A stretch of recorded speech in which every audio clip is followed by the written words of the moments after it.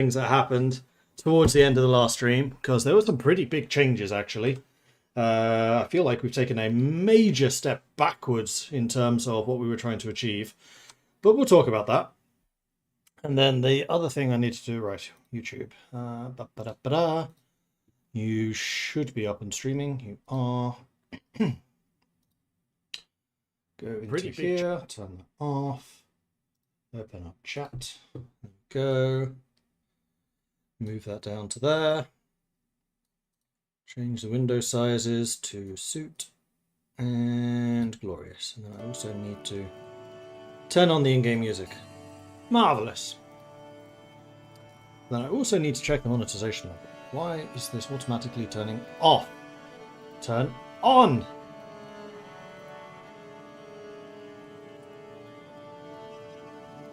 I don't know why that turns off automatically now. It's very annoying. I wish it didn't. Okay, so, hello, my name is Mordred Viking, and I'd like to welcome you to this stream of Crusader Kings 3. This is the March of the Vikings, except this is kind of more the step back of the Vikings, because we are an adventurer again. I know, everything has gone completely bad. So we're back to being an adventurer without a camp. We've lost all of our nomad stuff. We have an okay amount of provisions. We've gone back 2 steps in terms of prestige. We're making barely any money. We have 4 people in our camp, one of which being underage. Our wife, our sister, and our niece. We are step Norse. We do still have that going for us. And in fact, because I'm not nomadic... we have no more penalties to the changing of cultures again. Okay, that's interesting. Or, sorry, the fascination with different... innovations, that's the word I was trying to remember. Did we finish all of these innovations? Do they, like, get caught up or something? Requires Chinese or Eastern Roman heritage. Sericulture. The art of silk production. Chinese heritage or the Sinophilic tradition or the Silk Road. Unlocks Mulberry Copse line of Dhammasar buildings. Interesting. I've not heard of that one before.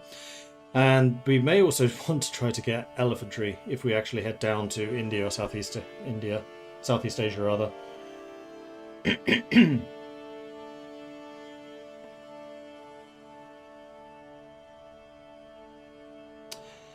But in the meantime, we do still have a couple of things going for us. Primarily, we are still Vikings, so we still have the Huskars, Varangian veterans, Bondi, and the Vigman. And we are also nomadic culture, because we have the Devoted Horseman trait. So we can get Steppe Raiders, Cataphract Archers, Nomad Lancers, Tarkans, Heavy Horse Archers, and Horse Archers still. So what I'm thinking is we're probably going to want to focus on Cataphract Archers. I want to get a full unit of them, basically as soon as possible, and then try to join some of the wars. I think we're going to spend a bit of time building ourselves up as an adventuring company. This is something I don't feel we did adequately previously, so our starting herd was quite small. I want to have a large starting herd because screw that.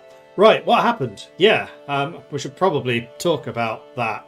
The Khazars happened, is basically what happened.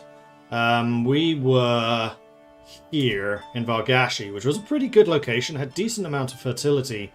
And then we got into, well, the Khazars, no, we got into a bit of a squabble with our neighbour, which were over here. He had an army of 4,000. He just kept on raiding us. There was nothing I could do about it. Then I started to carve up our neighbours over on this side, which was fine. We were expanding. It was looking good, except for one slight problem. And that problem is this big grey area. That is not technically part of the steppe. So, the Khazars came after us. They took our capital, pushing us up into Izium and Guzogur. These two. They are not in the steppe, which means that even though we were still nomadic, we could no longer migrate. We could not leave. So either we would have to expand back into the Khazars, which was never going to happen. They are by far and away the strongest nation around. Or we would have to go after the Beketed Lactins, who were allied with someone really strong. I forget who it was at the time. I think it was the 4,000-man army down here. So we just had no way to escape. Then we had a popular uprising, which took out our best province, which was this one, which did have some fertility. We were gaining some herd, and pushed us into this province. This province has a slight problem. Siberian permafrost. -6 control per month. You cannot physically raise that above 0. It's the same problem that this guy is going to have. Which means 0 control, 0 herd growth. We physically cannot do anything at that point. So I basically had to abandon the nomadic lifestyle, though I would have loved to have continued that, because I don't think it was an unsolvable problem. Except for the fact that we had 0 herd growth. Like, if we had 9 herd growth or 10 herd growth, I can suck that up. It's going to be slow, but we'll see an opportunity somewhere. The other major problem is the fact that we just couldn't migrate away. We would have to take a province that is actually in the steppe and then turn it into our capital. So going into our neighbour over here, right, that was it. They're also not in the steppe, so that doesn't solve things. Moving south into Varkashi, that's Khazar. Moving into Kirazar, we could have done... Wait, you're a shepherdess now. Something's changed here.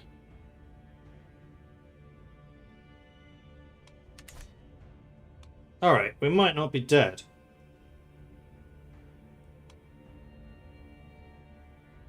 Because we can move into shepherd territories. Hold on. Except that we will have lost everything. Did I make a save before I became an adventurer?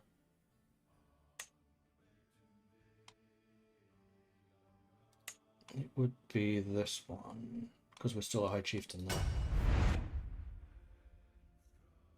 If that is in fact a shepherd to our south, we might not be dead. I can't migrate. I am dead. No, because I can conquer them. Unless they're... The Cuman Confederation broke apart, so maybe we are not dead. Hang on. Hang on! Yeah, they're still there. And they are still a shepherd. And I still have this. We're about to lose that, but that's fine. We still have an army. Because the main thing I don't really want to lose is... this thing. Because with this, we can keep going. And if we become an adventurer, we start again with 0 camp. And then if we become a nomad again, we start as a 0 level nomad.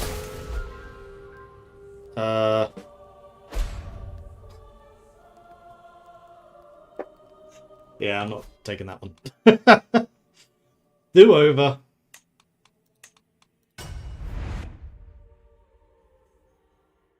I guess I was still in the castle.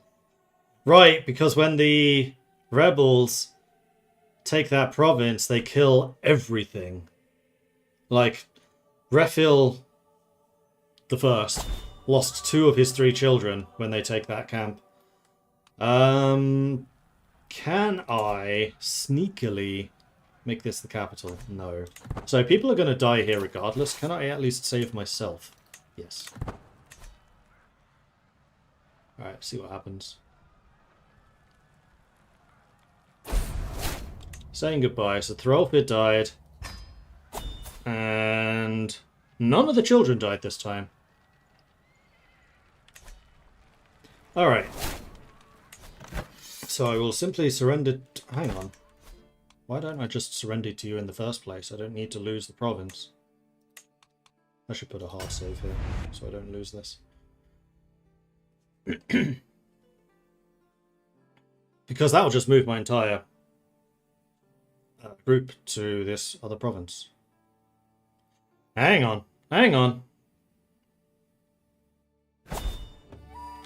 Right. Save.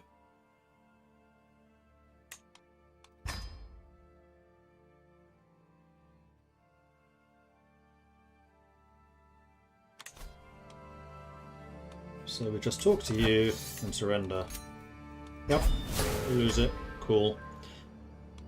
And then we go after you. You have no allies. I don't know how you have appeared. I don't have a CB. They're a herder and cannot be attacked. To get their lands, can either use the demand pasture land interaction. Demand pasture land.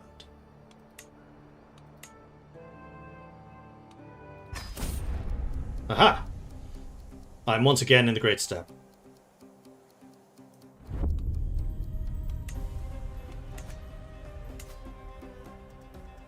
We're back in the game.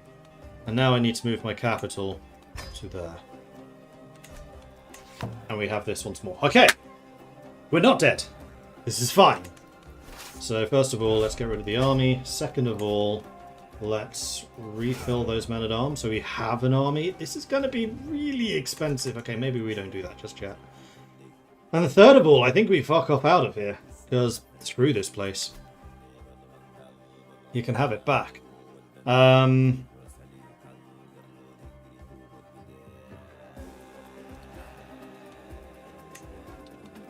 They would actually accept. It's only a -1.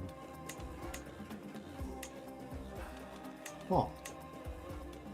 Why is that so low? Because there's no confederation. Alright, let's take a look at the fertility down there. So this is steppe, which is fine. I mean, I would definitely prefer this, but I'm not making that same mistake a second time. So where exactly does this end? Basically on east. So we can take any of these, just not this bit. Okay. So if we go back to the migration mode, we can go over here.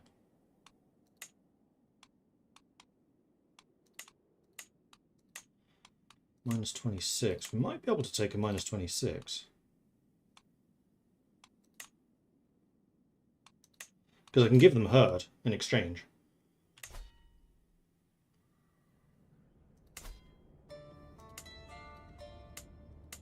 Fertility here especially is really good.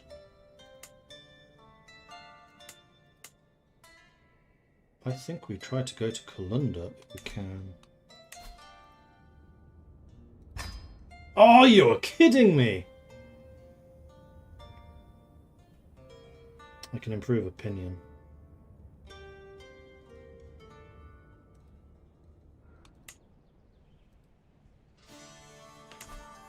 Oh, I would move here, not here. That's still fine. Oh, you're a shepherd. Why are there suddenly shepherds everywhere again?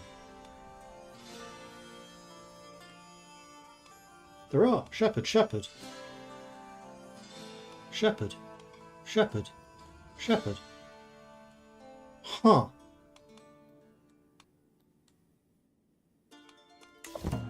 I wonder if shepherds only appear when there's abundant grazing. Because we have had several, like, decades of bad weather. Yeah, I can just demand the grazing land, I think. Let's see if that works. Although I suspect you need to be adjacent to demand pasture land. So this is where I wanted to go. Let me just double check that this is in fact within the steppe. Yep. Very much so.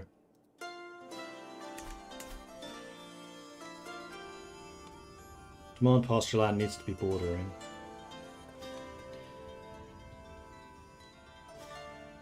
I don't have 100 ducats that I can send you as gold. How long would it take to sway you? A year. Hang on.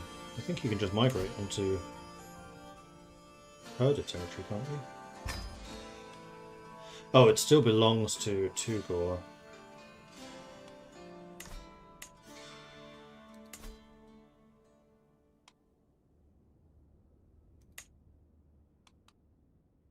Ah, because you control these guys, I see.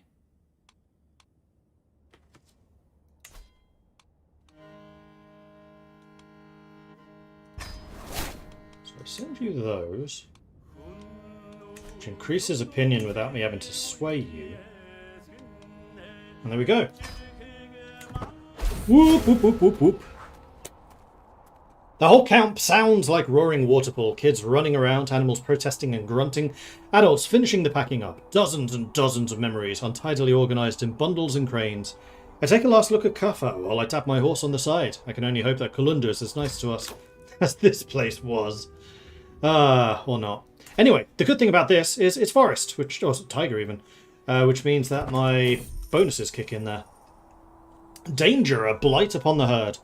My aunt rides to me upon a frail horse, her face twisted in worry. My chieftain, a flock has fallen ill, the animals are dying, the sickness spreads by the day. Please help us, or we'll have nothing left. As I receive her plea, I see sickly animals in the distance and watch as Ursa's horse snorts erratically. So we can kill any sick animals to prevent the spread. Or wait for nature to take its course. No, I think we need to be brutal here. Alright. See, loads of horses. We'll just take some of those. No problem.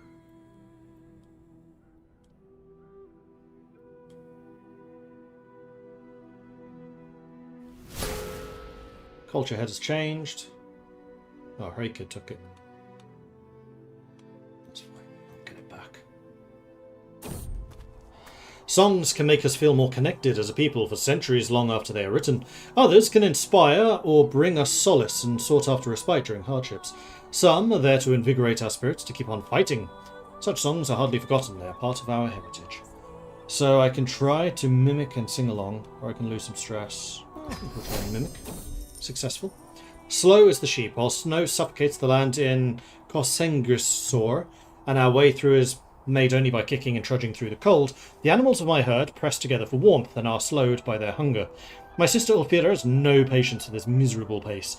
Let me gather the youngest riders, she pleaded. We'll gallop to Kalunda and make ready for the arrival. This drudgery, the shoving along of oxen and goats, is beneath our warriors. So she surges ahead, prepares for the home. For 5 years. Yeah, that sounds amazing, actually. Prepare it well. Stresses me out a little bit, but that's fine. I can take a little stress. Wild hooves. Panic spreads through the camp as a horse breaks free from its tether, almost knocking Bjorg off his back. It's gone mad from the journey, or was perhaps provoked, and runs wild, disregarding anyone attempting to soothe it. Bjork shrieks as she realises she is no longer in control of the beast and is closer to slipping off with every buck. Stand back! I can handle this.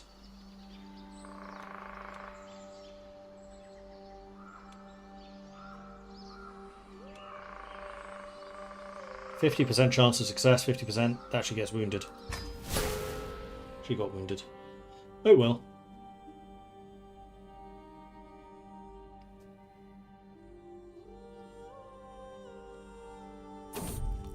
The martial contest. As we pass through the market in Imakia, we hear a loud yell and stumble on an ongoing tussle between two men, tightly observed by a group of people.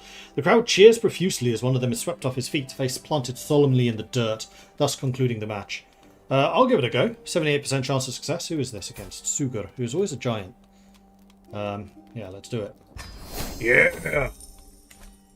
Passing like fire. My people's outriders spread far out beyond the herds and the wagons, prowling the passing land like panthers. The locals loosed the first arrow at us, reports my chief outrider, Kojin. But with fire and sword we made them rue it, and bring you the spoils of the camp and this Lacton ring. So we can distribute the loot. Or I can claim the spoils. I'll take the spoils, thank you. That's step. These are all step. That's fine. Right, the other question I had is, what exactly is the situation around here? So lots of people are tributaries.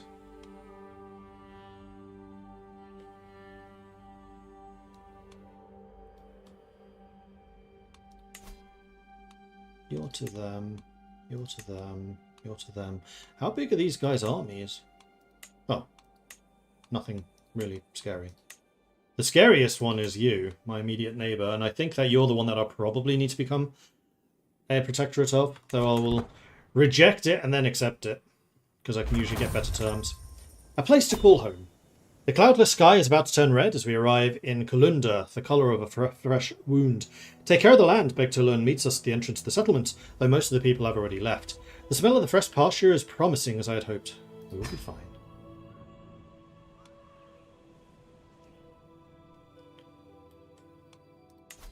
You have a 3,000-man army, so yeah, you're definitely the one that I don't want to tick off in this immediate neighbourhood.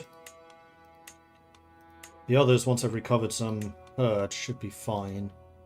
You're also quite good at martial, so how about I submit to you but pay meager tribute? So I have to give you 5% of my herd growth. Yeah, that's fine. I'm once again culture head. Ah, have I culture converted this area? No, still not. Because I think the culture of my clan is ogres. I have no idea how to change that.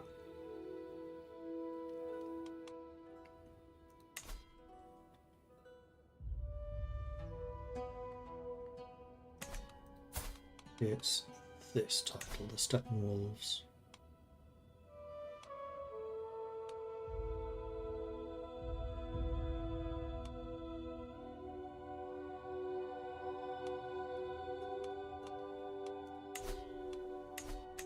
Which is annoying, because we are not ogres. We are Stepnos. Is it the nomad screen somewhere? No.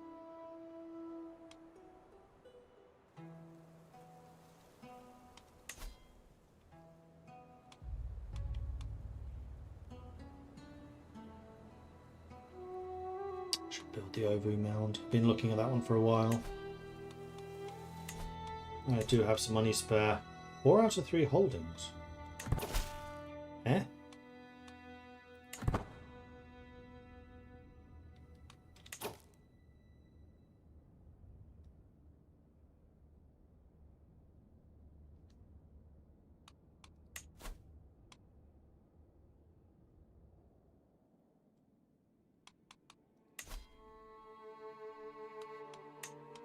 Oh, I've taken over this whole area.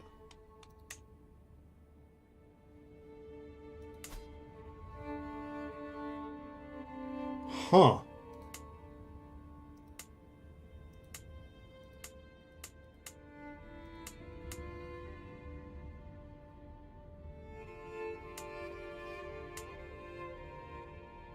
Interesting.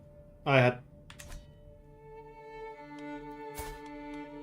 Is that because I'm a ducal title? Except I'm not. So some of these I'm going to need to give away to other people. Well, I think that Ulfilder should have one. You get Kachu. Hang on. Is there any difference in wealth?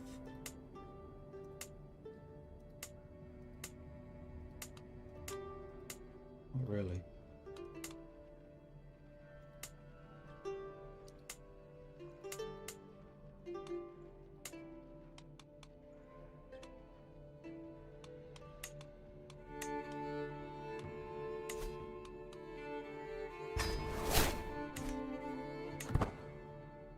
Right, so I'm at 3 out of 3. And I have some serious work that needs to be done, so you need to build control. Particularly in the capital. I do need you to be building control. Absolutely everywhere. And I have a lot of positions here that are just not filled, so I need a general. Be you for now. Well, except that it's going to cost me a whole bunch to change people out, so let's not do that until I get some better people. Although I'm not 100% sure just yet how I'm going to achieve that. But it's fine. These Wolffangs are about to disintegrate. I do have some other ones, so I don't really care about that. That's fine.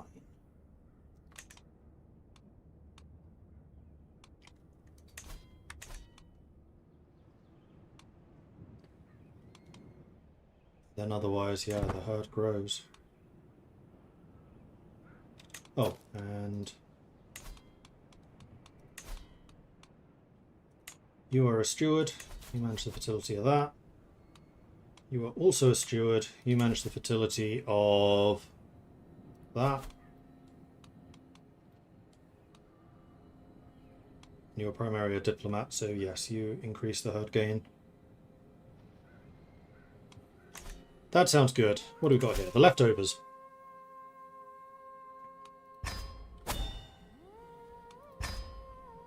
Start travelling. The leftovers. As I pass through the grasslands around Topolno, I come across the semi-tame flock that has been observed several times. So I can take them into my own, gain some control. Well, the fertility goes up. That's not the base fertility, that's just the fertility, so we're going to just take the herd straight away. Lovely. And there's one here too. Contentious grazelands. There's an ongoing conflict between my champions over the best grazelands around Colunda, slowly festering until pride has put them deeply at odds with one another. After we migrated to Colunda, there's been an ongoing contention between Begayim and Kuljin about the grazelands nearby. Though the small headache at first, it's festered and now pride does not allow either side to back down from the conflict. I should intervene before it worsens ever further and affects morale in the camp.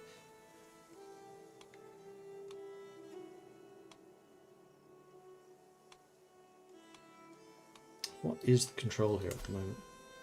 52, so this would get it up to 75.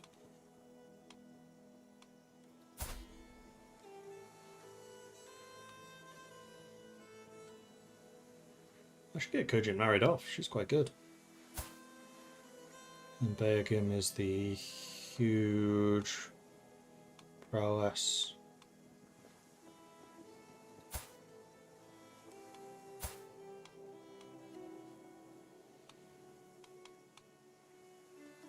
Why is your obedience so low? No, court position, low legitimacy, and you're stubborn. We're both stubborn. And you just outright don't like me. Short reign, because we just migrated. That's so annoying. Cultural acceptance. Oh, because you're Kyrgyz. Minus 140 obedience. Minus 115. So I think I'm going to go with Kojin. And let's also get you married. So Kojin, you are learning.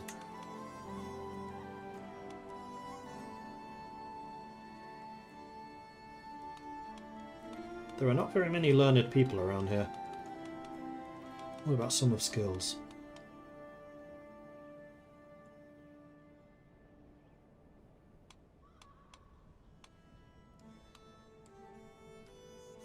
Need to get Thorolfa married off too. Maybe Gazan the Bear? What's that? Avatim Saga, organized Buddhist faith.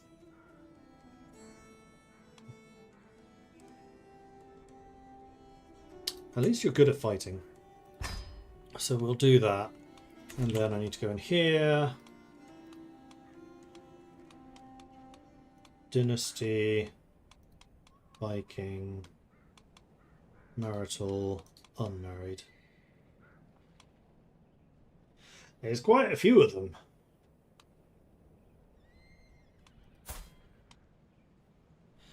Okay, so let's get to work. So you are primarily a bad fighter. So let's see if we can marry you off to another fighter. Let's do age difference of, say, 10.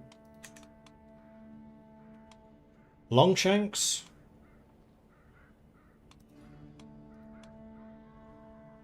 Yes. You're still underage, you're underage, you're underage, underage, underage. You're not. You're just a champion, you're not actually a immediate relative. You are theoretically a steward. There are no good stewards around here.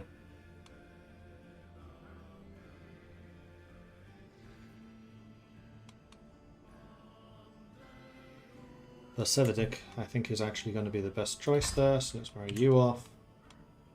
And we should also say adult. So that was Holstein, and then we have Thorolfa. Only 3 choices for you. Fantastic. One of which is a step Viking, so not you. Ambitious, temperate, craven.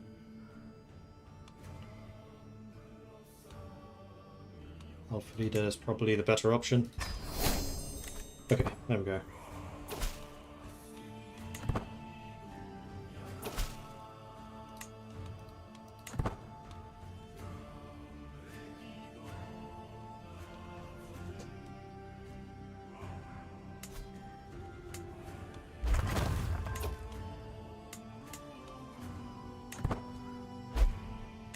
Ovo Mound was completed, so we'll see if there's anything else I can build. With High Chiefess Ayasun's diligent administration of my household finances, there is more gold at the end of the season than expected. So we can host a big party. We can gain some more control over Kulunda.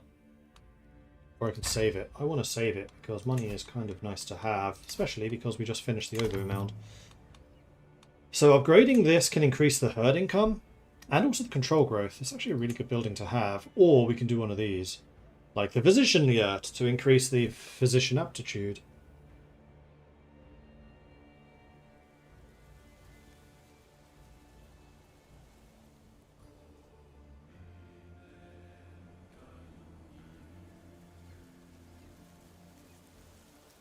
Every year you have a no, that's not it. Every year you have a 1% per your level of devotion chance to gain 5% of your herd limit. My level of devotion right now is dutiful, which is level 1. So I have a 1% chance of gaining 5%. Not great right now, but might be good later. But I think what I probably want to do is just upgrade this so I can just make more money out of it. Spending quite a lot of my herd, which I don't particularly like. Ah! We can station everyone. So you lot are definitely being stationed in the capital. You lot are being stationed in Kuchuk.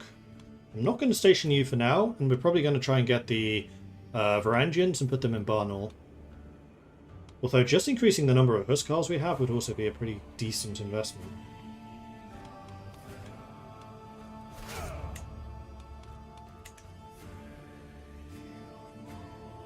I do not want to spend that much.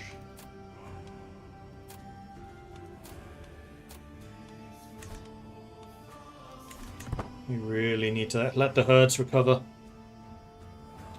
From what I see from Googling, you need to change the culture of your yurt, but nothing says how to change that. Should also change your lands to steppe Vikings. So the yurt is this thing.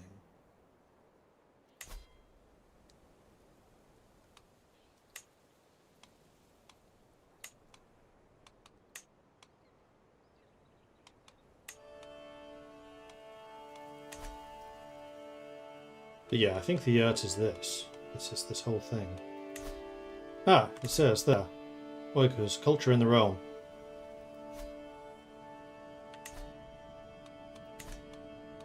Well spotted. Okay.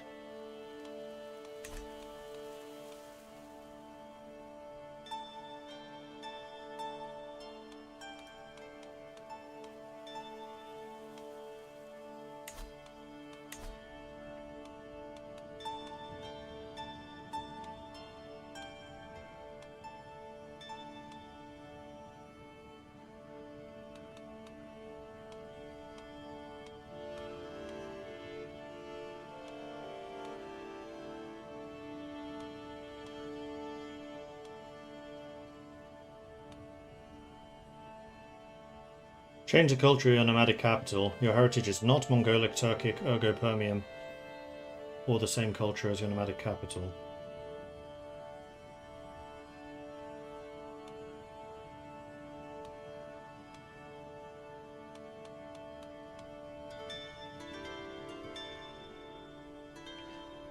Convert to the culture of your capital. I think there are also events that can change it. Alright, CK3. Change culture of nomadic capital. There it is.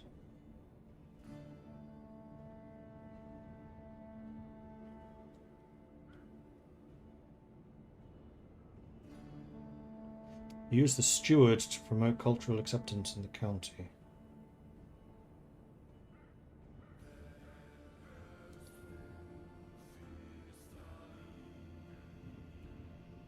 Except we don't have a steward, so that's kind of wrong.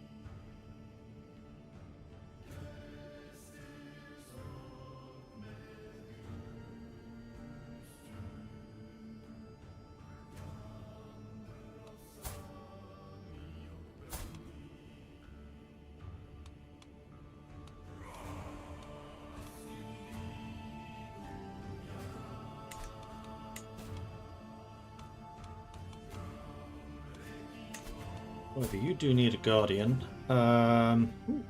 Herculean. Nice. You want to learn Stabby Stab. I kind of don't want you to learn Stabby Stab. Maybe you should learn Stabby Stab. Alright. Oh, you're the eldest son. You're likely to be the next character. I really don't want you to be a Stabby Stab. Diplomacy.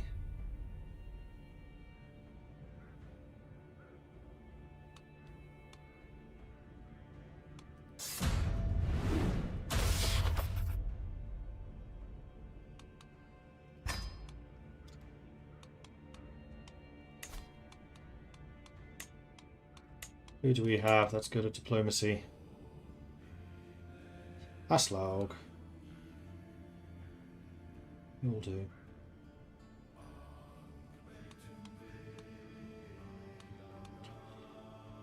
Or Cardaz. Cardaz has really high learning, so even though he's not trained in diplomacy, I think that high learning characters can often do this. And high learning, I think, is usually a better sign for a guardian anyway, and you have 10 in that in its baseline, so we're going to try this. We may completely screw that child up. We'll see. I can reinstate an accolade. Create and reinstate.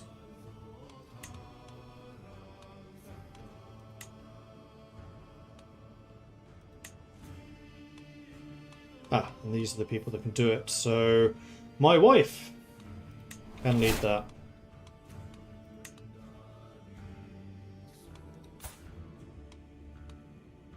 As a Vanguard Huntsmaster.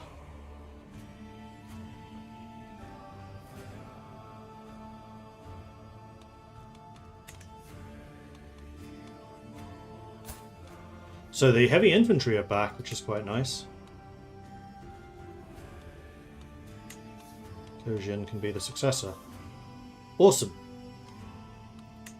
These are not the Peshengs, these are the Calls. That did not change name.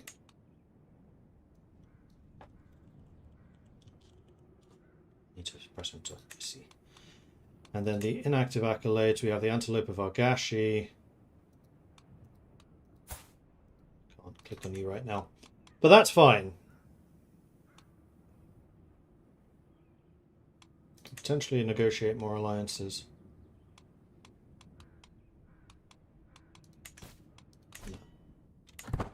Right now, I don't think I need to. How many herd do you have? 400. Steel herd, stolen herd. Burnek.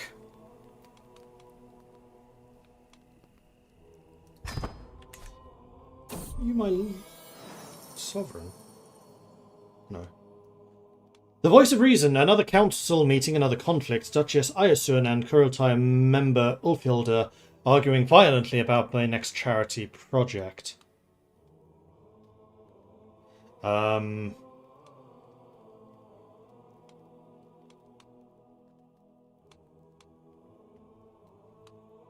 Let's go with Ulfhilda. It's kind of more important to keep my nobles happy. Although you are still currently disobedient. Why are you disobedient? You have a bigger army than me. What do you do? Because you have 400 Bondi. Interesting. I do kind of wish I could refill my men-at-arms, but with less than the maximum. If I could do like 600 at a time, I would do that.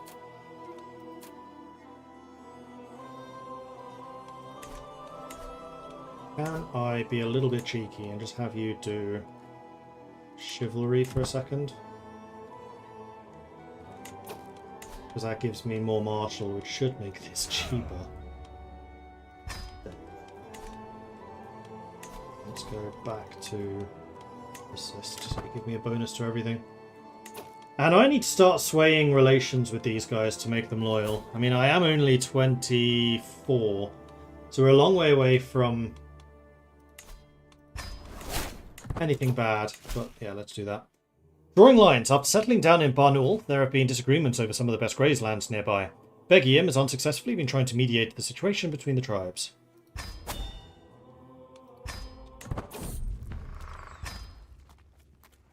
Well, let's head over there and see what's what.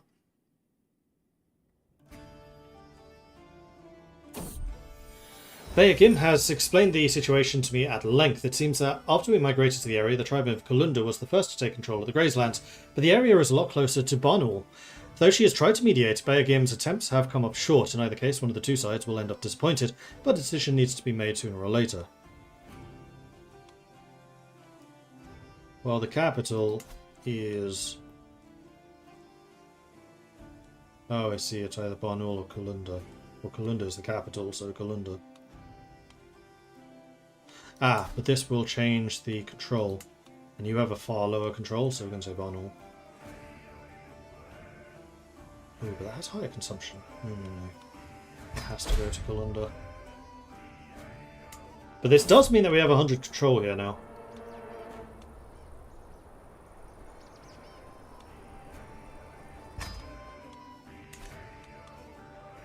And with that being done, you can change to increasing control in Barnaul. Swear blood brotherhood with this guy. You have quite a large... Oh, you're my neighbour. Yeah, I have no immediate interest in fighting you.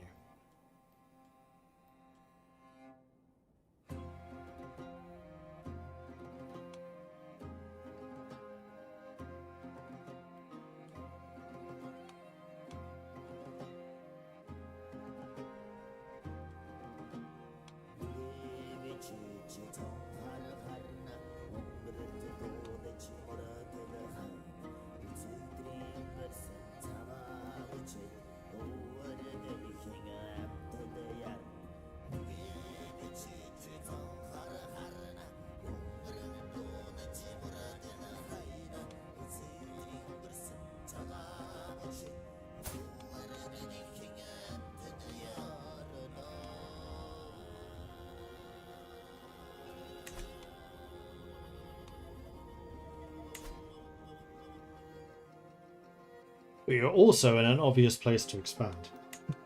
This is why I'm hesitating a little bit. Let's go on here and on here.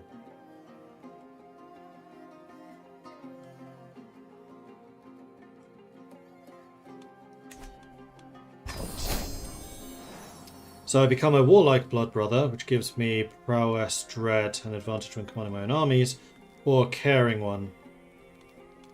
Fearsome as a wolf. We now have an alliance with our immediate neighbour. Drawing the lines.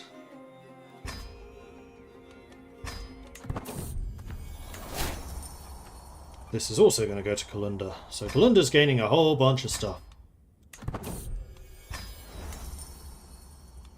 So hopefully this fertility level will last a little while.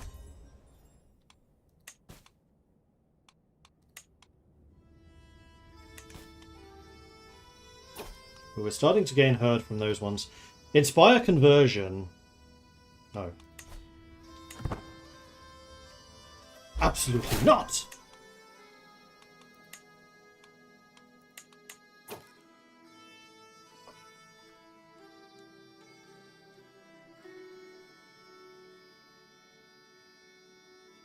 Seems like it was in those decisions. Yes, it was one of those decisions. But it wants me to have one of the steppe cultures as a base, which I don't. Although at the moment with our current hybrid, the base is Oghuz. So it is a little bit surprising that I can't switch. Ah, but the problem was that my other culture was hybrid, and you can't ever... No, you can't hybridize a hybrid. Hang on. Ah, there might actually be something I can do about this, thinking about it. Because what I wanted to do was that one.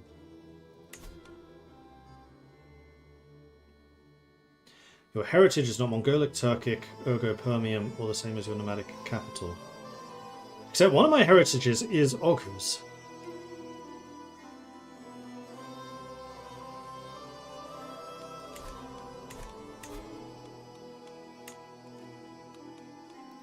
Steward is not one of these jobs, is it?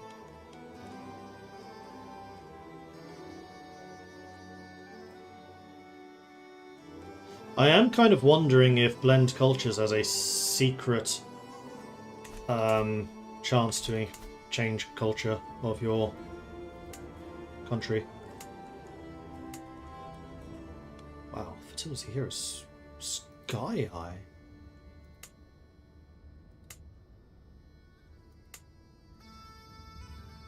Or rather, the potential... Hang on. Oh, it's in the areas that are not currently occupied. So I kind of wish you could move your holdings within a state, but you can't. Within a county. Fertility equilibrium's 32. That's actually really good.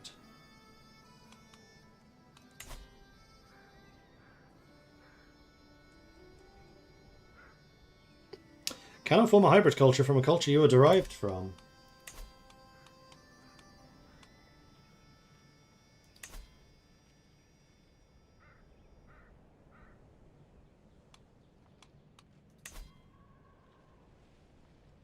Mongolic, Turkic, Ergopermium. I think Ergos is Turkic, isn't it?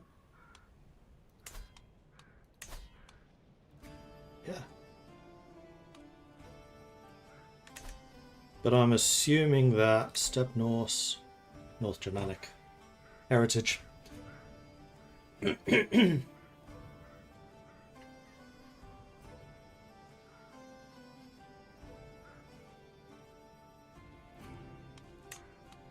And that is not one of the things I can change.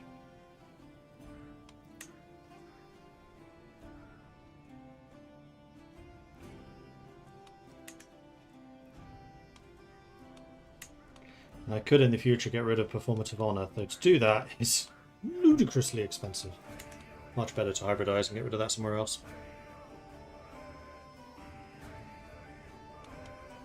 But I am wondering if there is a mod that lets me take any decision, because I'm pretty sure if there is a console command that lets you do it, but if you enable console commands, it disables achievements.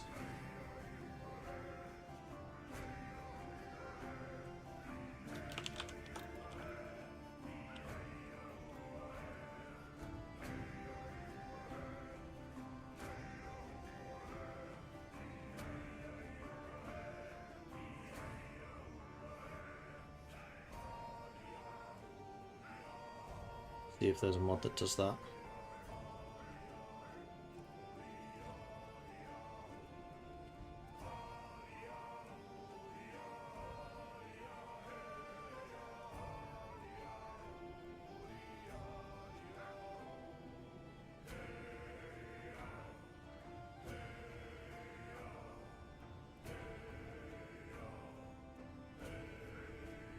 We haven't had any diseases out in the steppe, have we? I guess because people are just so spread out.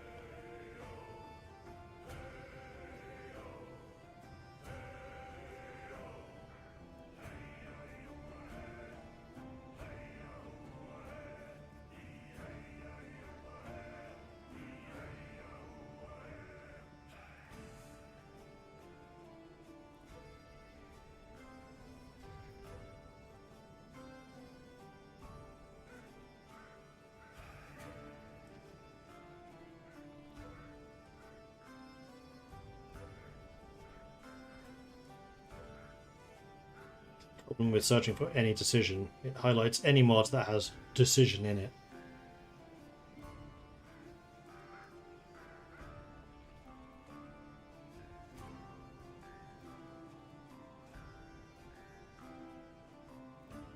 I mean, I can make a mod that specifically changes that one decision.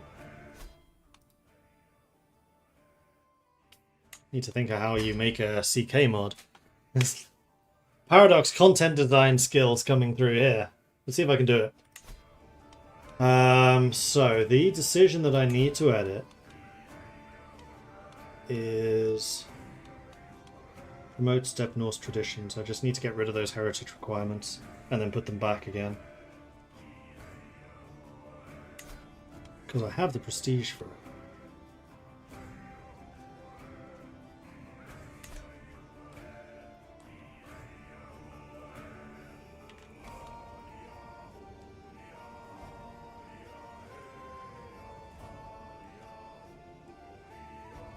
Or I wonder if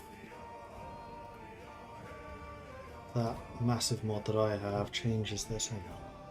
Subscribed items, advanced cheat menu.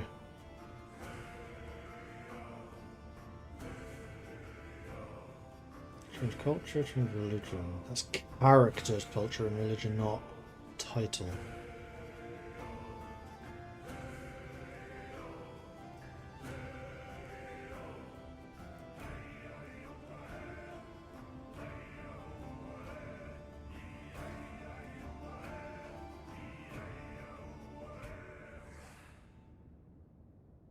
Yeah, there are commands that you can do in debug mode. The problem with enabling debug mode is that disables achievements, whereas mods don't. Which is why I'm wondering if I can just do this through a simple mod. I'm just not 100% sure how you mod CK. Like, if I can find that file, which I'm relatively sure that I can.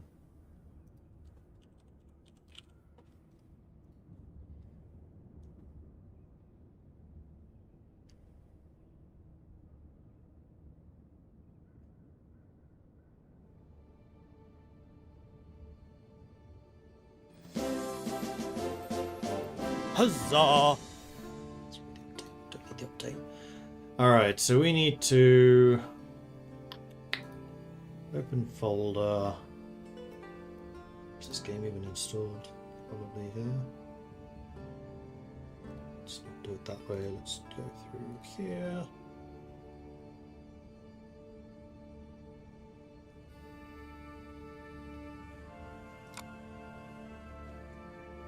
Then Steam library, Steam apps, common, CK3, game. It's not an event, it's a decision. Okay, I have found the folder with the decisions. So let's copy that. Let's go file, open folder. That folder. Control Shift F. Then one of the pages I was looking at actually has this code. So let's just copy paste that and do a search. Oops.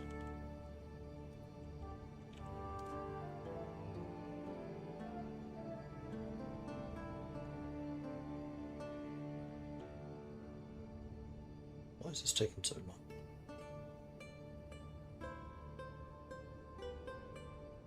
Wow, this is taking a really long time to search. It does not normally take this long. 0 matches? That's not possible. Alright, how about we open folder... Oh, it's because you're looking in the wrong damn place.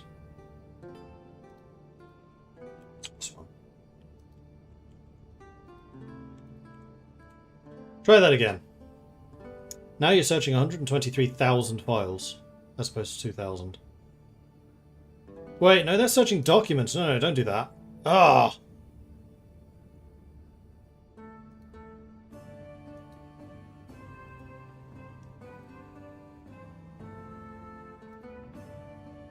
Open folder, not documents. Look in the wrong place. Damn it!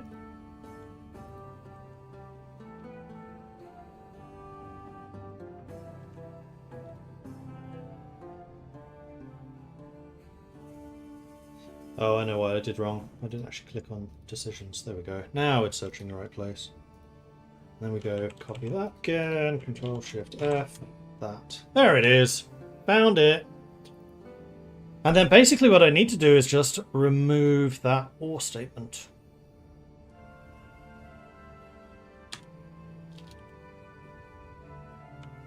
Save.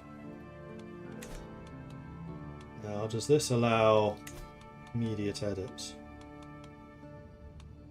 No, I would probably need to save and reload.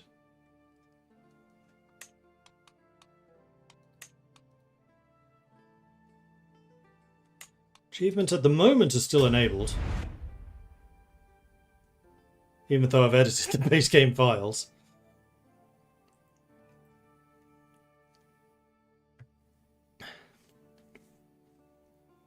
What is the full dynasty count? I will come back to that in a moment and take a look. Meanwhile, Jamie App, thank you very much for the 31-month resubscription. Very much appreciate the ongoing support there. Thank you. So, decisions. It should... Still not. This should now be disabled. So I think I need to restart the game before that takes into effect.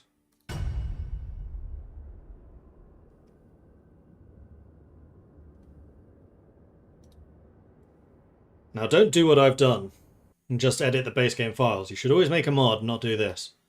But I'm confident enough in my abilities to undo this that I can do it. 50 stream streak. Weren't you on 50 stream yesterday, Faceless? I think you're missing like 2 or 3.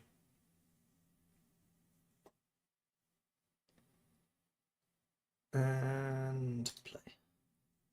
Okay, let's see what happens. I found a mod that changes culture, but some have issues with it, others don't. It's not the character culture that needs to change, it's the title culture. And I don't think that's as easy to change. So does that mod specifically change the culture of the nomadic clan?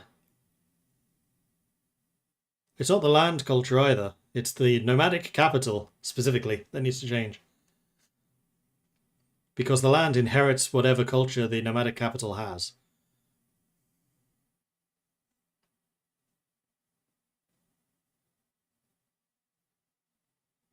Which is why I think I need to edit this at the base.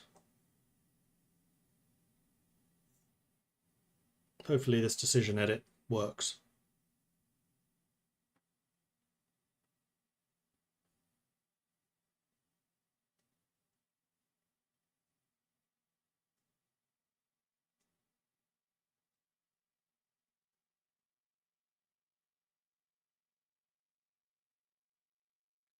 Nomadic capital is its own faith and culture, separate from the owner and location. A character with a different faith or culture from its nomadic capital will unlock decisions to convert either themselves or the nomadic capital. Yes, but the decision requires you to have a base heritage of your character, one of the steppe cultures, which we do not have. Our base heritage is North Germanic.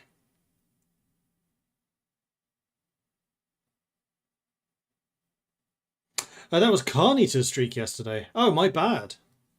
Right, I can scroll down and see. You're right, it was. Okay, my bad, Faceless. Congratulations on the 50 stream streak. Well done.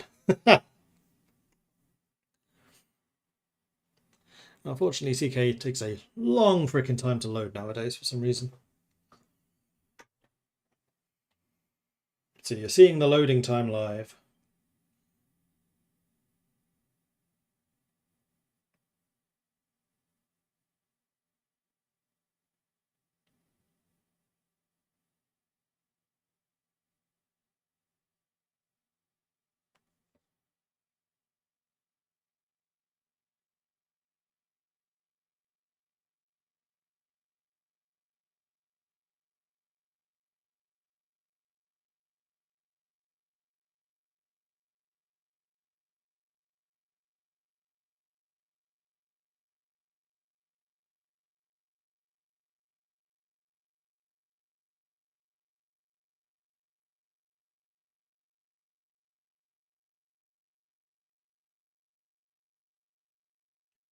Loading, loading, loading.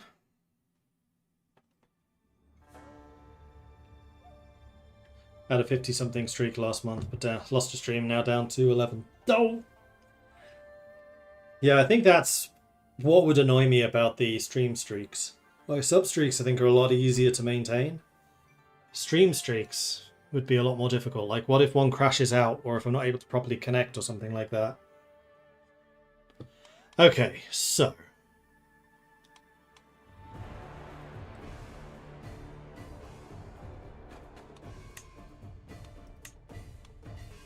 It's still allowed. Whether they'll still be allowed when I save again is another thing to find out. The good thing is now VODs count for streaks. Oh, really?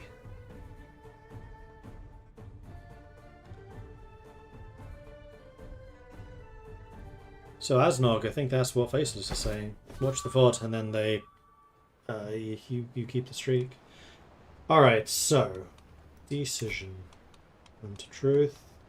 Ha-ha! Modding for the win. Ah!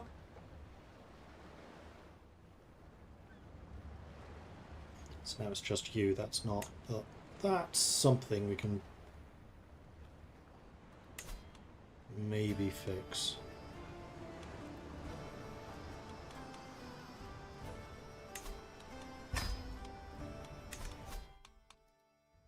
Alright, moment of truth. It still says it's enabled there.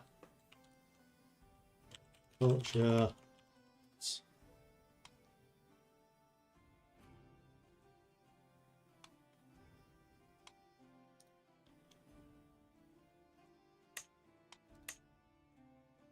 Still allowed. Excellent. And then we go back to here, we disable that, we save that, we quit and exit. And we're back to where we were, but with the new culture.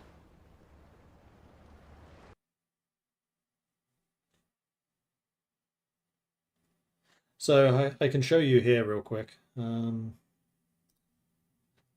So this is the script for CK3. You can find it by just going to Steam Apps, Common, CK3 Game, Common, and then it's in the Decisions folder. Specifically the Nomad Culture and Faith Decisions.txt. Search for this line. And then what you do is you just find this OR statement. You select the whole thing. Then you hash it out like that. Save, reload the game, do the decision, save, come back to this, get rid of the hashes, save, and then load the game up again, and you're golden. So all of this does basically is this OR check is checking the culture of your nomadic capital. And what you're doing is you're disabling this check, so it doesn't care about what culture you are because you've just removed that check on it.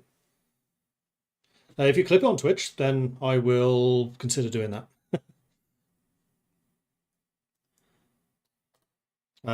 Usually I would recommend doing this as a proper mod rather than just modding your base game. Never do that unless you're very, very confident in being able to undo the things you've just done, which I am. So yes, that is now done. So cool. Should be able to play the game, and we're back in.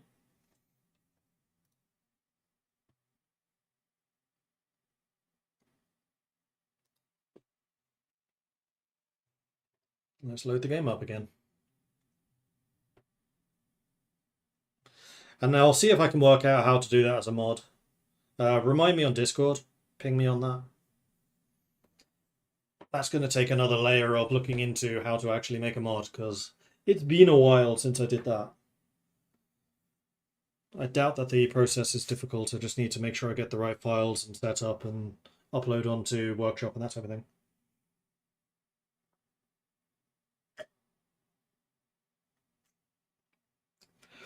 And it will probably also have the unintended consequence, if you do it as a mod, of allowing every AI to do that too. There are no checks for AI. You have been warned.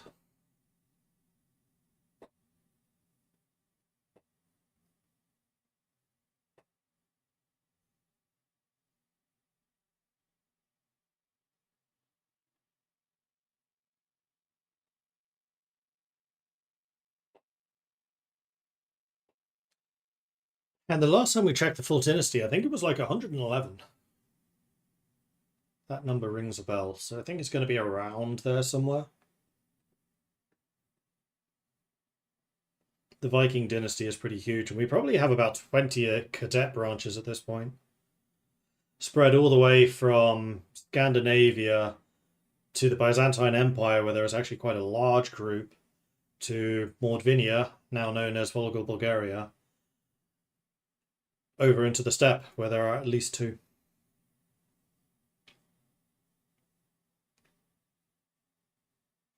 I remember messing with the files at CK2 and somehow causing the Scottish culture to appear randomly on the map everywhere. Okay, that's an interesting one.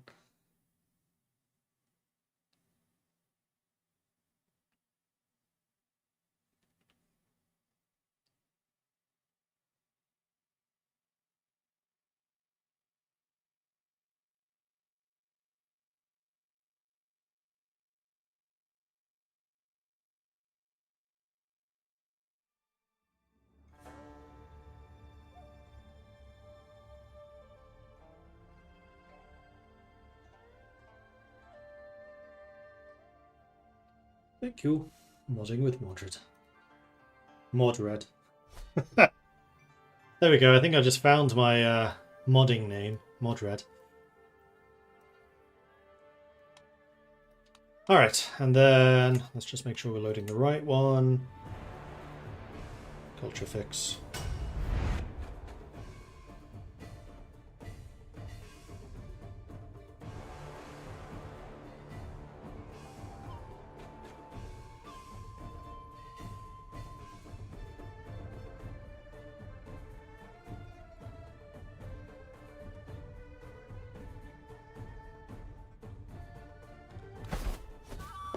Alright, and we're back.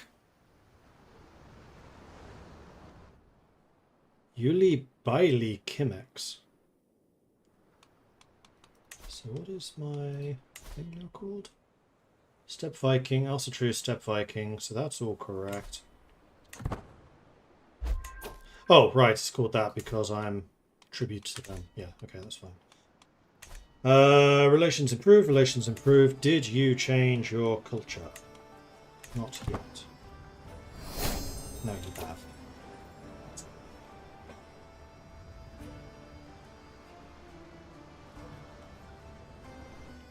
There should still be a little bit of Step North over there. So they somehow changed it. I don't know how they did. But now we are officially Step North over here. Marvellous. So that should also help with popular opinion.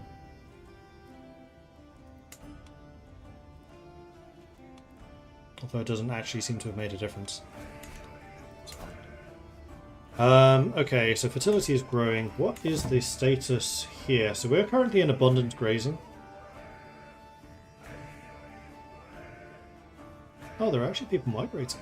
It shows on this map. Cool. And then next season is expected to be everlasting summer. Awesome, so we're actually in a good spot at the moment. So fertility growth is plus 25%. Demand herd character interaction demands more herds. Men-at-arms maintenance is reduced. And hunts are 50% cheaper. Ooh, everlasting summer is even better. 75% county fertility growth.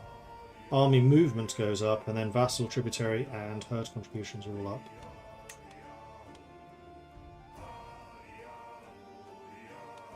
Who's this? Ooh, the Mongols are growing. They're growing fast. They are almost at the same level as the Khazars.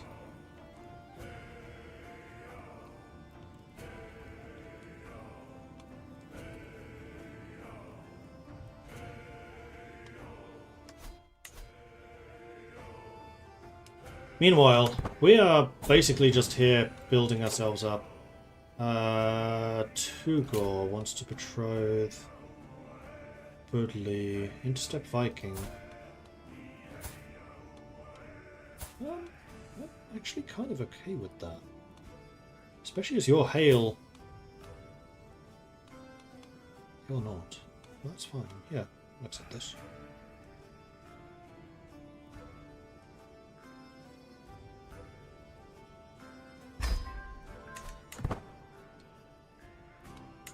Current situation, there is nothing there I particularly want to do.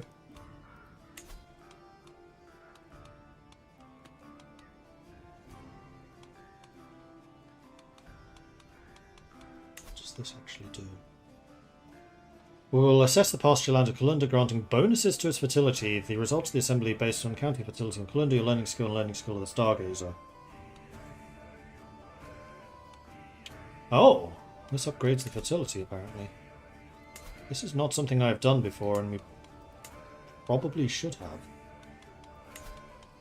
Let's find out. Cardaz seeks to the sky, chanting verses detailing his devotion to Freya. Let us now remember those that came before us, who took good care of this land, he says, inviting others to share advice. What did our grandfathers learn about the newborn lamb? What did our great aunt say about the soil? So we get fertility assembly, which is fertility growth plus 1.5 and base value plus 0.1. That's freaking astonishing. I should have done that ages ago. Baseline is now 39. That's really good.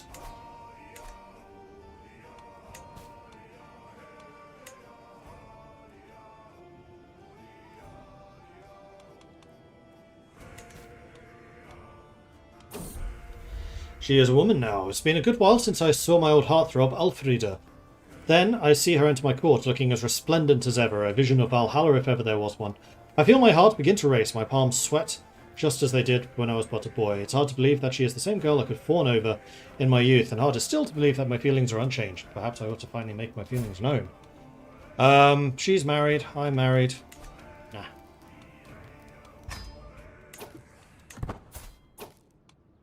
Call to war. Whoops. I didn't mean to actually remove that. So this is my blood brother fighting against the Sotlan Lactans. That's these guys. And Begtolan. Not sure where you are, but yes, I will absolutely accept this. We gotta stand together. Whoa. Not like I have a very big army right now, buddy. Oh, hello. Who's the best commander right now? It probably is actually me. The other thing I would quite like to do... but I may not be able to right now. No, I can't. Is...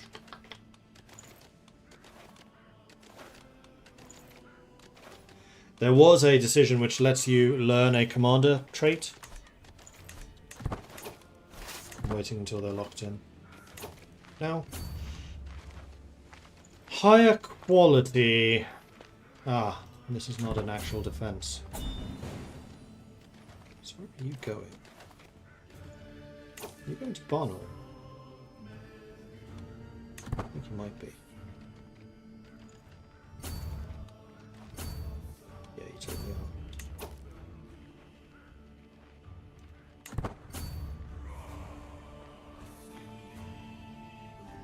Nope.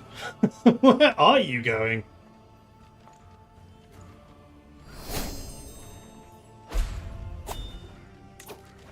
Right, I'm going to lock you to that army. I'm going to put you back into command. I just got a stewardship perk.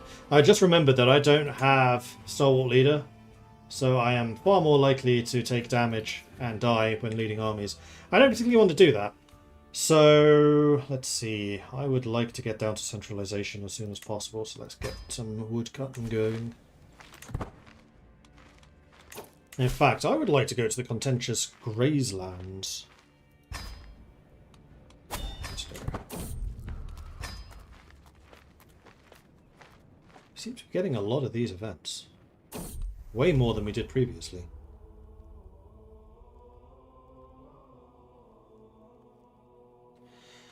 Iltar Burnek of Bonekid Lactans was just in even the chambers of my wife. Dude.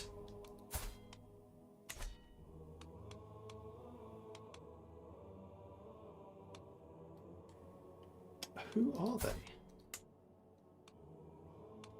That's not who.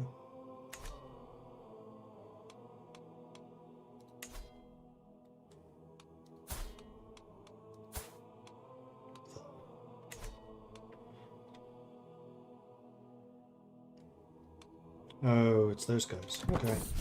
But they're not in the steppe.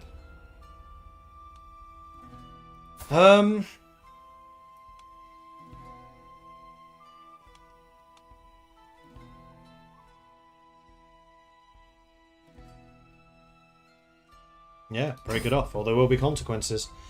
Iacyn remains still and silent as I make my demand, tears trailing down her cheeks, but when she finally speaks the words, not what I expected. I'm sorry, I can't do it. I'd rather spend the rest of my days in the dungeons than deny my feelings. Cool.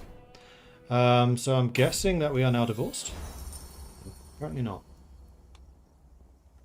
How do I divorce your ass? That's how.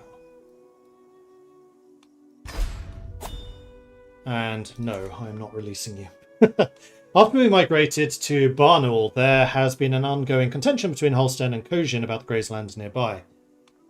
Let's see. Holsten is my champion, but otherwise is not important. Kojin's my acclaimed knight.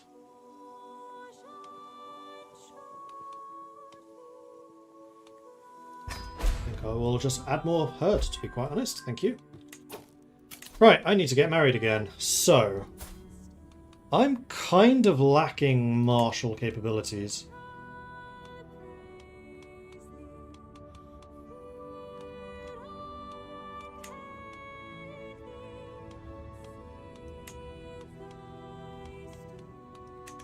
Wow, the options here are very limited.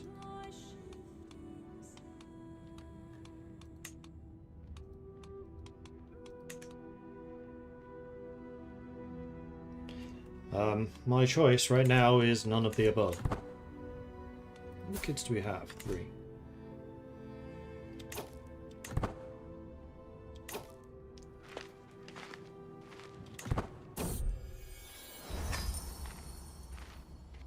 Gotcha. Okay, battle is joined. We have a 32 command. They have a 32 command. We outnumber them quite severely. My Huskarls are being somewhat countered, but they do have an attack of 66 now. Though the Horse Archers are 88 or 93. Our Horse Archers are generally better, though. There we go. Good victory. Nicely done.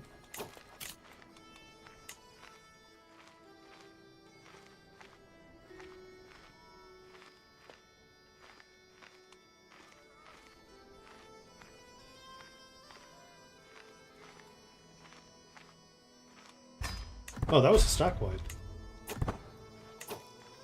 I'm gonna go and fight for my capital again. Oh, they're joining us. That was a stack wipe. Let's rejoin their army. Meanwhile, my general, my captain, my commander can go here. Start traveling. The Wild Herd. I would like to try to capture them if I can. Small parts, we've got 25.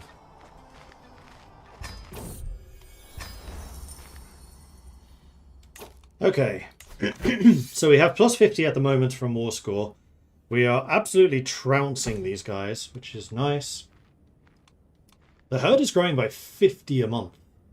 That's crazy. And the fertility is only going to rise.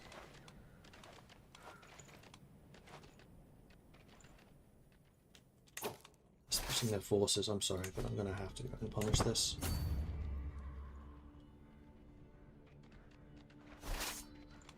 Except now we've split ours. A curse undone. Itabar Burnick just died. Not one day too soon.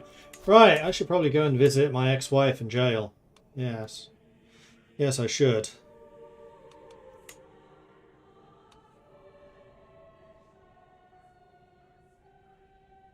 You can stay in the dungeon. I'm sure you'd enjoy it more there.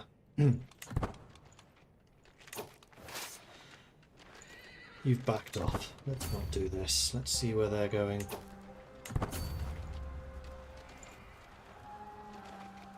You're about to join a battle down there. Except you're not. Let's see if we can catch up. Tuznik has died. That is unfortunate. Let's merge you together again, because their army seems to be sprinting out and spreading out. They brought in a bunch of allies. So it's kind of a good thing that I'm joining my buddy here.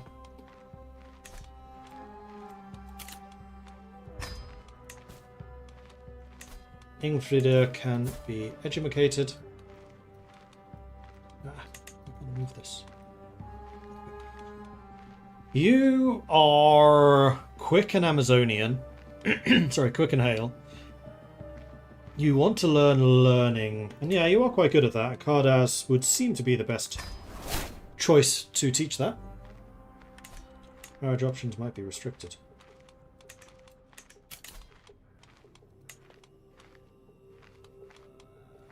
Only by fertile and age.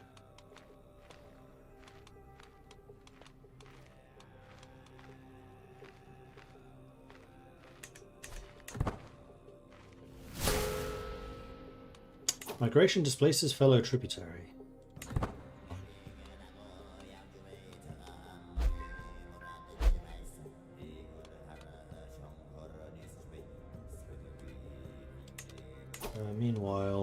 I should probably try to build something else. Maybe upgrade this some more so we get even more monthly income from the herd. This seems to make quite a large difference.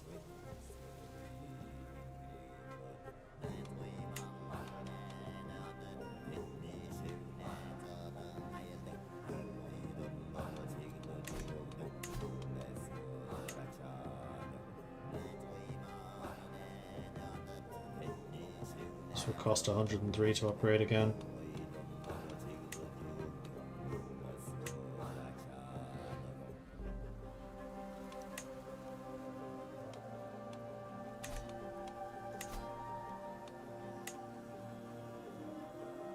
I don't want to do this while I'm losing money because my armies are raised. Ah, we're about to have another fight. And their armies are split. Oh, that's really bad for them. They have an amazing commander though. Dynasty had changed. Hrodger is the lead of the Viking dynasty. Right, we were going to see how many people are of Viking dynasty. 143 are in the Viking dynasty now. To answer that question, split between 12 cadet houses, of which House Viking is the biggest. Mordvinian Viking is second. No, Steppe Viking. Steppe Viking is second. Yeah, we are.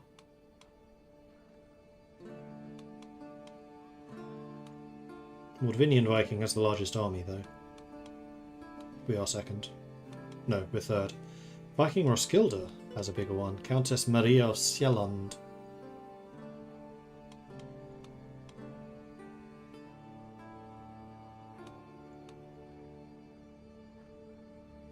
Byzantine.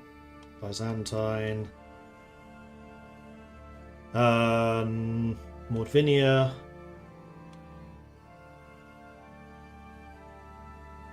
Have you taken Mordvinia back? You have. Oh, you never lost it. Where's Volga, Bulgaria? Need to see if they're still around. Hrodger is the other Steppe Norse branch. So they have actually split out into their own. Sieland is a vassal in Norway. So we do have a Scandinavian branch still. I wasn't actually sure if we did. That's us. Byzantine.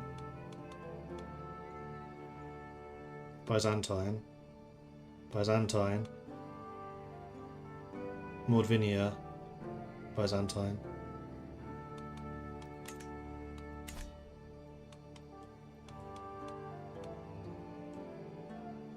Volga, Bulgaria is gone. They were subsumed by Yugra. However, the Duchy of Mordvinia is still here.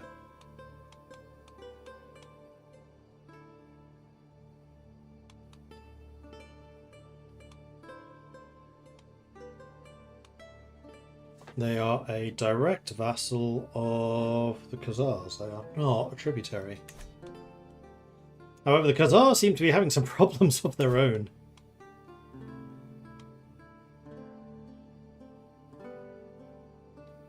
They do still have 15,000 troops though, so I don't think it's a big problem.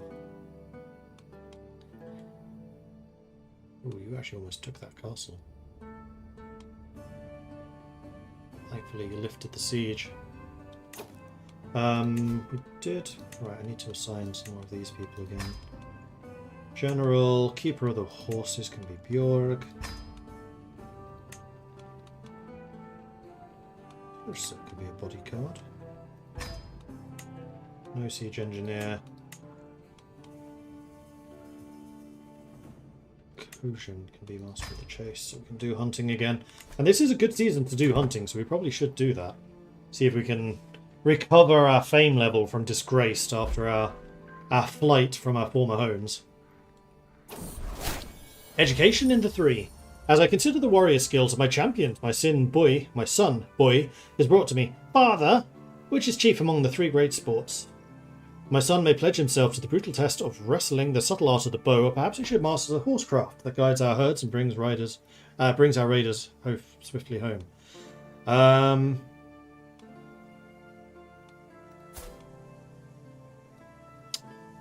So you're Herculean, so I suspect you would do best with this one. Oh, if you got strong as well, that'd be incredible. You didn't. But you did get level 1 foot, which I think is going to serve you very well. And there we go, we got another victory. It's the previous battle, this is the most recent. We only lost 22.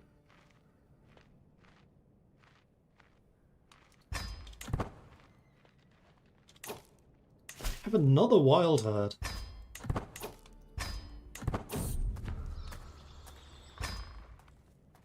And another thing here.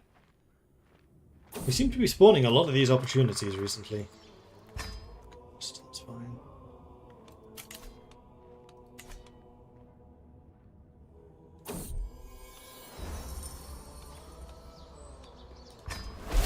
Capture a small part. Task aborted. No longer can increase control. Alright, so control here is 100, control here is 100, control here is 55. So that is where we need to send you next.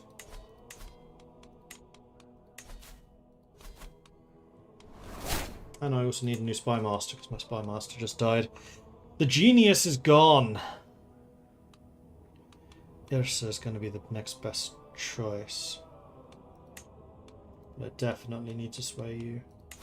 I think that also means that several of the kids are now without guardians. Or not. Maybe not.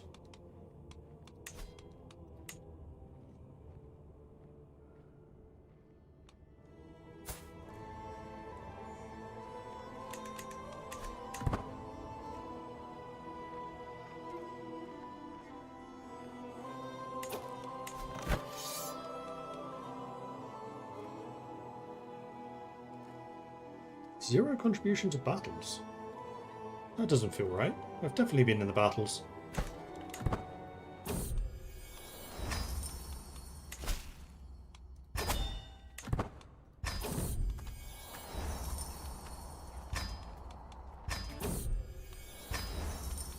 There we go. Our herd is almost at 2,000 again. We have a maximum of 10,000. Task aborted. Control. Oh, because you're under siege, I think.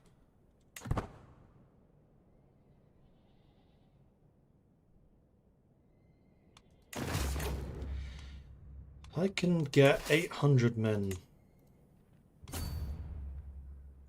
Probably win. Let's see if that is a actual being raided. Oh, man.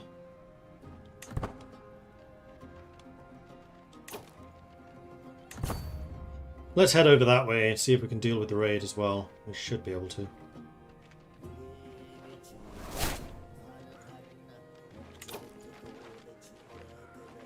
Except I don't really want to jump in and fight you guys. There's only 300 of you apparently. I mean, we're already partway there and we are up against time constraints.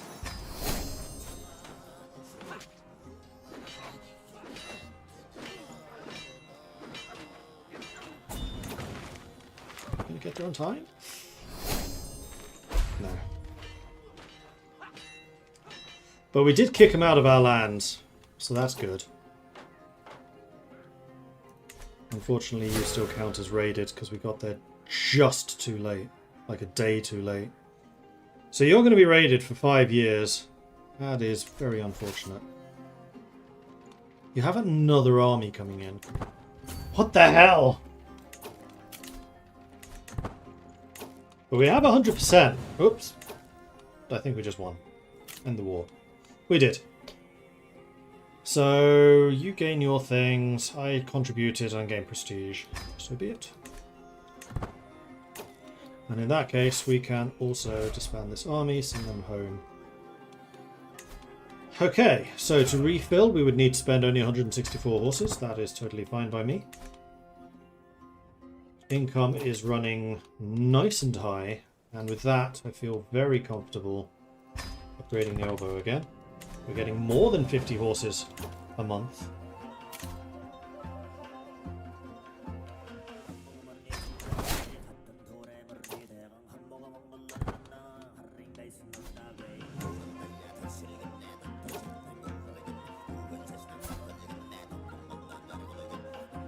I shouldn't have ransomed you. I didn't realise initially who it was that was being ransomed.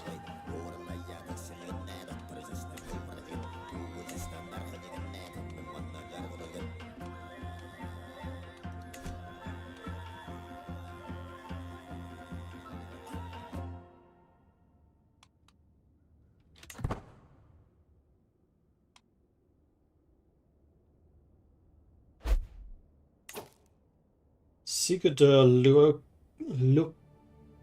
Loktar, Norse Khazar. Where's that? Oh.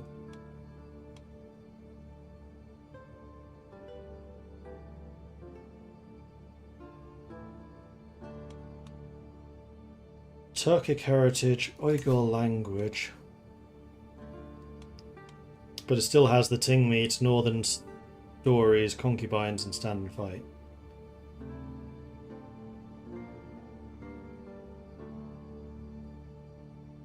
Stand and fight, increased men-at-arms toughness bonus for nomads.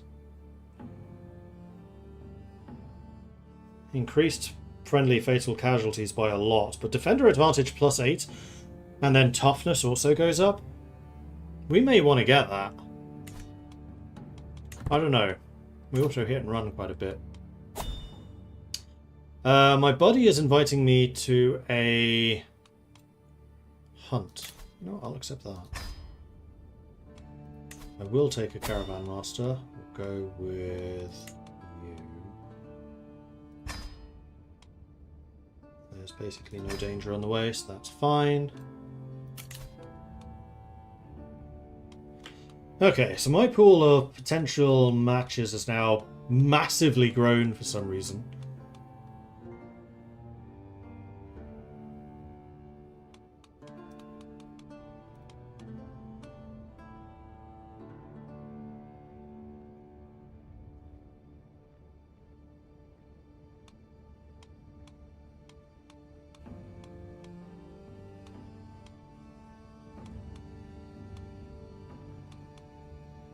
What is a giant?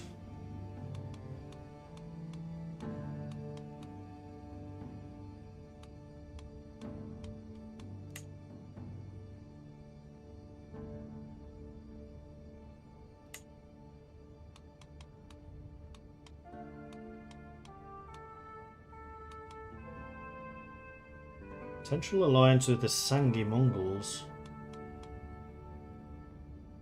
Congenital wheezing, though. Don't really want that one.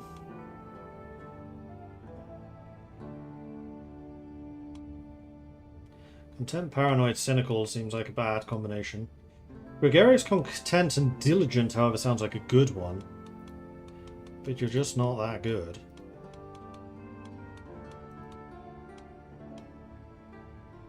What's the difference between merit and sum of skills?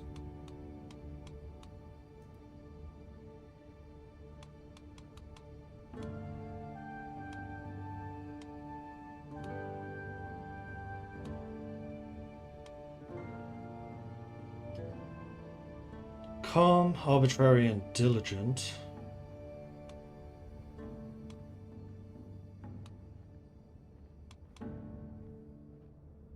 Humble, brave, gluttonous.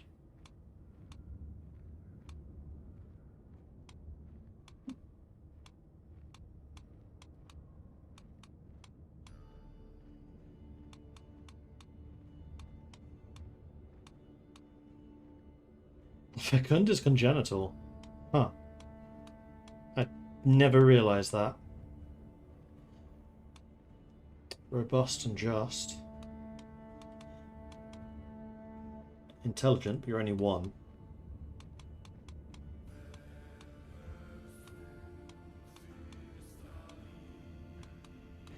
I think I need to let some of these grow up a bit more. I'm in no rush. We've already got 3 kids. The trodden path. Right, I'm on the way to the hunt. We'll find a different path. I make a higher chance of getting forensic cohesion. Yes, that is a good thing for us. How is the ruin firm you are? That's very unfortunate.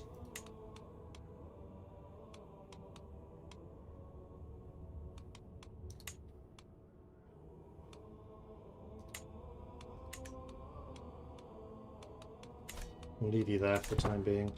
But the thing I was actually trying to check was here. We're still not befriended.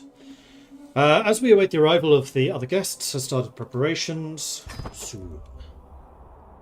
After a long wait, we finally all line up. After a bit of back and forth, finally Ultibar Backman lifts his bow up to kill the first animal. A pained scream is followed by panicked bleating. Let's go! A rogue stag, Ultibar Backman announced in a hushed voice. One arrow directly to its heart, and it'll be ours, High Chieftain. Backman, my brother, we move as one. Oh, yeah, 95% chance of success. Let's go!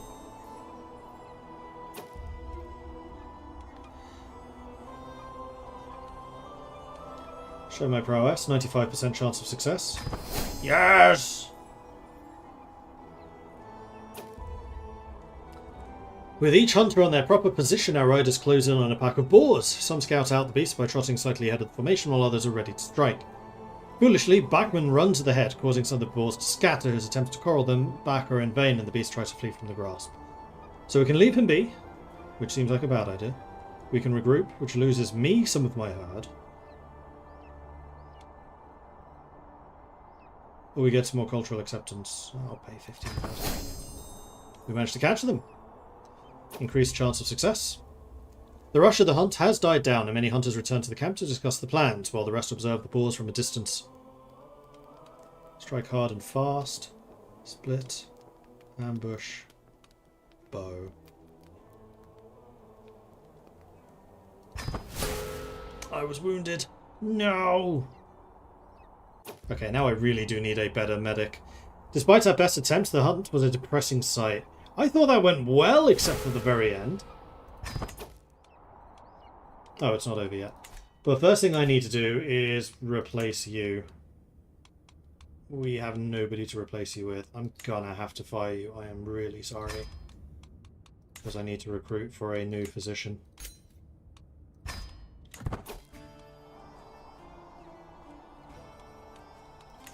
And I'll have to go into debt a little bit to hire this person, I think. I'm wounded. I can't afford to have a bad position. Okay, so we've got Eager, who is a wise woman and a novice physician with 15 learning. She is 43. We have Gundes, who is a novice physician, but that's it, and only 5 learning. Or Jin Jiang, who is 38.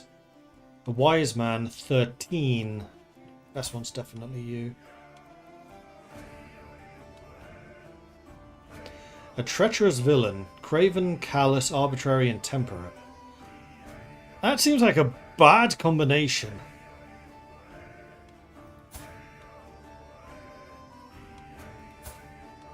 I think I'm going to hire Jin Jiang.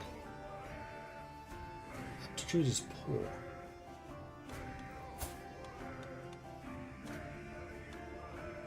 They're all kind of crap.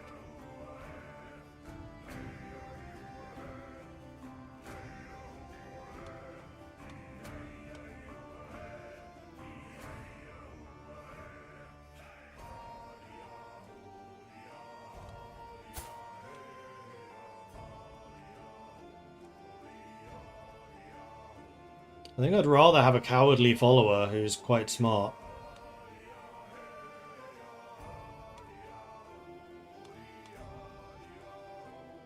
I mean, they all fail to impress me. Well, I'll start with you. And at the very least, we can have you improving your skills. You can actually gain the doctor trait. Which is an immediate jump in learning over what the others had. Could also try to get a siege engineer. I need to do that just yet, though. Yeah, she has died. That was my general, I think.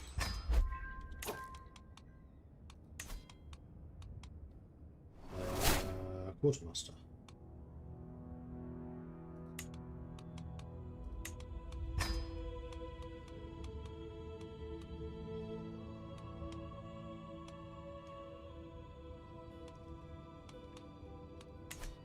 We should be debt-free again very soon. Ah, this was my steward. Well, Ireson seems to be a pretty good candidate for steward, they really don't like me. Why don't you like me? Oh, you're the former wife, aren't you?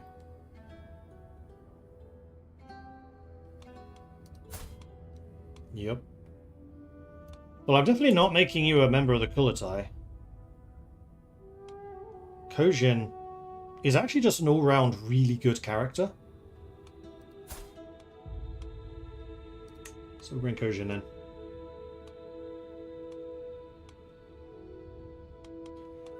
And is control everywhere maximized now?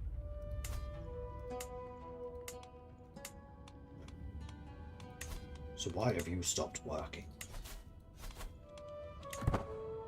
Get back to it.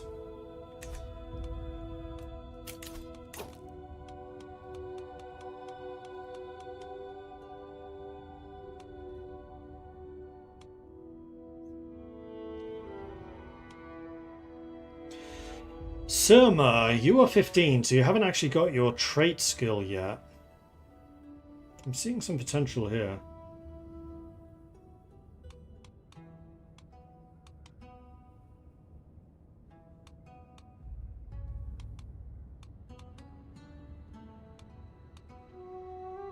I think I'm going to go with you.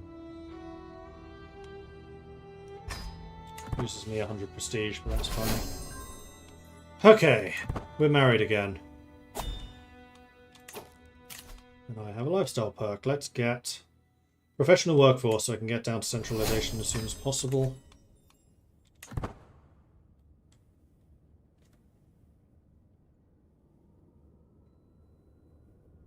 I'm actually surprised there isn't a core cabinet action that allows you to burn off the raided malice a little quicker by direct investment.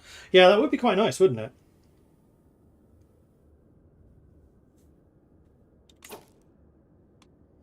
Actually, speaking of raiding, there are a lot of targets around. This is a target-rich environment. Question is whether there's any that are not already raided. Yeah, this guy. Raid loot 0.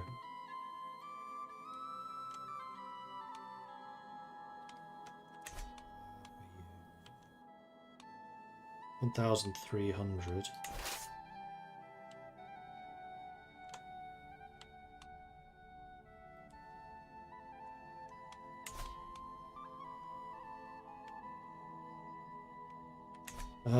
That would be in the woods, though, where I am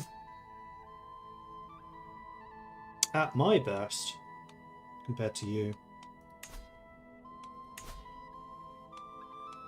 I really need to save up money to get the cataphract archers. I think I just need to stop spending money for a bit.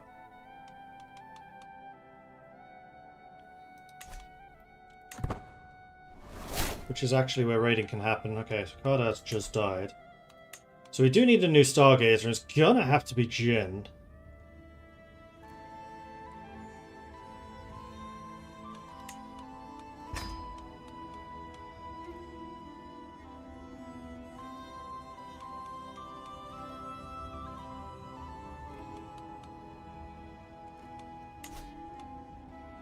Although I could have tried to find a new Stargazer. No. That requires spending money. Children lack guardians. So, boy is Herculean. And you were learning diplomacy. Slaug seems the best person for that. And Engulfer. Right, these were being taught by Kazan, weren't they? Learning.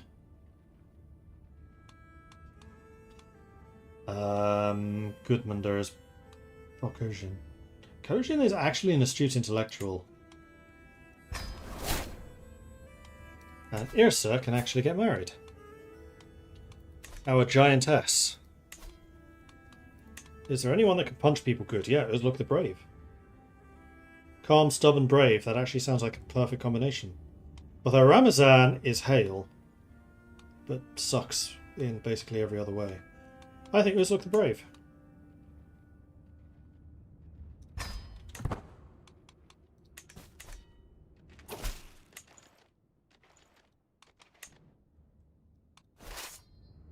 Right, I never did leave the location. to start raiding. So my lands have not been raided. You have 800, but you have been raided. And going any further out generally means I start taking damage. I could get up there.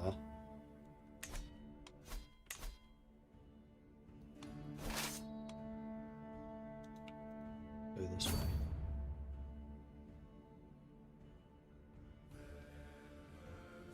Do I really want to do this risk for 22 ducats?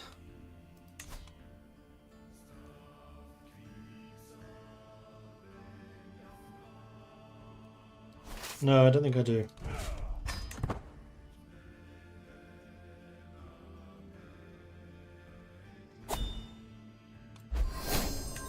Betrothed can get married. That's us. Will not accept now. You've already agreed.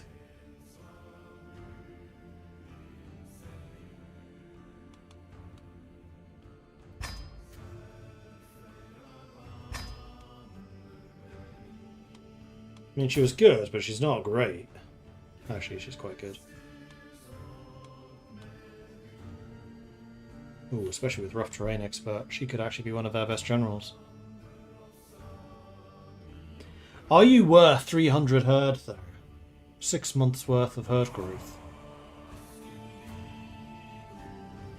Probably. Wait.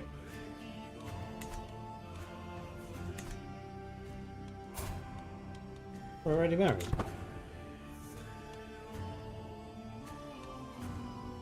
So I didn't have to pay anything extra. He's already here. That was weird.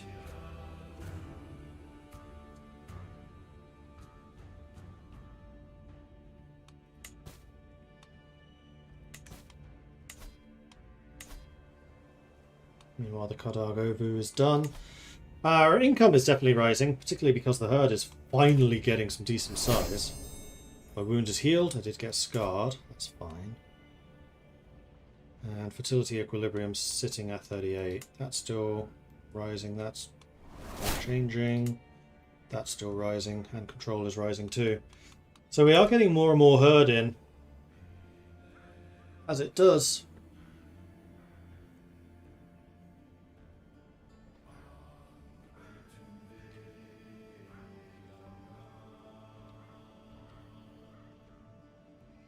Blue Kiwi also hit 3-stream streak. Thank you. Sorry, I missed that one when it came up. Loads of people marching through my lands, but nobody thinking they can take us on and stopping, which is good for them.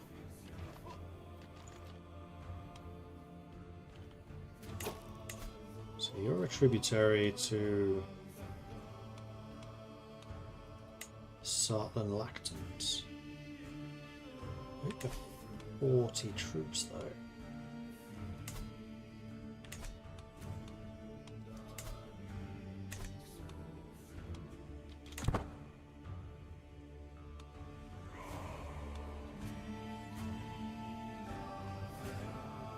I wonder how it's going to work now that I have vassals. Like, if I choose to migrate, what happens to them?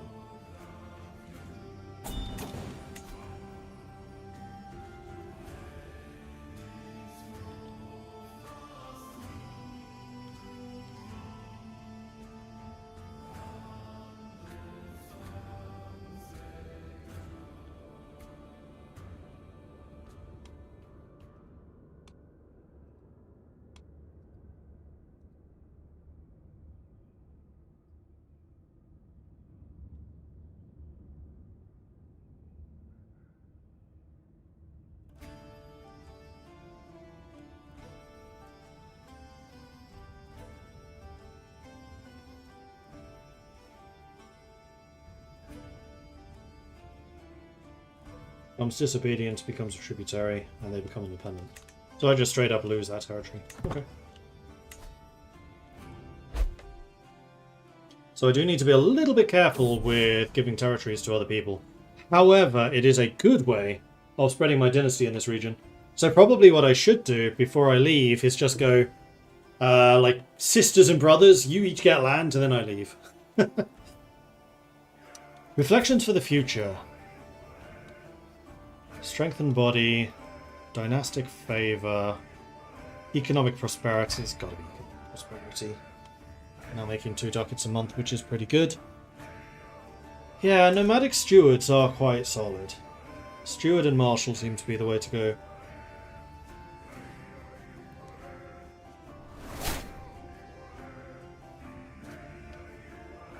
Oh, why is he upset with me?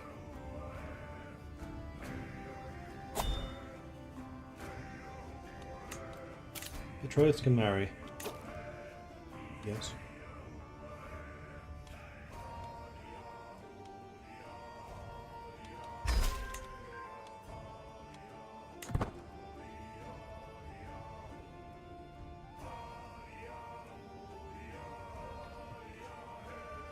$57 herd. 58. Call to arms. This is my buddy, the Lactans, again.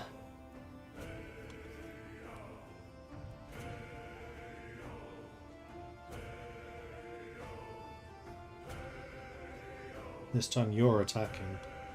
You're trying to take this, aren't you? Yeah, I was thinking of doing that.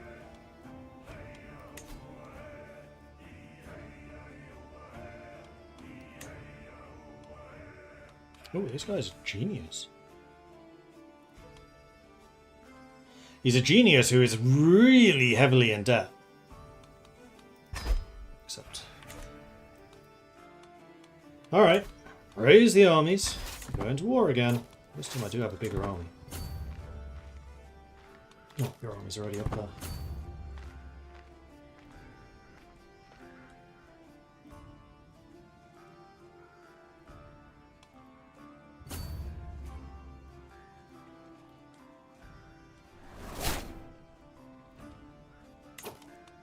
Position. That was the general. High Chief Tesserma is an excellent candidate to be the general. I would agree with that.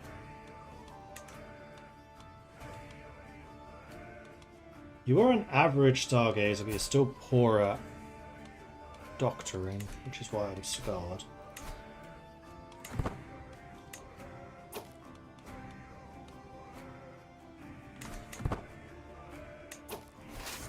Who else are we agree with?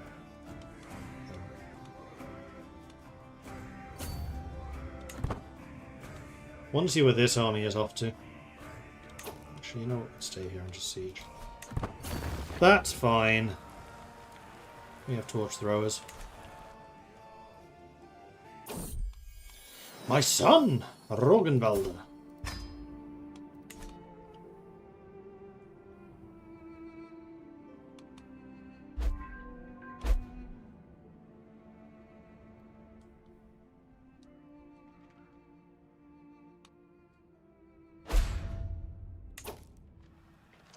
That is a large army.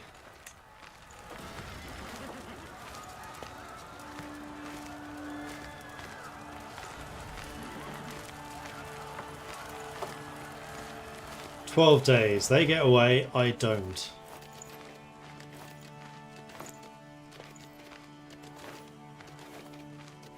Faithful of Tyr.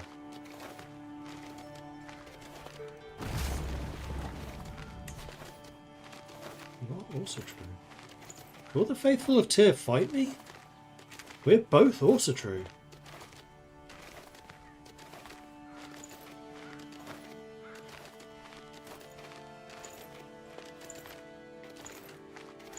I don't know. Yes. Yes, they will.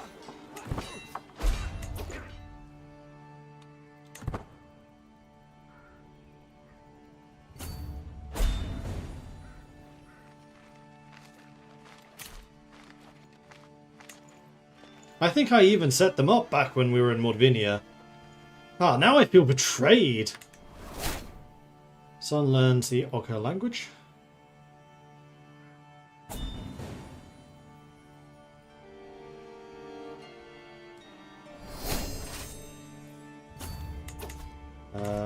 Question. Yep, I have more than 100 contribution. I've done my part. I'm going home. I don't really care about this war. 39 days. I really don't want to lose more herd than I've already lost. Familial reflection. I remember the day when my first child boy was a beautiful boy. Born to my wife, Iacin, my impressive son. Memories like these bring me comfort. No matter what happens, I know my family is there for me, and that house steppe Vikings stand strong. The wolves of the steppe, born to be wild. I whisper under my breath. I will treasure the thought. You know what? You get 15 ducats. The god. I'm a little confused as to why my wife wants to present a grand gift to me, but in the courtyard I soon understand. As High Chiefess Surma orders a group of soldiers into line, a complete regiment, raised from my own lands, ready to serve. This is a grand gift.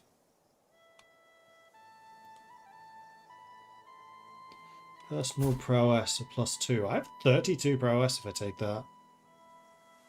I am no slouch when it comes to fighting.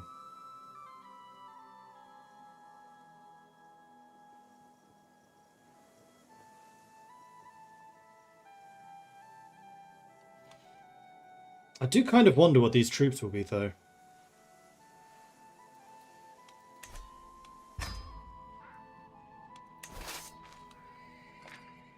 They're just 200 and... Yeah, I should have taken the other army. This does nothing. No!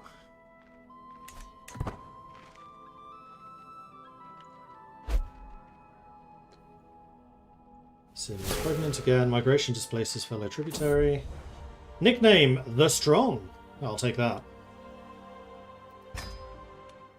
I'm not disgraced anymore. We're now established.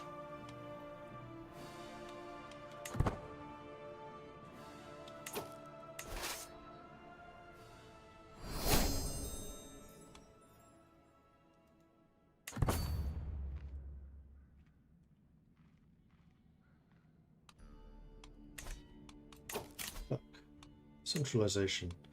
Don't mind if I do. 69 herd growth. Nice.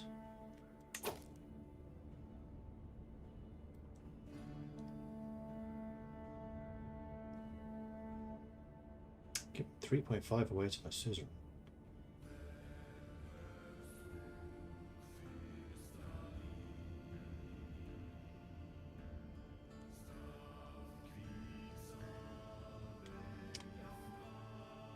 Who's my suzerain again? It's this guy, isn't it? Yeah, you are still quite a lot stronger than I am, so fair enough.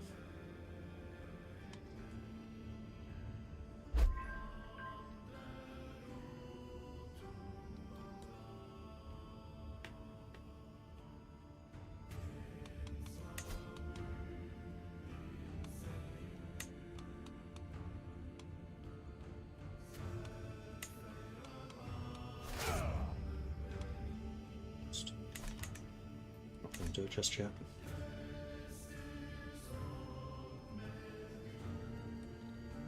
Got even more troops coming in. Ursa Viking was swayed. I think we've gotten you pretty much as high as I'm gonna get you. Low legitimacy, insignificant dread, no court position. So if I got you a court position, that would fix you.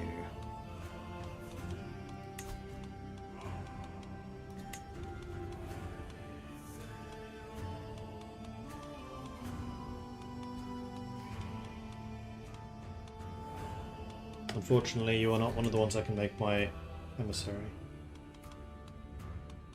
You are still poor at this job.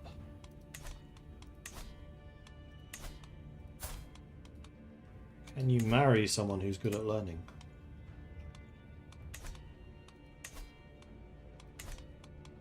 That is unfortunate.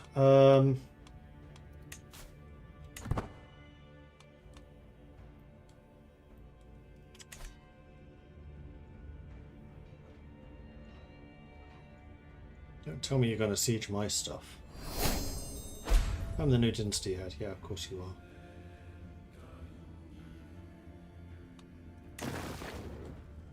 I'm a bit annoyed that the Holy Order is able to contribute to this.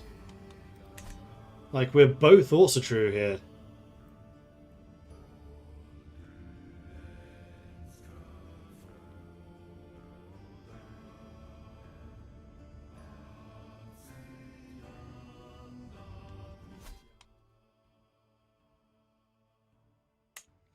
Is the enemy side part of a confederation? Nope. I think they just had a bunch of alliances and were able to call on the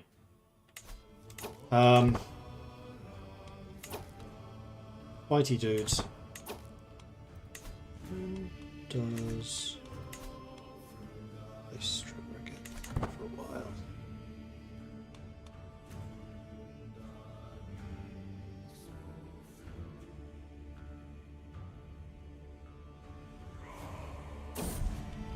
A life to remember, Anunda.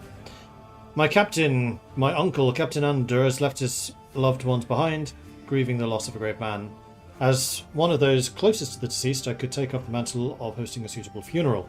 It is tradition amongst good Elsatruans that we bury our noblest with a boat, the better to carry them to Valhalla. And surely Anunda deserves this high distinction. I mean, there is a lake here, so we can.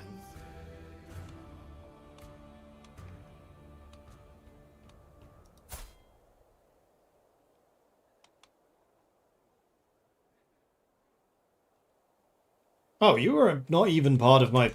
No. How was I closest to him? He was in Denmark. I've been captured, as have members of my Kurulatai. This was a stewarding's position.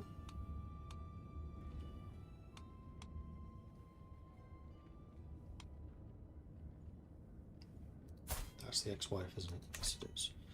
So not you. But honestly, none of you. Let's just leave that position empty for the moment.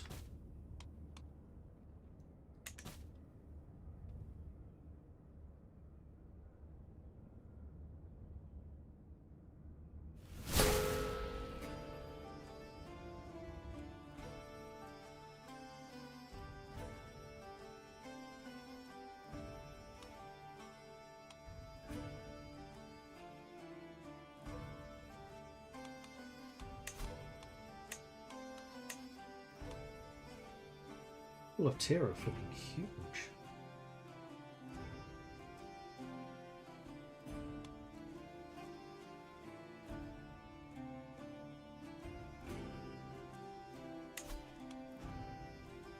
Oh wow, no wonder.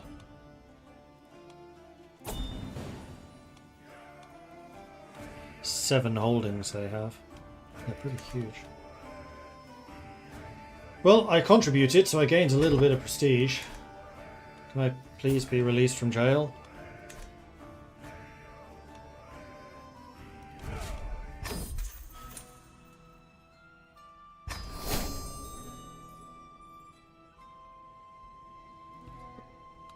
I see somewhere who is actually in jail. Yeah, 5. Wait, that wasn't for me?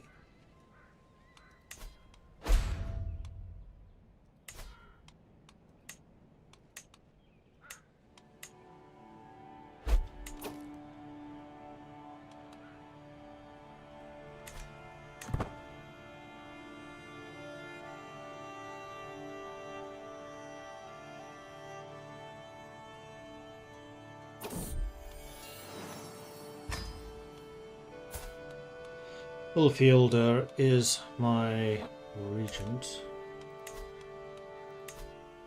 I do have money again, so we could upgrade this.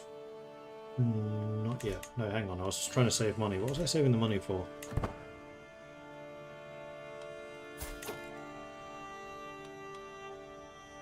He would not accept.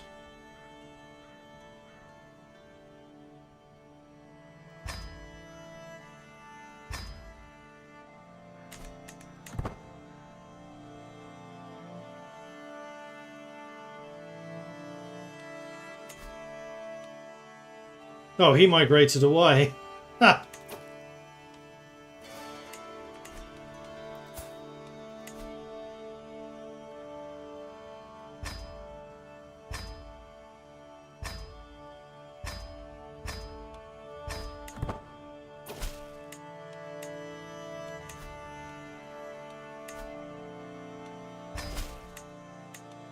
Thank you. My ally didn't get it, but I did. Oh, that's hilarious. Unfortunately, that does also put me over, so I need to grant this to another person. Thorolfa, maybe?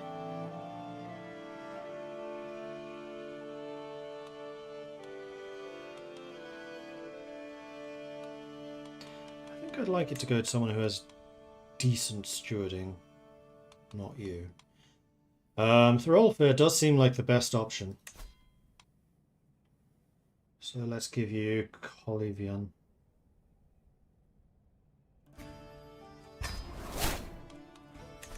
Oh, wait. That was a mistake. I should have given you Kulchuk. Hang on. Well, before I do that, it does have Siberian permafrost. I don't actually want this. Stop. Let's go back 2 months. Because it will save me the ransom, which I really don't want to pay. And as Siberian permafrost, it was actually freaking useless. Yes, we want the forest, but not that forest.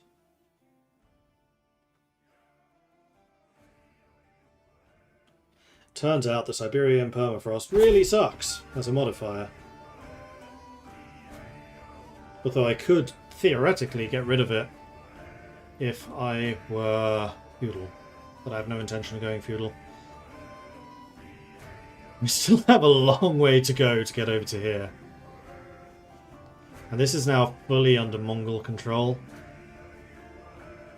So we might well be a Mongol vassal for a while.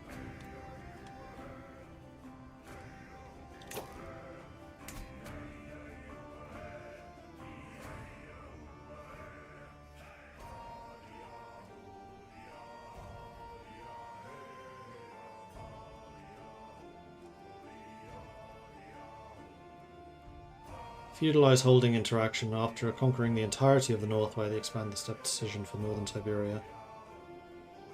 What do you need for that?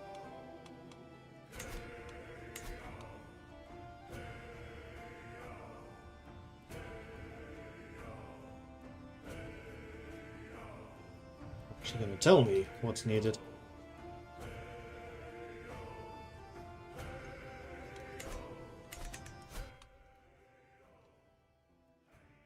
I bet that option becomes available if I go back to my previous save. Just again out of it. Well, no, I wouldn't have it again.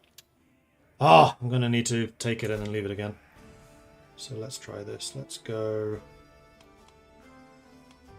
You...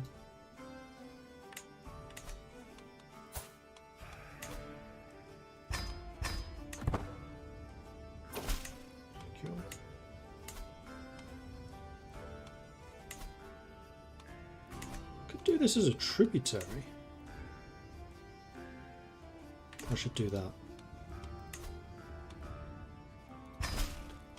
This is mostly just so I can see what the decision does. Expand into the steps. Oh, roundabouts. Do.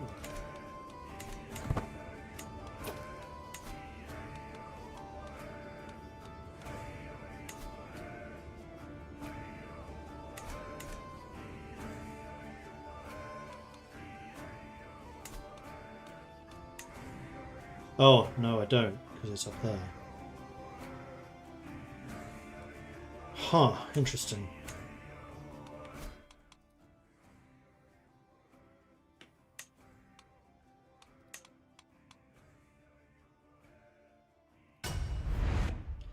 So the question here is, because what I can do is I can pay the 300 herds to get my freedom, which is cheaper than 100 gold, because it takes me 6 months to get that back, and the gold would take me 50 months to get back, which is quite a big difference. But then I could get this place as a tributary. Tributaries would pay me herd. Would I get that contribution back in a reasonable time frame?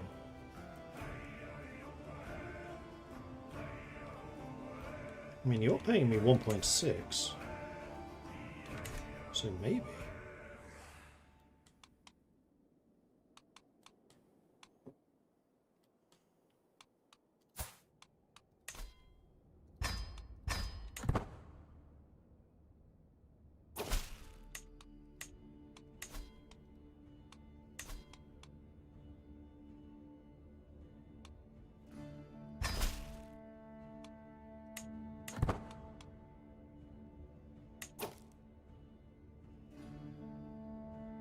.2.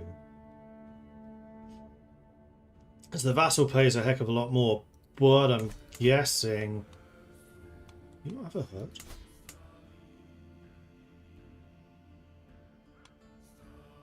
You're going to restore the fertility back up to 100%. You are... okay in this territory.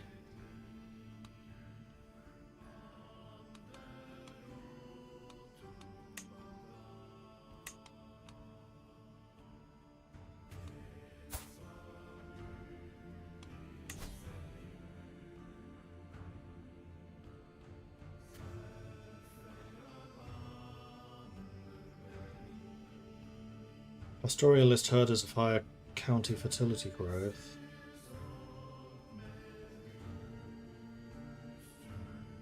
Growth in plains, desert, steppe and dry lands. That doesn't really help us.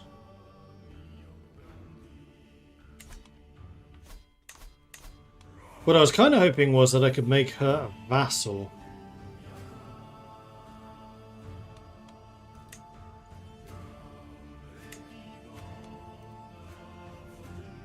Because you don't actually have any herd.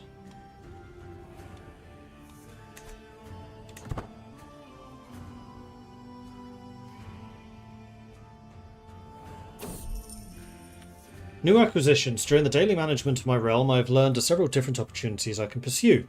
Each opportunity has great potential, but realistically I can only pursue one. So I can try to get a book. We cook on Orfilda or 75 ducats. I would like to try to go for a book. Lost Tome was merely an old ledger. Stewardship. Stewardship! Hey, that's what I do!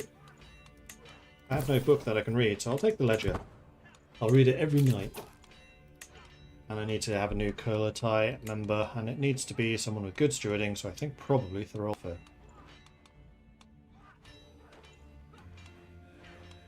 I would have liked for it to also be someone with decent diplomacy, but no.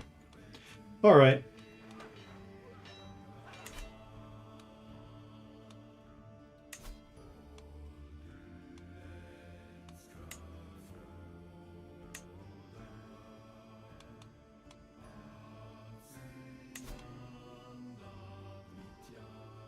I'm honest, so I can't steal.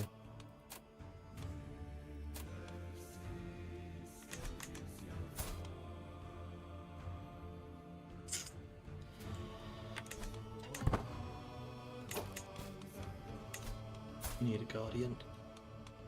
Toasty, who is also quick and robust. You are learning. The best person to teach that is Koji. I can end my regency. Yes, I can. Where's that showing again? It's in theorism.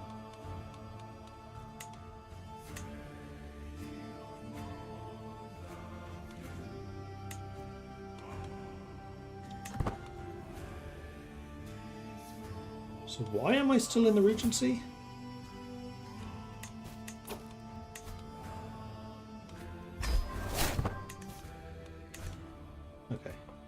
I've assumed direct control once more. My herd income is going up and up and up, which is great. So yeah, I really just needed to be patient to just let the herd increase to reasonable sizes, then I can do a lot more stuff.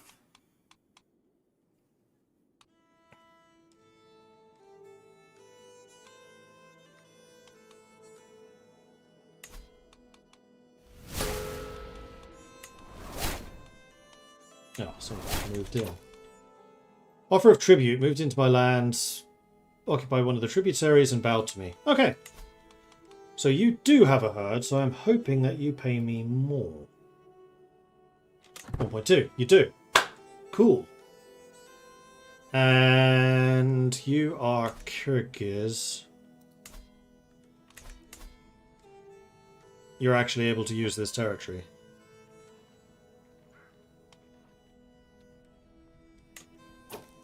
Why are you able to use this territory, though? Because you're a tribe of the north. Make you a vassal.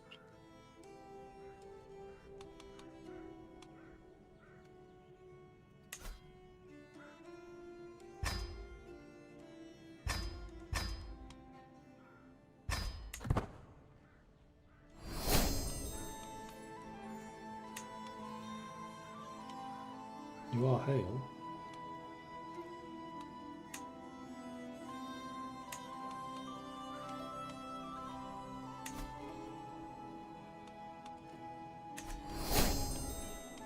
Stewardship perk available. I'll do that in a minute. Ah, here's the change.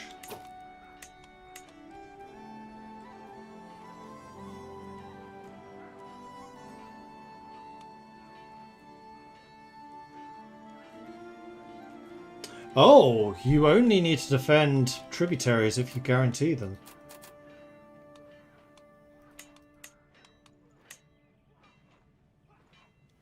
Well, that's interesting.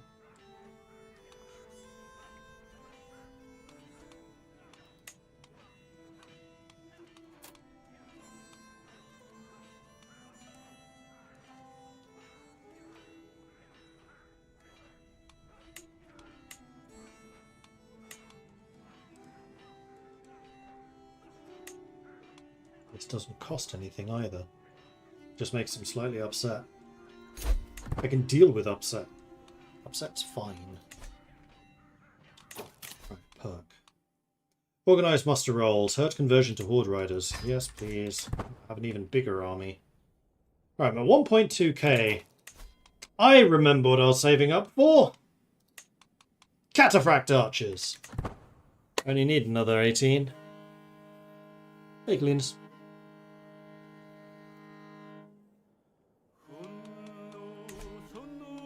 Oh, this age is almost over. It's either going to be Blessing of the Blue Sky, which I think is the best, once in a lifetime thing, or Everlasting Summer.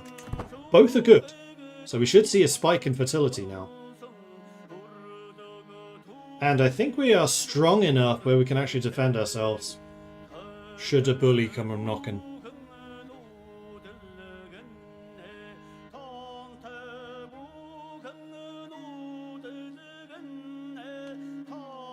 Then I might start trying to knock over some of these other places and make them into tributaries. And even better, escape my own tributary position. I'm losing 3. Central Steppe, Everlasting Summer. Birds sing, kids play, and I find Therma laying on the grass with her eyes closed, bathing in the sun. Faint cries come from amid the animals, newborn calves and lambs attended with the most tender of care. If only it could always stay this way. I think this is the first time we've had anything that's not like a cold Zud. So Everlasting Summer, fertility goes up 75% as opposed to 25%, which was my previous best. Army movement's 10% faster. Vassal herd contribution also goes up. Oh, he's not a vassal, he's a tributary. You, however, are a vassal.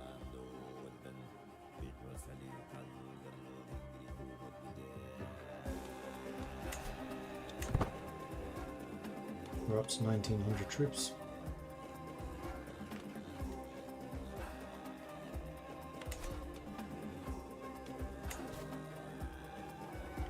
I'm so glad we found a way of moving away. That area was hell.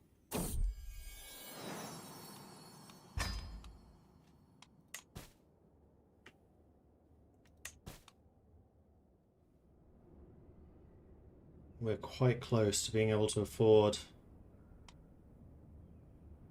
the heavy cavalry. So what is my fertility levels going to be now? Oh, it's still only 32. Yours is also 32.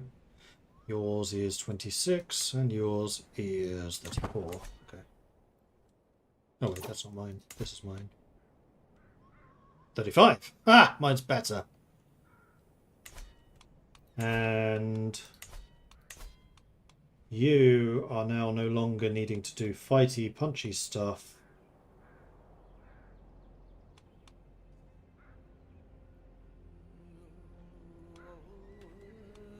That's fine. We'll keep you on the herd growth. 2 more months, and then I can start looking at getting some veteran cavalry. 2 more months. Who is raiding me? 800 men? Oh, no, no, no, no, no, no, no, no, no, no. I have 2,000 now. How old are you? 51.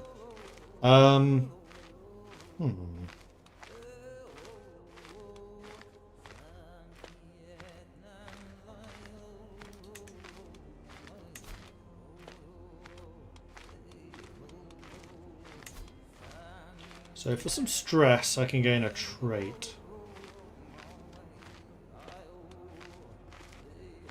We'll do that.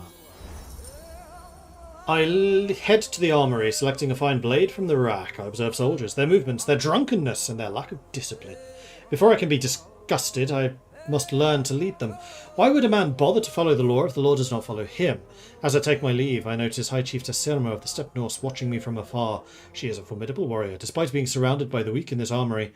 Perhaps she can teach me a thing or two.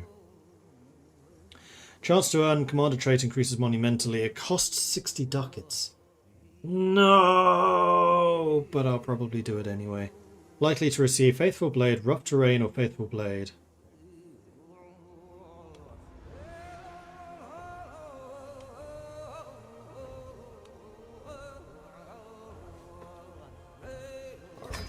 Pay you. Now that I've begun my training in earnest, I must investigate what my strengths and weaknesses are. I'm aware that I often am fanatical, but I cannot let that sin be my undoing. I must focus on my weakest point. Every fight will differ, Refil, High Chiefess Sirma of the Steppe North says. You must be prepared for anything and everything. The enemy will not wait for you to be ready. What is your weakness in battle? Tell me.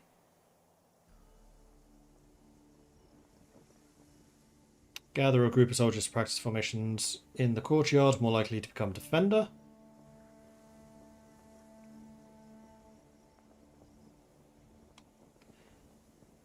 Military engineer. Oh, that would be really nice to have. Cautious leader, I don't particularly want. Or just gain prowess. I mean, 10%... Oh, to become brave, not strong. Because I'm already strong, aren't I?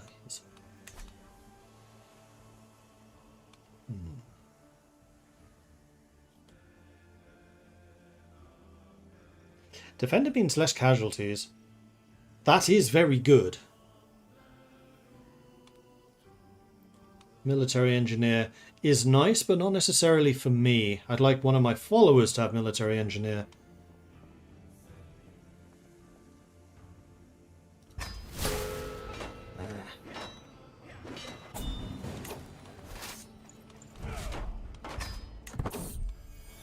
Unexpected developments. Upon returning from the battlefield, I'm greeted by High Chiefess Sirma. She begins to discuss a recent event that she believes will be of interest to me. She tells me a group of disgruntled officers and soldiers have turned traitor, creating a plot to undermine and overthrow the commander. And in the dead of night, stabbed, she says. The commander never saw it coming. What would you have done? Feign allegiance with the traitors and break them from within, or let all know the coward's plans?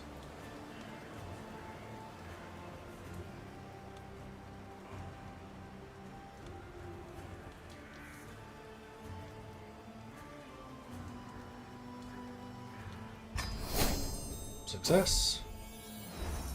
My mind drifts away from the battlefield and I find myself in a quiet place. I am alone. And the only sound is the rustling of the leaves in the wind outside. Sirma sits nearby and gazes at me with intent. I see your trouble, she says, but you must ask yourself, who are you fighting for? Why? To ensure boy may rule as I have.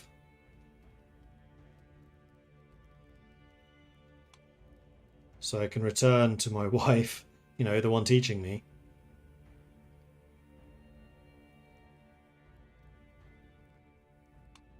To slay my enemies. For glory. To honor Odin.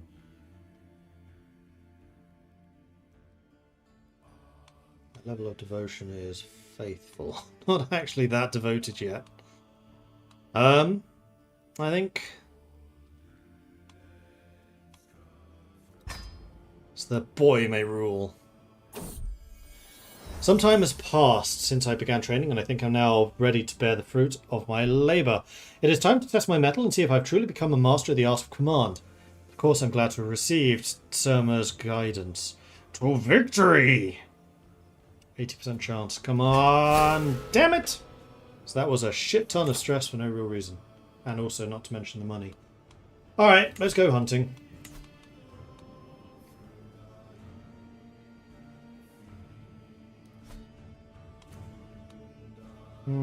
Best way to blow off stress is the regular hunt. Let's go to Kurja.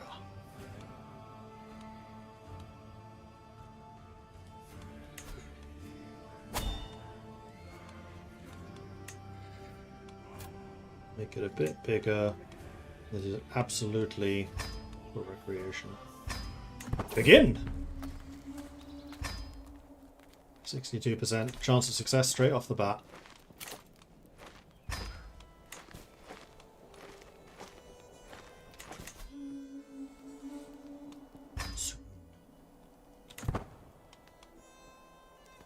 Here we are.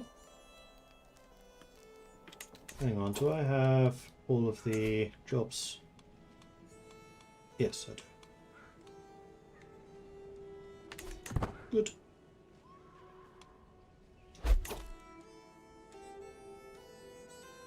Oh, that's not me actually being raided. That was the guy who raided me and I kicked out.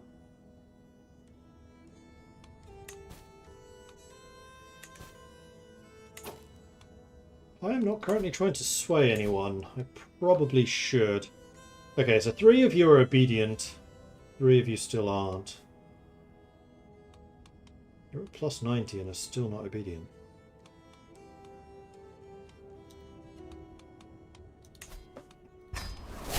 Thankfully, I am quite diplomatic. How old am I now? 33. Okay.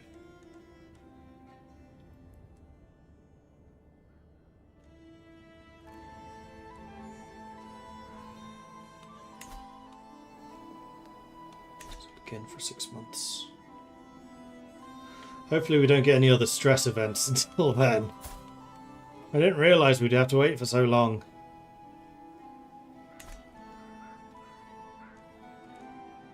But we are now making 4 ducats a month, which is fantastic for a steppe nomad.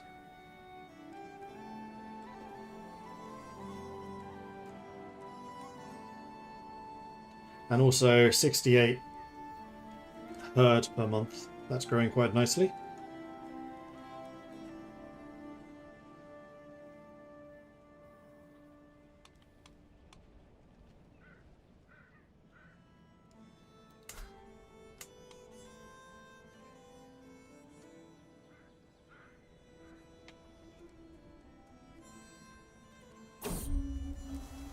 The hunter's art, to blindly chase a wild creature, launching arrow after arrow or spurring ever harder.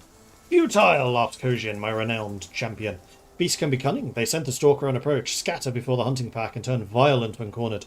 Bringing down quarry means knowing them in their wilderness, and once the horn is sounded, never relenting. To most skilled hunters of Kojin, the most skilled of the hunters is Kojin. In her company, my son Boy is coming to know the ways of Odin's creatures and the ways of outwitting them. Well done, Boy.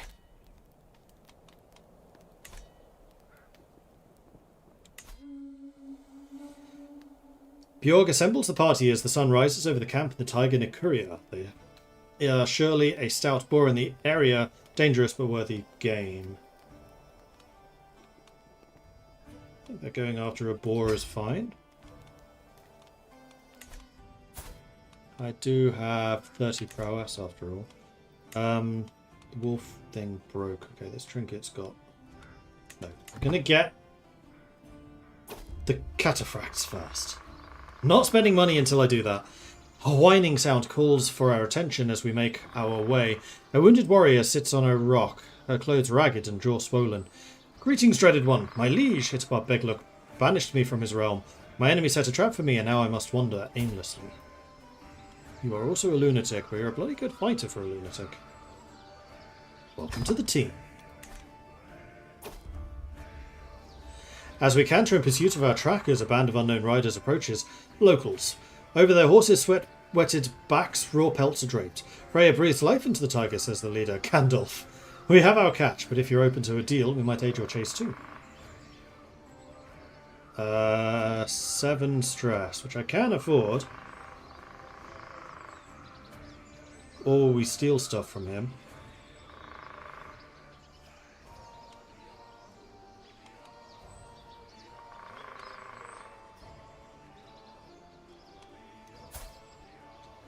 He's also true Step Norse. That doesn't kill him. I'm actually surprised you don't get any like bandit traits for this. Just get horse and bow skill.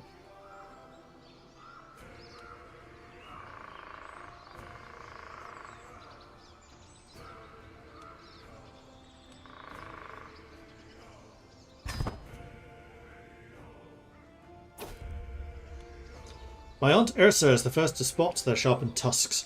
The powerful boar is hard to distinguish, but there is no doubt it's there, observing us through the dense trees. It locks eyes with me, and almost as though the animal senses my intent, suddenly takes off in a flash of brown fur. After it, we ride!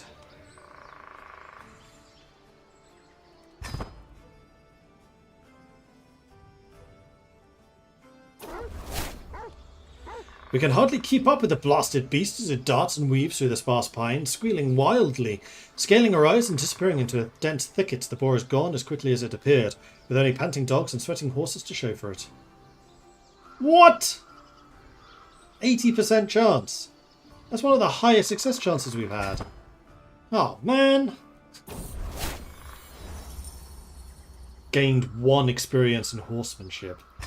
I was gone for most of a year. Well, I did lose 72 stress, okay, so it wasn't all for nothing. Okay, it did its job. And I've also gained the hunter skill. I very nearly got Venator.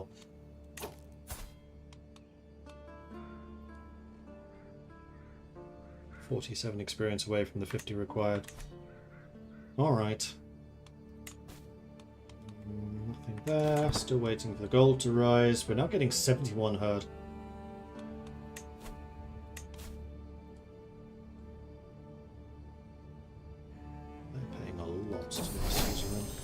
Oi! Has come of age. He's an adequate bargainer. Who is also Herculean. Alright. We should try to get you married. Let's sort this by maximum age of 25. And your main thing is bargaining and stewarding. You are intelligent. You actually have a lot of potential.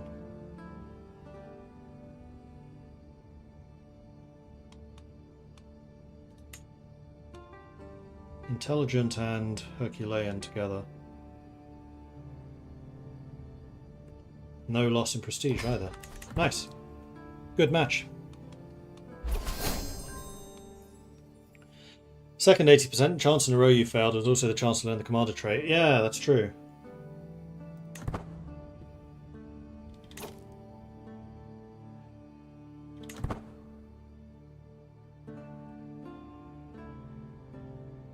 $139.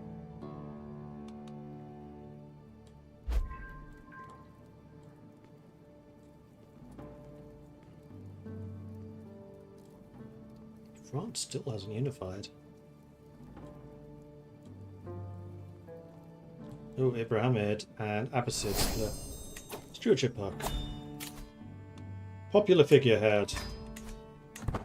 Basically makes me immune to popular uprisings, which would be nice. And next month, we will be able to get our first cataphracts. Let's do it. Oh, they only cost 130. I had the price wrong. Cataphract Archers. 99 attack, 71 defense, 20 pursuit, 10 screen. And they counter Archer Cavalry. Yes! No penalties in woods either. Bonuses in the steppe, but no penalties in the woods. And I am very much going to station them, so we're going to move you to Barnaul. I'm going to put you in the capital, because I'm going to be very reliant on your skills. 135 attack, 84 defense now, because of that stationing bonus. I think I would quite like to get maybe another one of you, so we have 100.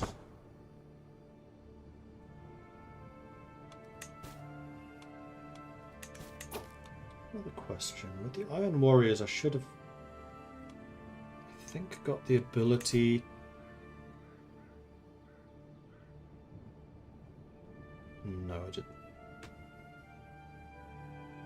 Gallant Overseer and Strategist traits provide heavy cavalry men-at-arms bonuses.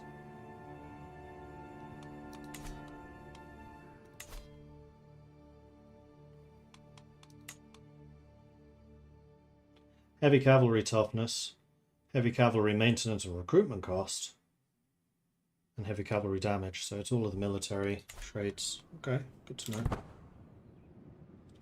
And we can also get Tarkans, is the other thing.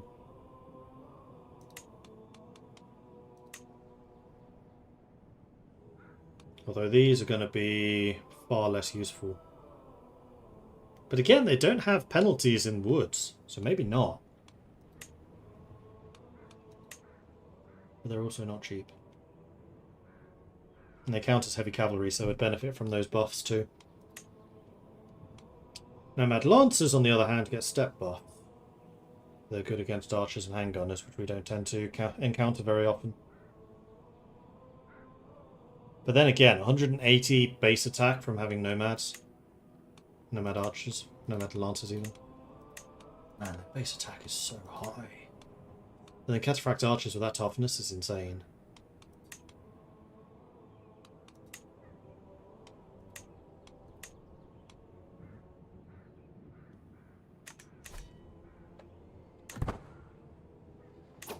And they're cheaper as well. Oh yeah, they are.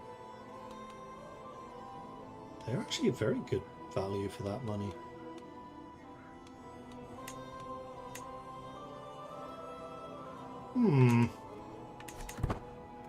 Yeah, getting the Iron Cavalry trait from the Ogre has been...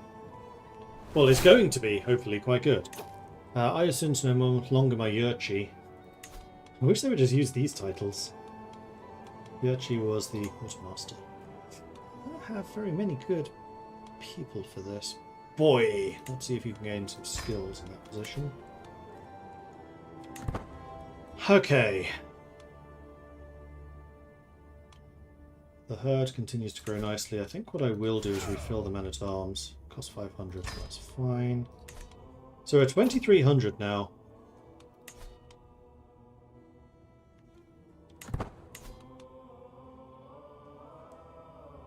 You have 150 heavy horse archers. 800 step raiders.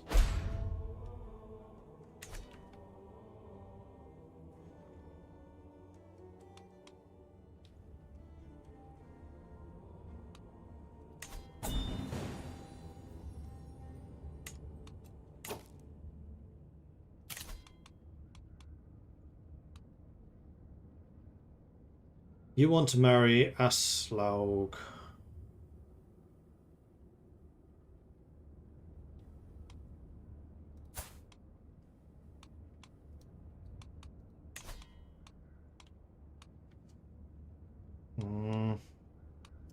At the moment, I think I'd rather keep people in our family so it can continue to grow. Although she's not amazing. So in exchange for a... oh, did that disappear? I think that disappeared.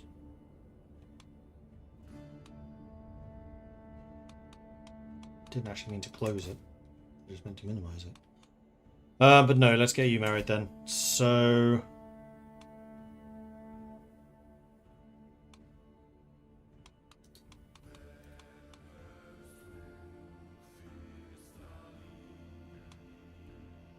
Orsukalka would make a very good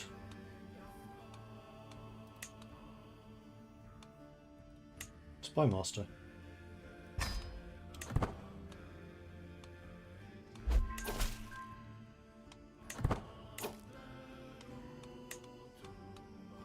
Though Ursu is only slightly better than Ursa, and Ursa is a family member, so she's way more likely to be loyal. We no longer have chaotic thingamablobby. That's good. Also, I'm noticing my green screen's getting quite bad. What can I do about that? I can close my curtains. What is this? Sweden and being sunny? Unacceptable.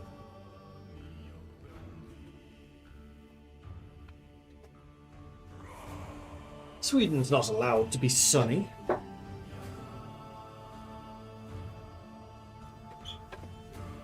What is the culture researching at the moment? That is a good question. We are currently getting... Drum roll, please. Horseshoes. And we get magistrates in 19 years.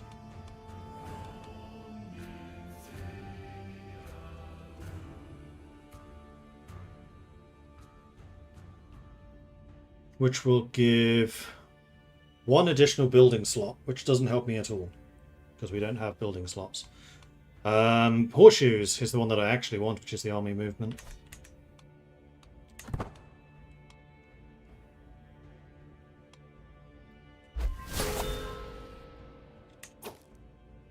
Itabar, Bachmann and Ingfrieda have married due to a strong hook.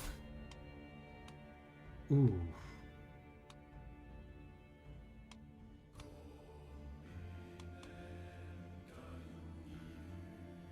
Quick, hail, and strong.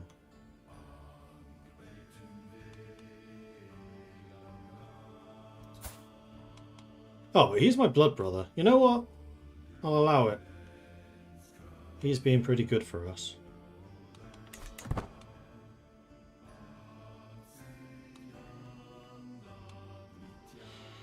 Invited to another hunt. I don't think I want to do that.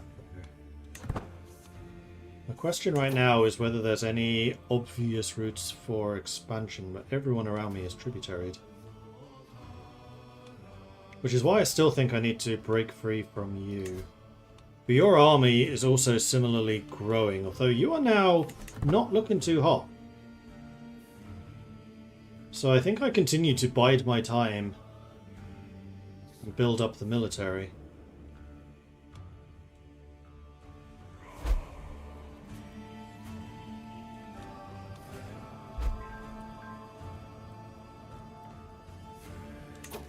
Slav has been swayed.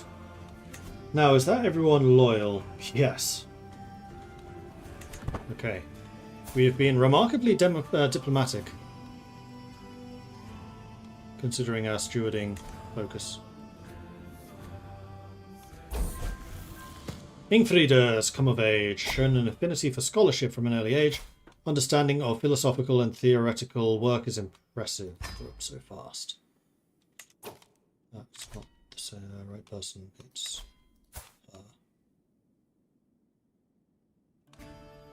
mastermind philosopher. God damn it.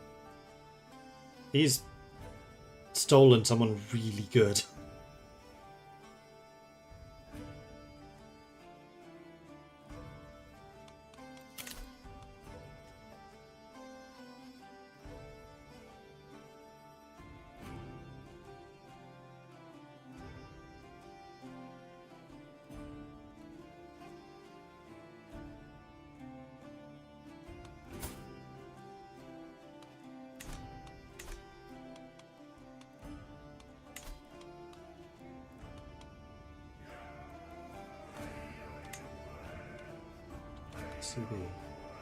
Ah, but he's paying me tribute.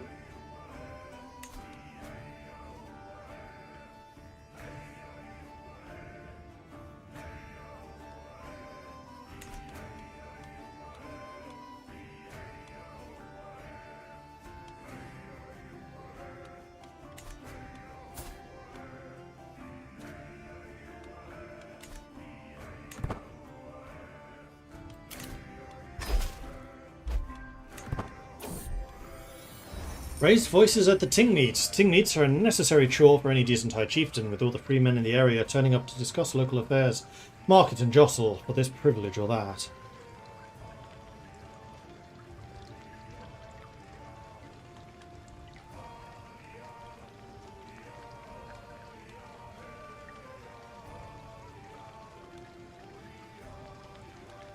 They'll all tire themselves out eventually. Let's just take the stress reduction.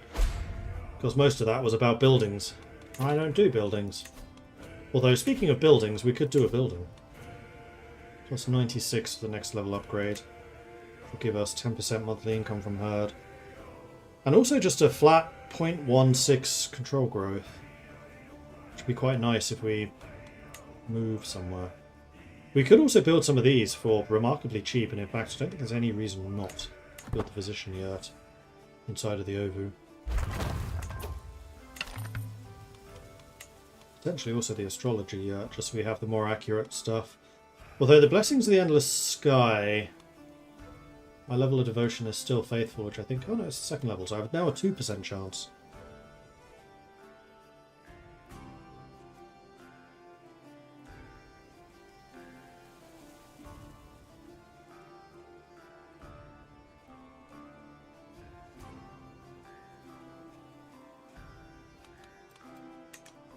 A lot of per year chance upgrades. Prestige per night, number of nights, night effectiveness, holding defensive advantage. Falconry, another night in effectiveness. Martial attacker advantage.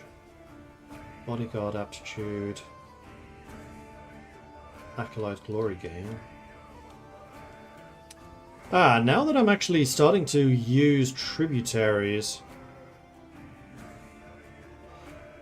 herd contributions would be probably good.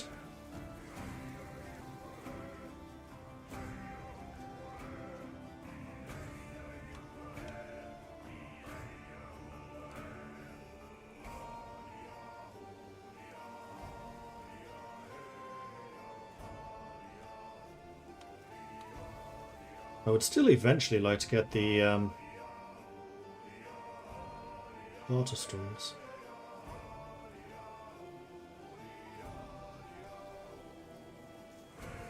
10% county fertility growth in your domain for 2 years after a wealthy visitor arrival. Also just flat increase to domicile income and capital county fertility growth.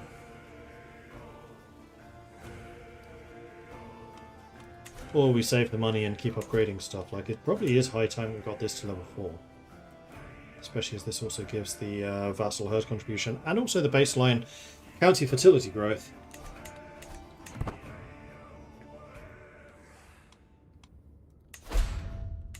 10,000. How much do you have? 2,800.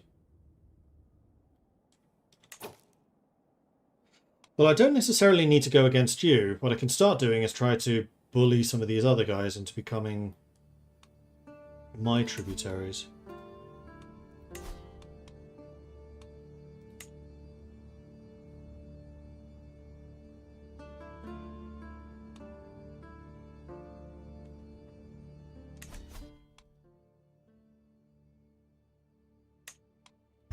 And I think that's how I'm going to expand.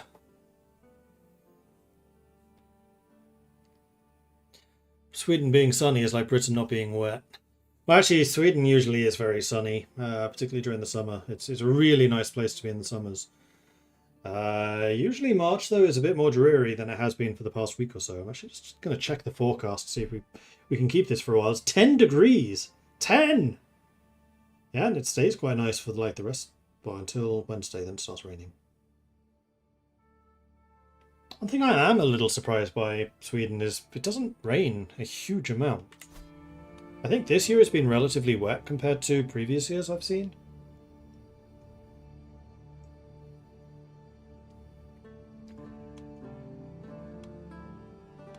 Anyway, let's go bully this guy.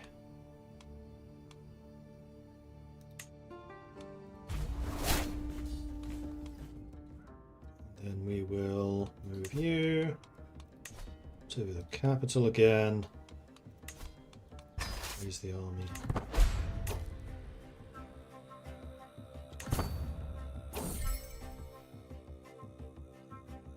My son! My wife Sirma is hiding something about her son, I'm certain of it. The purgative glances, a protectiveness of Roggenwalder, the way she avoids all my inquiries. I don't question the heritage of Roggenwalder lightly, but doubt is gnawing on my mind. Of course he is. Ooh.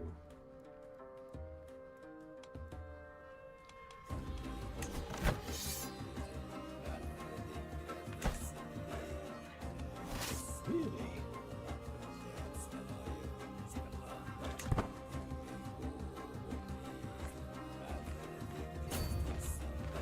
Curious to see where he's going.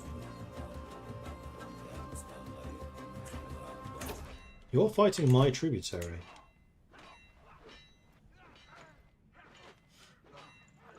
That's not okay, dude!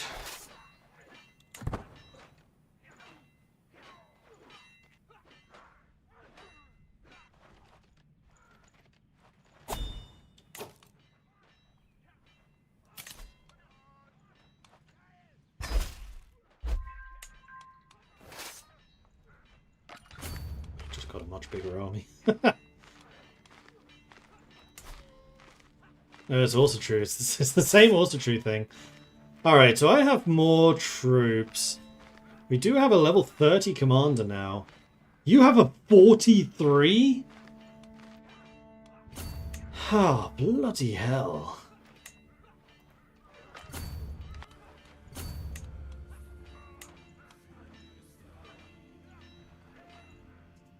And because it's the only province...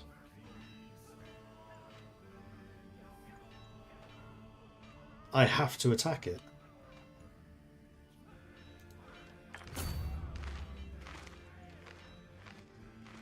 I have to lure them out. I don't think I can.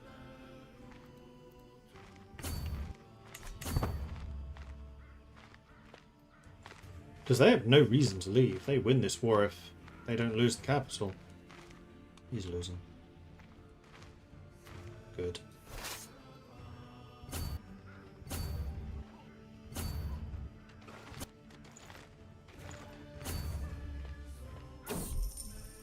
Accusations of witchcraft. Ir. Who is Ir? Ir is very good, whoever Ir is.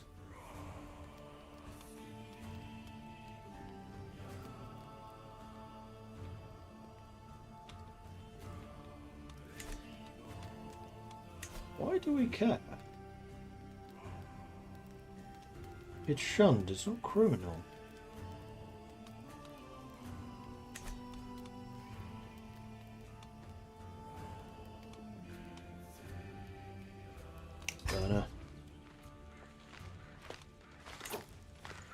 Also, we seem to be cutting down a lot of trees. Or a lot of trees have died recently. Alright, here we go. Minus 25. Because I have a 60. Unreformed pagan combat advantage. And then the commander skill.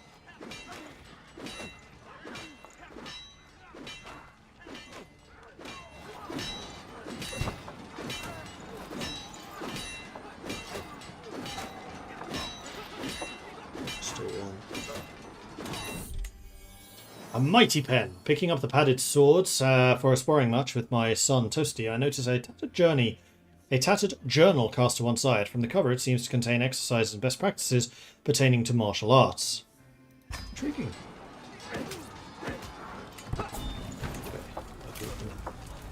So, details. How did the cataphracts do? 26 kills. That it?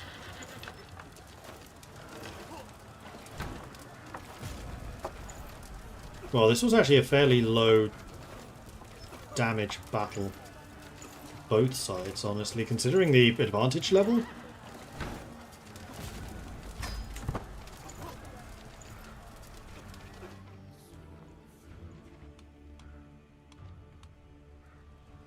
And yes, I'm not going to chase them down. I'm just going to sit here on top of this castle and siege it.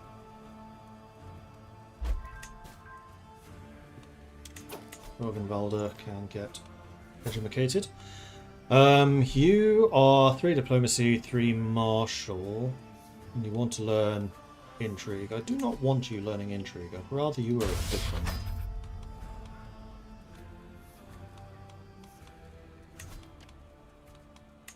And then in terms of who can teach you, who can teach you.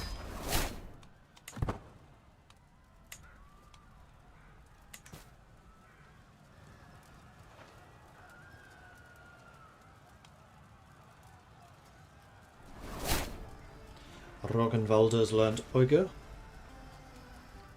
Very good, very good.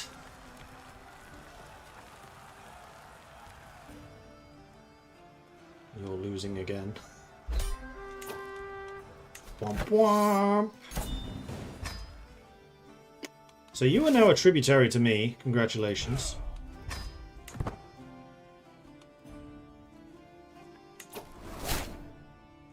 And Gunhilda has learned Shaz Turkic. Okay. Now, you and I are going to have a bit of a talk. Oh, you're already paying high and high. I don't really need your prestige.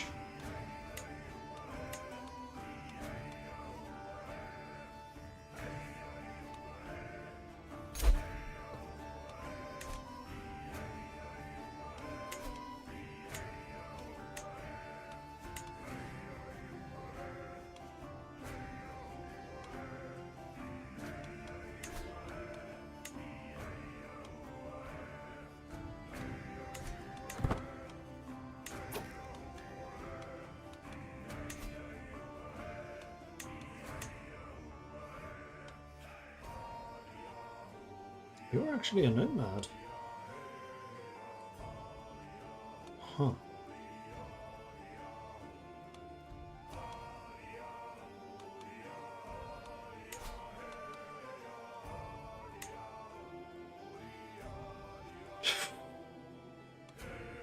What? Oh, you have a huge number of levies.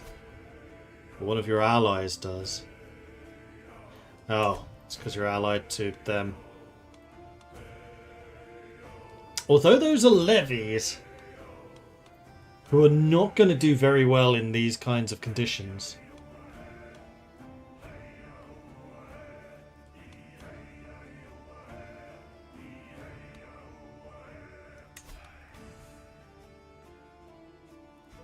You have a very high martial ability as well.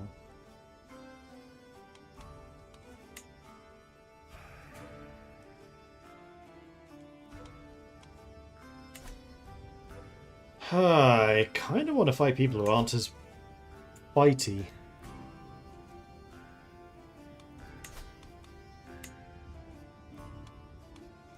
You're under them. So are you. You're not.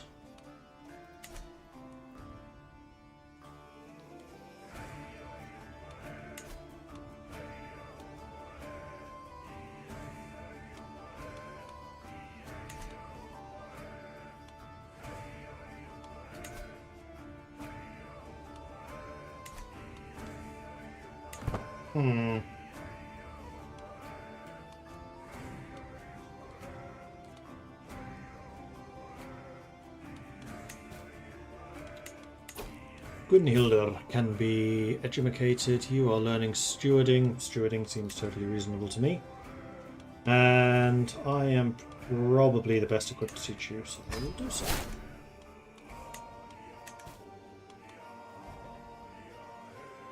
Large part of my army is levies. They're the upgraded, they're the border raiders. 15, 15, 10, 15, whereas levies, I can even see what they'll do from here.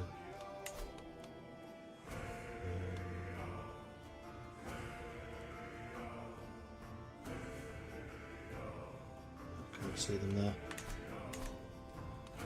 But yes, 200 of my troops are also levies, this is true. The 3 units I received. He's still kicking around. His son is far less equipped for warfare. negotiate pack. Divided attention, minimum domain limit, maximum domain limit. Hmm. Ooh. If only I could take this back off of you.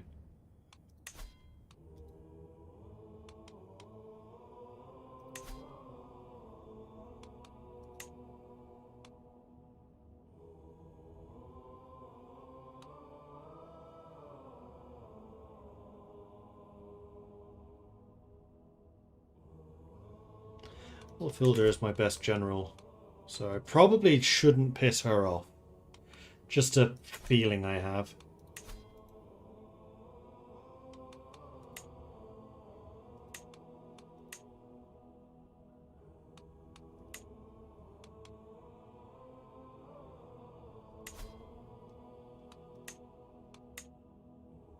She would give it up to me. But no, I'll let her keep it. I kind of like that we're going to be leaving some steppe Vikings behind if and when we decide to migrate away. You are independent.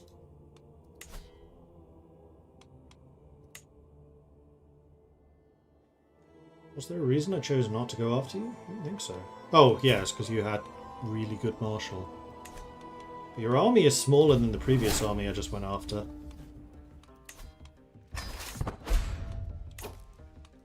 Should probably have done this with the men-at-arms before I go.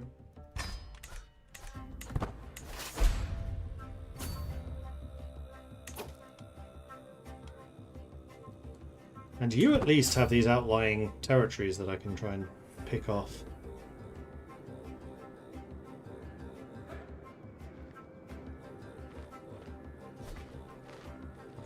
There's his army.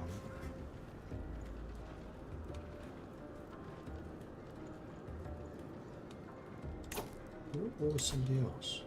Not just us.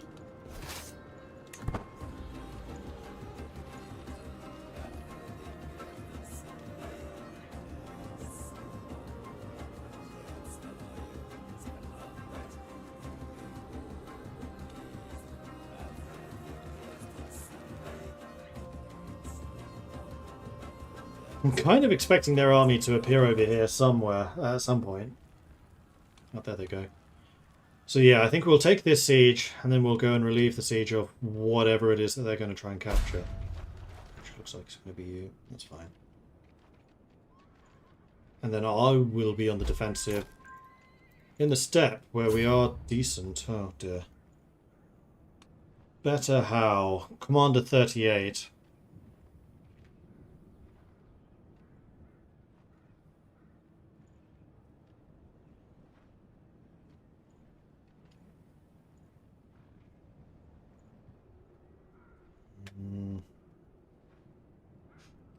Are their counters really better?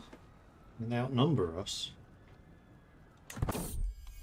An evening ride. The clouds form animal shapes above our heads, and Tosti and I stride a little bit further from the camp. What is the farthest you've ever been, High Chieftain? For me, it's not that far. There's almost shame in his voice. But one day I'd like to go to a land where no one knows my language.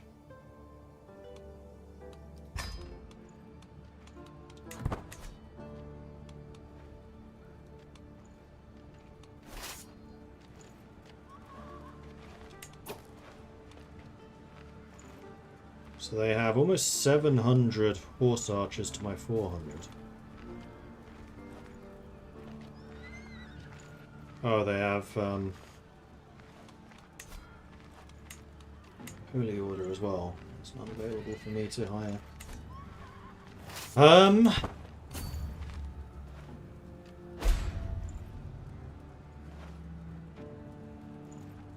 I should probably have just gone in and besieged the next territory, to be quite honest. Exercise and mediation. When the raised voices reach me yet again, I quench my instinct to turn heel. The constant bickering of my vassal Ulfilda and Sinma is enough to drive any man mad.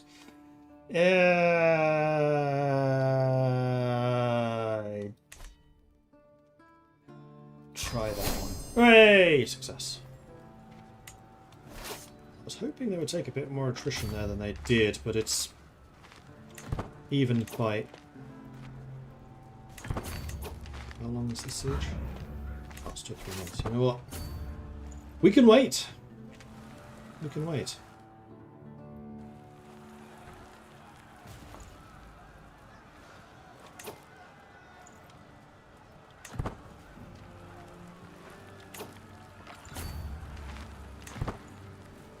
This is a risk. So I actually have the advantage +8.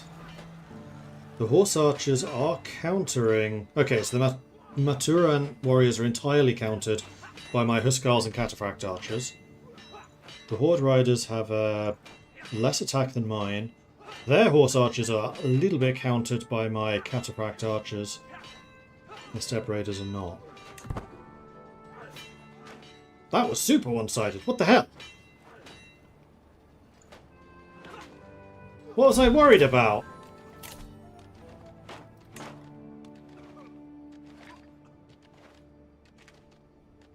$61 for one. Not bad, not bad. And their horse archers took a lot of damage. Their horde riders especially took a lot of damage. Okay. Well, in that case, I would say let's go take down the next town. Definitely prefer fighting that as a defensive battle than an offensive one.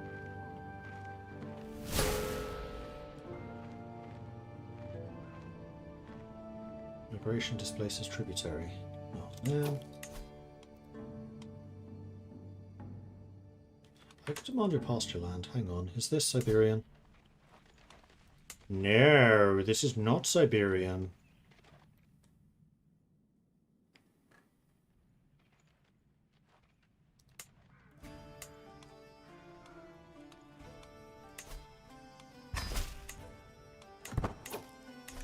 And there we go, we have our 4th province. I get almost 100 herd a month now. Heck yeah! Right, so I'm gonna need you to go ahead and increase the control of Ob. And then Ob's fertility is 34 equilibrium.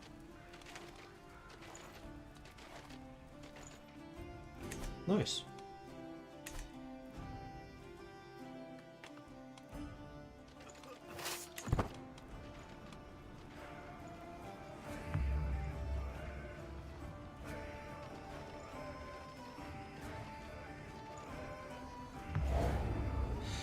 How was life in the steppe? Better than it was yesterday.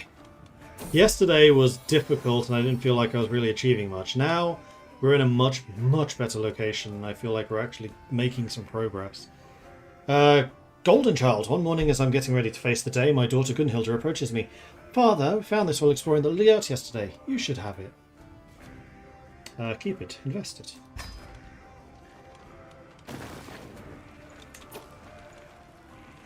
I can make you a tributary. Where are you? Oh, this guy. 63? What?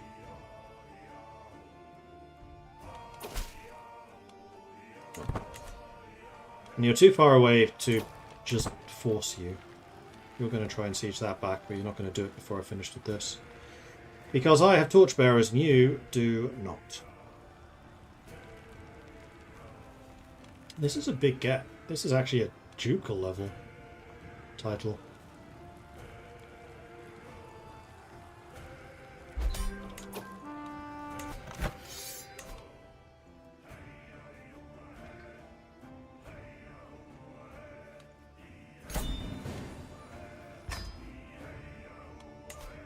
Alright, let's start. Let's reduce your contract. I don't need the prestige.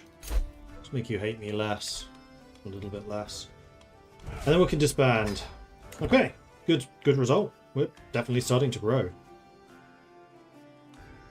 And I can afford, most importantly, another set of Cataphract archers. And because my herd is now of such a size that my income also kind of matches.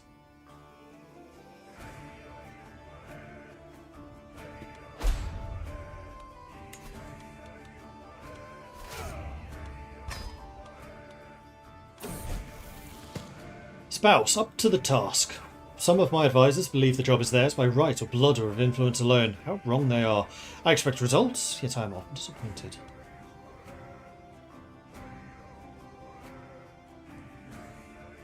Yes, sir, can study intrigue. You go ahead and get better at intriguing.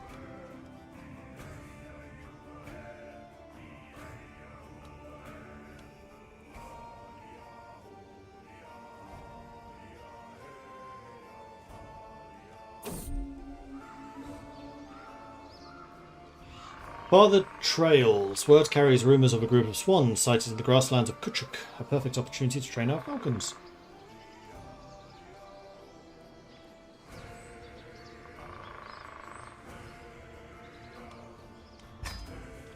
Well, that seems like a good enough reason for us to go hunting. This will be a falcon, eh? No, we'll be in Kutchuk.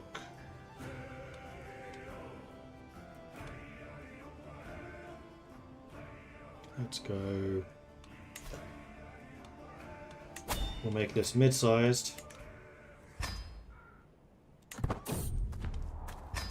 Don't really need it for the stress reduction, but we may get something else. Although, should probably have changed what the goal was, but never mind. Stress reduction is not something I particularly need right now. Chaotic succession again. Why? No, literally, why? One opposes. Tosti.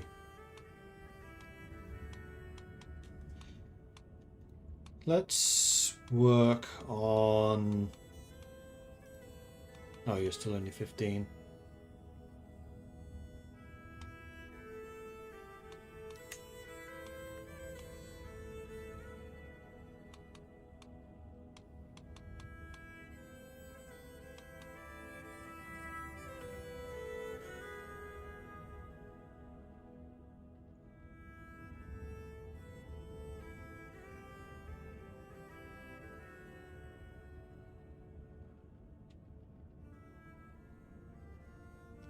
Let's see how Tosti does when he's finished with his education, and we'll make a decision as to who the successor should be.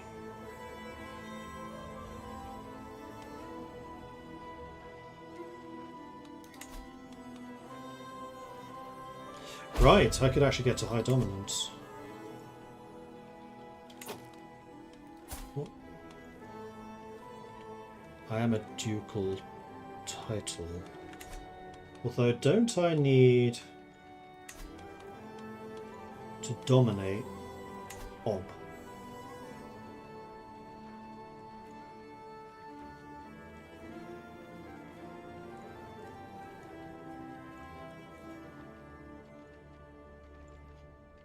No, this is what would be to gain the crown, I think. Because I already did a dominate once, so I'm a duke, and I would need to do that to get a crown. Torolfir assembles the party as soon as the sun rises over the camp, the grasslands near Chakarsku. With any luck, we'll find the bevy of swans, and our falcons will have great sport.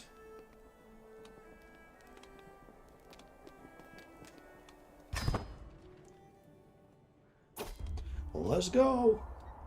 Sirma has been the star of the hunt thus far, her falcon talons forever dripping and red with fresh blood.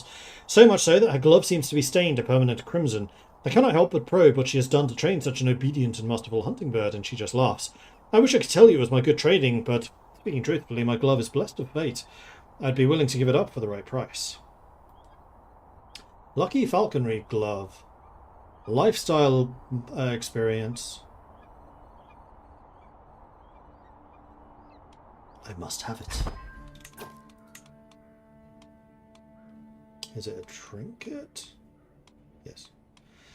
It can replace my swan feather.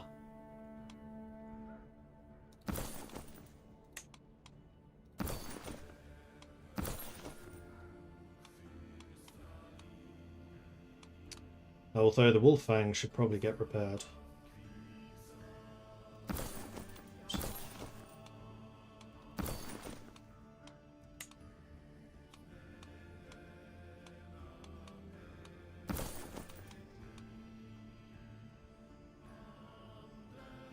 Oh, they cost 75 to repair?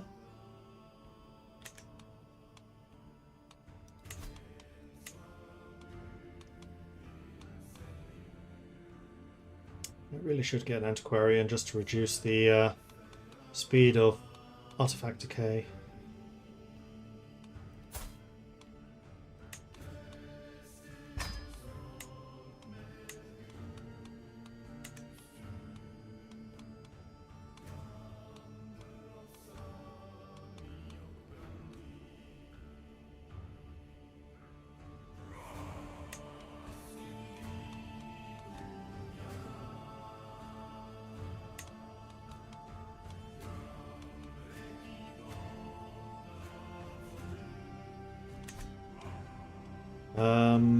Bob, your control is 50, so we are still increasing the control here. Yes, we are.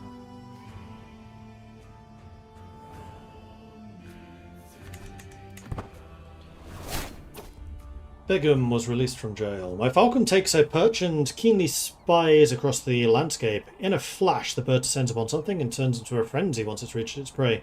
It pecks and claws at something on the ground, though I can't see what. I hurry over to the frantic, screeching falcon and find it horroring over not a dead beast, but a small collection of coins and trinkets. The value doesn't seem too extravagant, though I am sure I wouldn't be able to find the original owner even if I wanted to. I mean, 50 ducats is a pretty good get. Hey, Unity likes trades. My wife, Sirma, signals to the party to hush. We've arrived at the release spot set out by the Game Masters. Clear line of sight to the bevy of white swans watering themselves in a pond up ahead. Lie true, little one. 78% chance of success, so of course we're going to fail. As Alfreda and I pad over to some troublesome ground, I almost jump out of my skin at the sound of an almighty yelp. I turn to see my cousin-in-law's foot trapped in the mouth of a bear trap. Oof. Poking menacingly from the briar. Jinjiang! Jinjiang! Dresses the wound. Well done. Are you actually a doctor yet? I watch excitedly as my falcon identifies a target and takes wing from its watch, soaring high into the air. The beaters have scattered the calling white swans, who now fill the air with their flapping clamour. It swoops down like a bolt of lightning, the audible thunder of the impact reaching us moments later as the quarry falls from the sky. Yes. Oh, I can change my intent. Nothing useful though. Right. I swear I haven't gained Falconer. Bounty of the Wild. In spite of a few difficulties along the way, the hunt went very well. It's a shame I'll have to head back so soon. I could do this all day. The birds do need their rest though. Also gathers together the brace of birds that were felled by our falcons, the bounty of game and a measure of good training of our birds. My falcon happily eats a morsel of meat, rewarded for its great performance this day before we depart for camp and home. So I can gain a swan feather again. Boy will inherit it, so yes, I will keep that. So I don't need to repair the old swan feather. What I should probably do at some point is...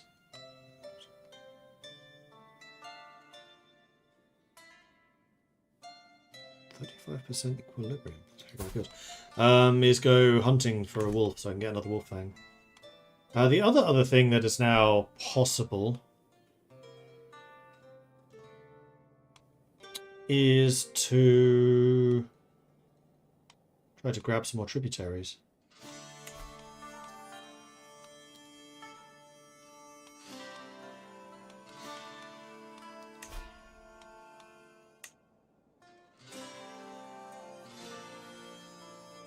You are allied to several people though.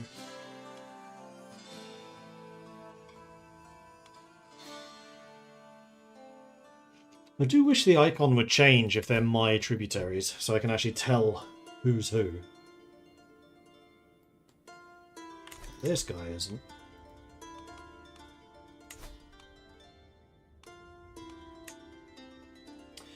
You used to be allied to these guys, we are not anymore.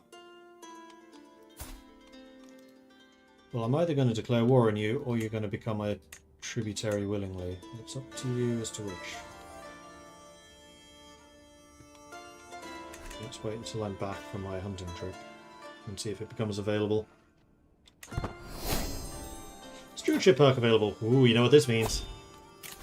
Architect! Heavy cavalry toughness, archer cavalry toughness. Don't mind if I do! Now, neither of these are particularly useful to me. I'm also very wealthy at this point, so I think I'm actually going to take strategy focus.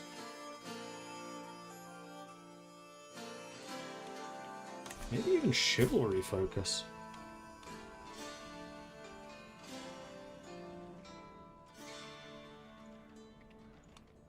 Although I never did get a commander trait. Yeah, that's what I was thinking. Start leading the armies personally, because Ulfilder is getting older. 56. I can't rely on her forever. And I'm still only 38. Yeah, so... we're going to go martial. The question here is whether we go strategy focus for the martial skill, which does make it cheaper to reinforce losses, or if we go for the chivalry focus, which gives me the extra advantage buffs.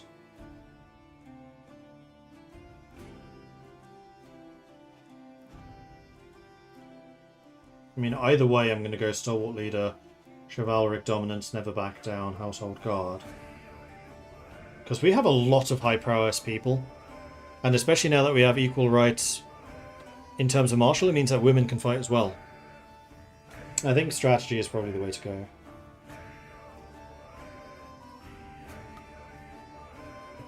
Although prowess is also very good for us because it allows us to cow people.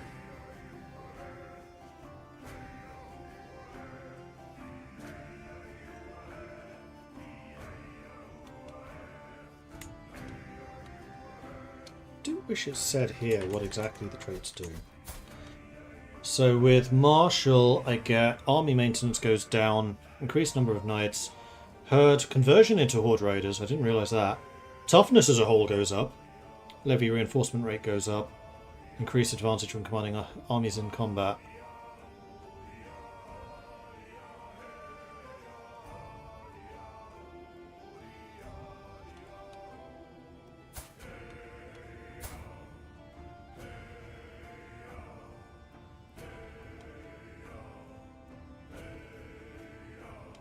I think I'm going to take the martial.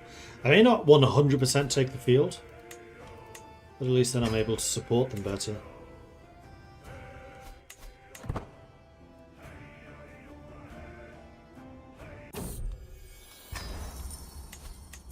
Alright, so looking at these super light lines. Okay, now I can see it a bit better.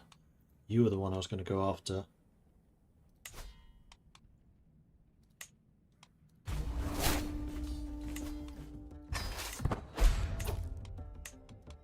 Oh, I now have a 32 combat.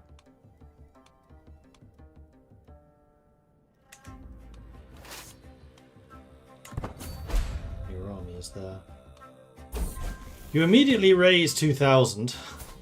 My son Tusty has come of age. Hardly studious, I at least managed to memorize certain choice quotes from the classics. He'll probably never write any great theorems, but he might read one or two.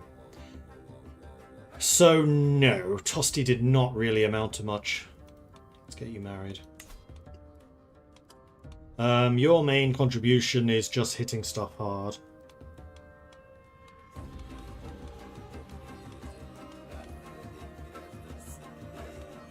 And our altar is actually pale.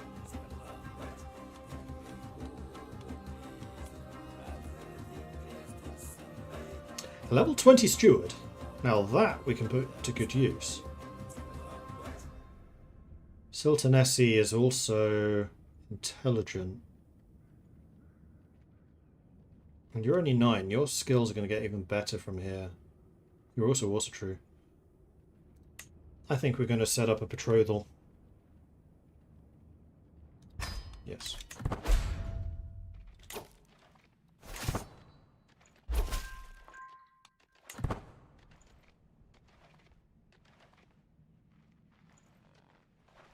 You just merged together, but it's expecting a victory. Your commander is only a 19 against my 32. -4 advantage. Guessing that's mostly because of the unreformed pagan combat. Yes, it is. Did lose almost 700 there. But a glorious victory nevertheless.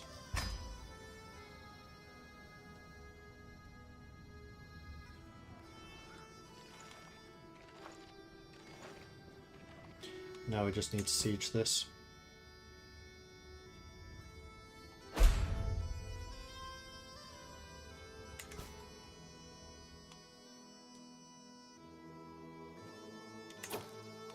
You seem to be getting obliterated by those guys. Your army is down to just 900. Oops. Serves you right for going after my tributaries.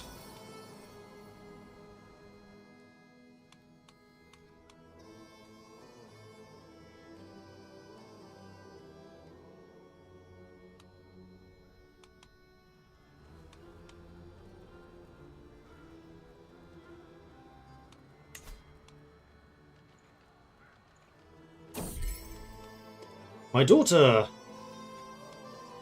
She's my daughter. Stop being so bloody paranoid. I know your previous wife cheated on you. Doesn't mean they all will, though.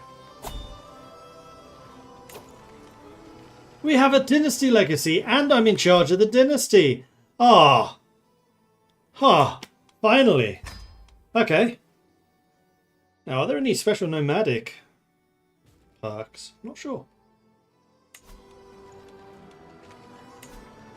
One. There is. Herd gain, county fertility growth, movement speed over land while raiding. Unlocks the terrorize raid intent. Size of men-at-arms regiments, herd conversion into horde raiders, hostile raid time, peace acceptance, archer cavalry damage, nomadic horde damage, herd conversion.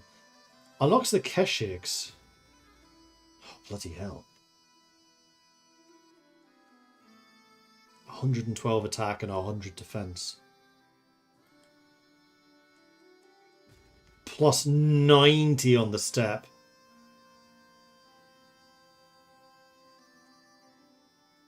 Oof. And Peace of the Great Khan decision. However, our dynasty is not just in the steppe. So while this is a legitimate choice, our dynasty is spread between the steppe, the Byzantine Empire, Norway, and Russia. So it may not be the best choice. However, the other options are Heroic Bloodline, which would let us get the Living Legend trait upon the completion of a mythical heroic legend. Legends also become, I think, 50% cheaper. Legitimacy, which reduces or increases control growth and also popular opinion. Adventure, more likely to get trade events while raiding. We haven't done much raiding recently, though. Pillage. Oh, so we have access to nomadic and pillage. But not meritocracy anymore.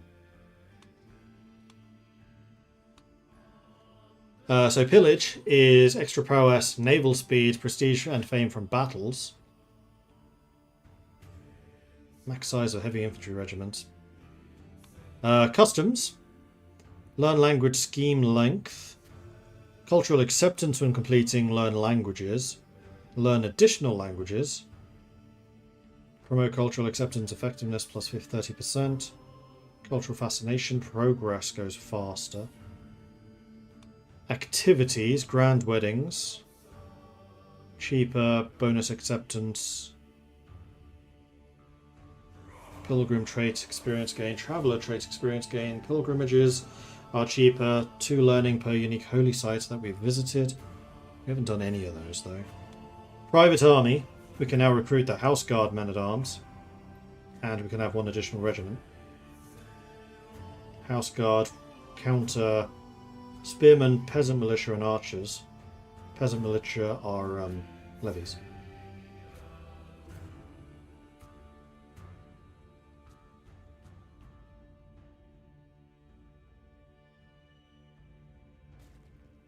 Law, Popular opinion, hunting and feasts. We've been doing a lot of hunting. Title creation, control growth, building. I mean, stewardship learning experience we have been doing some of. Guile, definitely not. Blood. We have actually been doing congenital traits more recently. Going for Herculean and intelligent. Particularly the next generation of our family. 3 of the 4 kids have both, I think. Erudition. We haven't been doing a huge amount. That's not entirely true. We have been trying to recruit people. Better guests will be attracted, and I think that is the recruitment.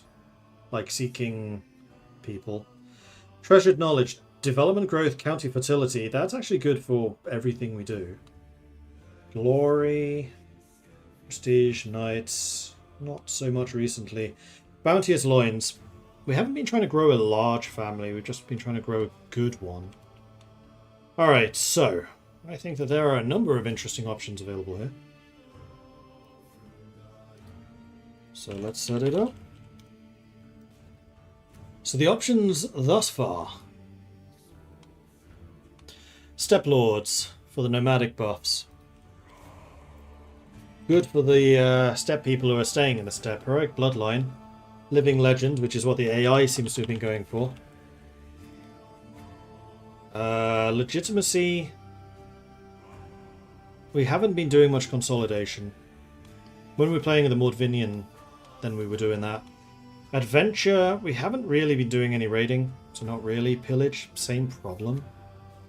Customs, language scholars we have been doing, because we've actually been focused really heavily on building our cultures. Recently.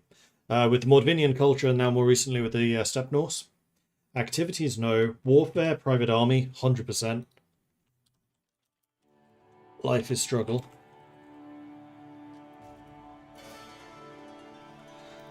Law, a bit. Guile, no. Blood, yes. Noble veins, 100%. I also kind of feel like we've been doing erudition. We are recruiting people in, although we haven't done it a huge amount. I've been more marrying good people and then using them.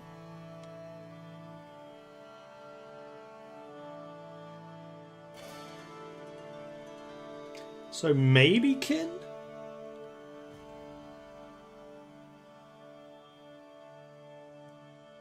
We haven't been doing anything with legends. I'm going to get rid of that. We're going to take bounteous loins instead. Alright, those are your options. Get your votes in. Vote, vote, vote. Are we going to stay steppe when we reach the destination, or is it only step on the journey? No, we'll almost certainly be going feudal when we reach the destination. But there will be some steppe people left behind. I do fully intend to scatter the steppe with various steppe Vikings, so they will continue to gain that benefit. Even if we ourselves do not.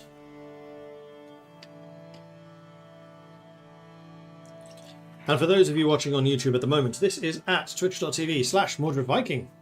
That is where you can get involved with these votes. Leaving the steppe family behind. We will be, yes. The entire thing that we're doing in this is basically leaving little pockets of family members and culture behind us as we go. Which is actually part of the reason we're generating so much renown. It's one of the upsides of this system. Which I noticed the last time we did the March of the Vikings. No, it was the first one. Where we were basically leaving kingdoms behind us. Before we had all of these different government types. So get your votes in. Vote, vote, vote. OCD says private army to complete it, but oh, those choices. They're good choices. I really like this system. It's a game of dynasties and impact on the world, not just one nation. Yeah, I mean, usually I do like playing the one nation system. Oh, is that really true? I mean, just from my preferred playstyles, it's martial and stewarding. I like building tall, or I like building army. I actually really like the combat in Crusader Kings.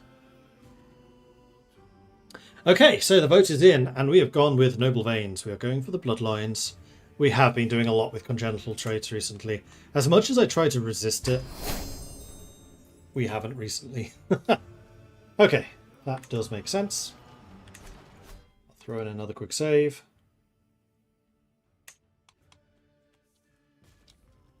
That's just score 1, not +1.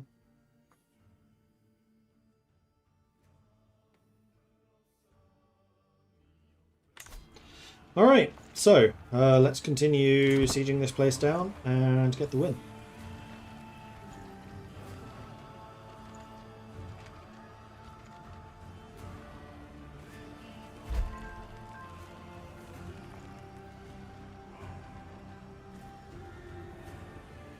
Oh, we improved relations towards Viking.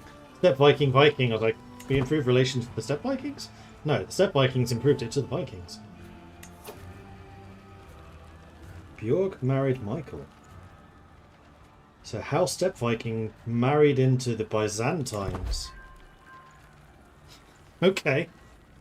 We're spreading, apparently. I mean, that is like 3 or 4 generations ago. So inbreeding isn't that much of a risk at this point. It's still kind of interesting. There's the victory. I will enforce those demands. Thank you very much. And then I'm going to change... That's not what I meant to do. Contract change. That's actually fine, but I will reduce your prestige payment because I don't want to piss you off that much. I'd like you to remain tributaries. It's good for both of us, but especially me. Alright, we're now generating 1,100 tributaries. 1,100 herd. No, sorry. 111, not 1,100. We are almost at the stage where we can afford another regiment. Now, do we go for a 3rd cataphract archer? Or do we go for a nomad lancer? I think we go for the cataphract archer. These guys are really proving their worth at the moment. Yeah, we should probably also do the refill. Nice. Alright, who's next?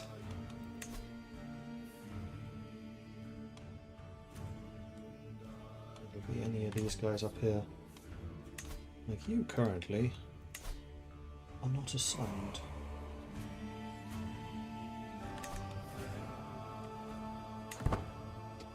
$3,300. You're at 3,500. You're still alive. I'm waiting for that guy to pass away. Then I'm going to break away as their tributary. Although at this point, I kind of doubt that they would come after me. I am now sufficiently strong enough.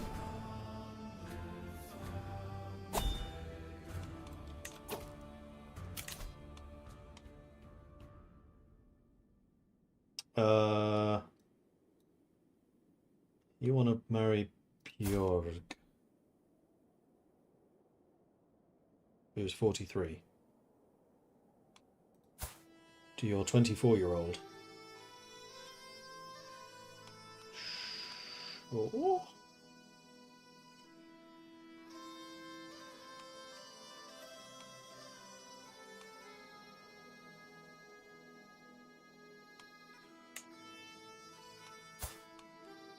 Way over there. That doesn't really benefit me, so now I pass. However, I should marry her off. So we need to look at Dynasty, Viking, marital statement, unmarried, adult. So there are actually a couple of you who are unmarried at this moment. You're being one of them.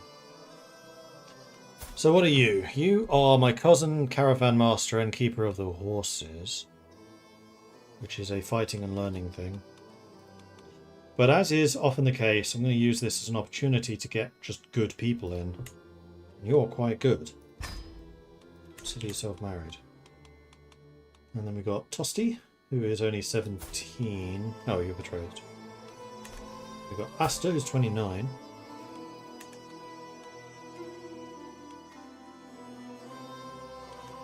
Oh, you're my niece. You're in. Yeah, I can't arrange your marriage anyway.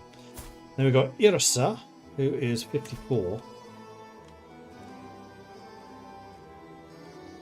And is my spy master, so if we can get someone who can double down on that, that would be nice. You're a treacherous villain. You're a rapacious villain. You're a covetous blackguard. You're a zealous opportunist. I think the zealous opportunist is probably the best option here. Then we have Aslaug, who is 62.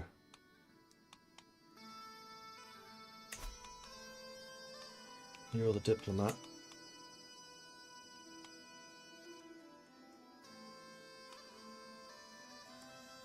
I would like someone who's a diplomat and a steward, if we can.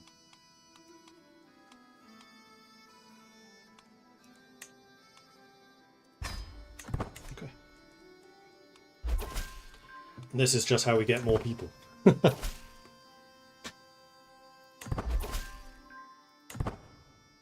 We are in Siberia, yes. Where are we again? We're here. And we're on the map! The steppe Norse. We are growing. Can I be really audacious?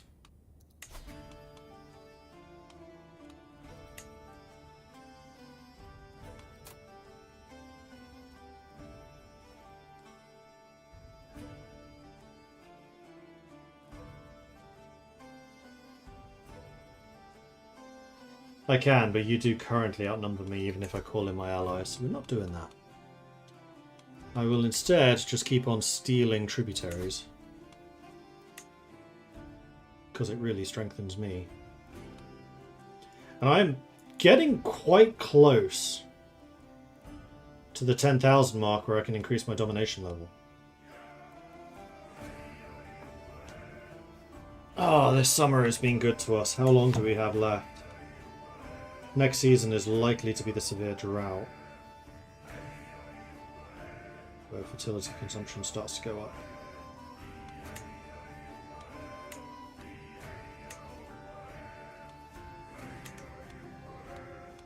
And question. Have you finally become a doctor? You've become a doctor! Excellent. Finally.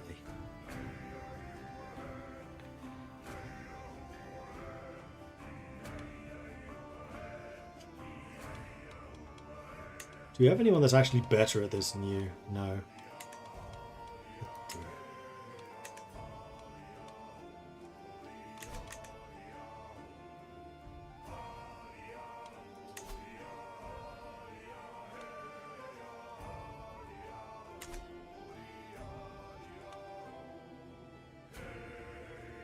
Gaining 15 from tributaries. Most of this is just from county fertility, though.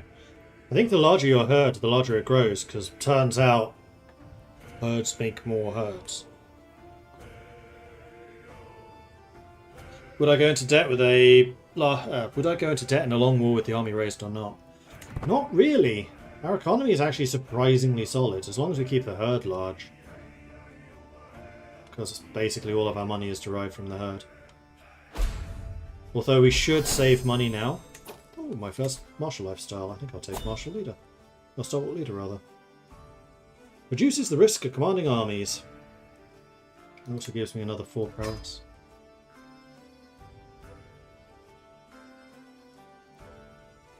And after that, I think I probably want Parthian tactics. Heavy cavalry toughness and pursuit goes up. Archer cavalry toughness and pursuit goes up.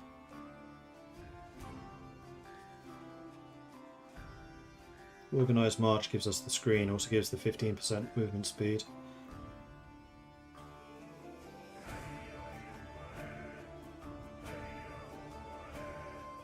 The man-at-arms counter efficiency would also be really nice, because it would make the cataphracts more efficient at doing what they do good.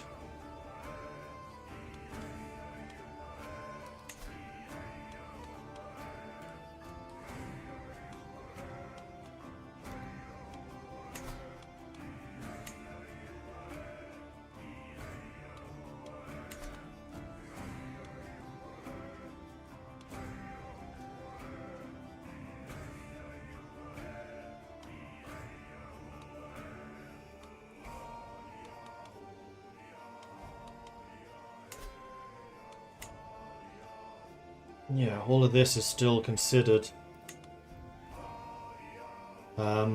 step.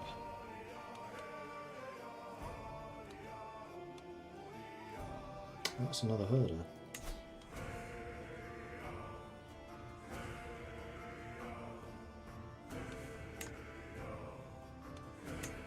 Well, I see no reason to stop, so just keep going.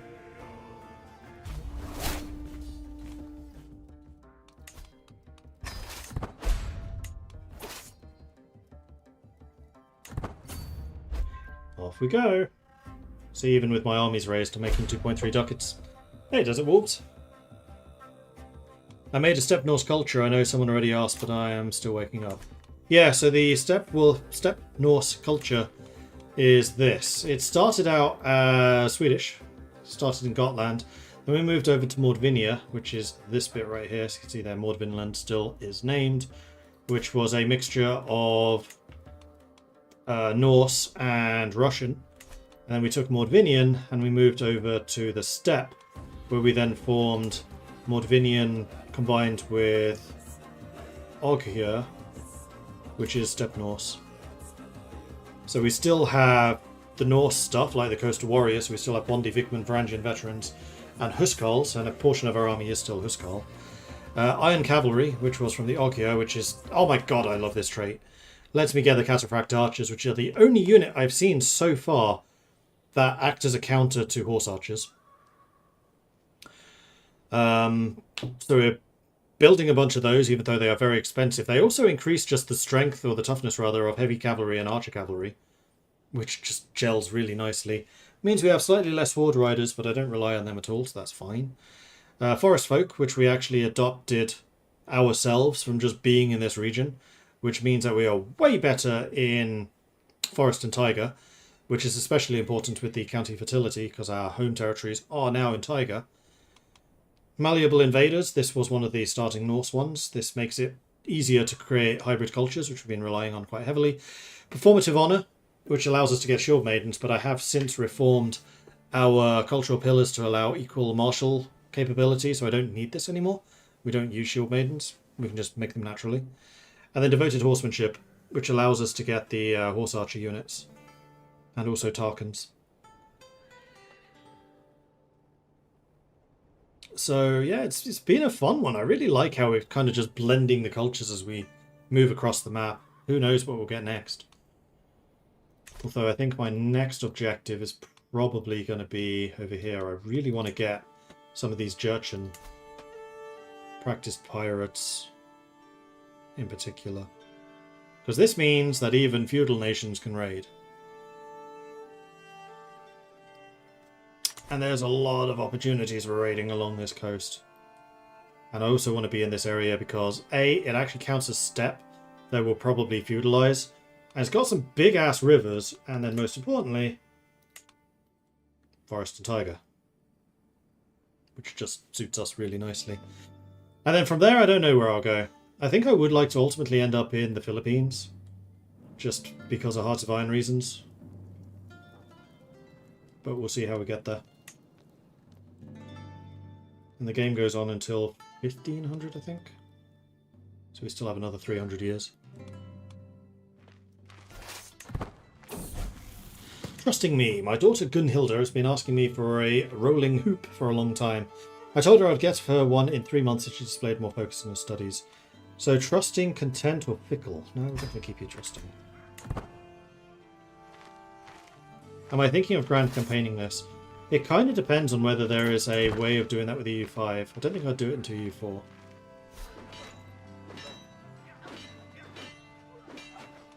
But I somewhat doubt that there is no way of doing that yet.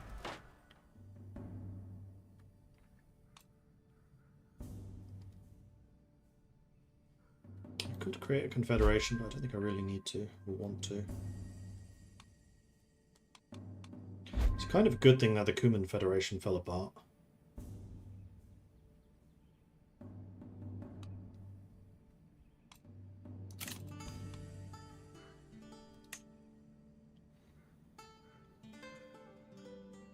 Archers are still one of the main ways I do damage. The Huskarls, because they're heavy infantry, just get countered by their horse archers. Consumption, little by little, a crimson stain, so stark against the pale cloth. I stared at it in disbelief, suppressing another cough. Did it? Did I? No more than is necessary, because I really don't trust you. Okay, you succeeded. Disease? It's not disease. That's disease. We have the White Plague down there in the south, but nothing around me. But I do, in fact, have consumption. Huh. It would suck to die to that. There is one thing I can do about this. Yeah, from here, then here. I already built it though, didn't I? Yes, the physician yurt. I probably should get the astrology yurt so I have the more effective understanding of the next... What? Just build that. It takes 3 days. I'm an architect. Enemy alliance is formed. Still can't raise more troops, so it's fine.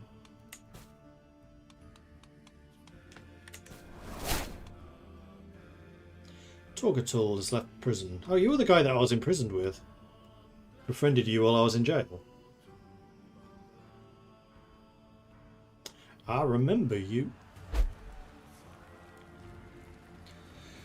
Not a plague, just caught. It's a long infection. They happen sometimes. Yeah.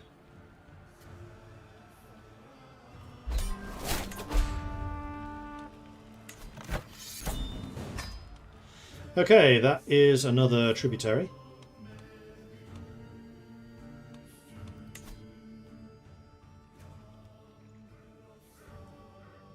Line goes to you, but not to you. I can't declare war on you while I have troops raised, which is kind of annoying. Let's do this individually.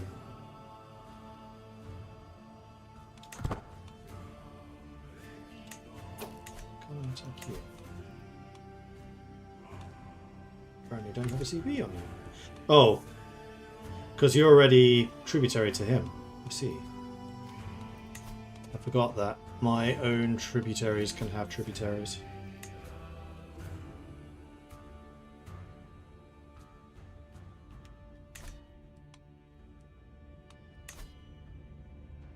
You're still kicking around. 10,000! Dominance high. Domain limit goes to 4... No, to 6. So 7 because I'm a steward. Vassal limit goes up. Max migration distance goes up significantly. Belligerent vassal opinion goes down. Vassals can now be retracted. Migrations can target kingdoms. I can construct the main Great Yurt, which I definitely want to do. Move into conquered lands. Step. I can settle the steppe to become tribal. And independent nomadic rulers get to overrun kingdom CBs.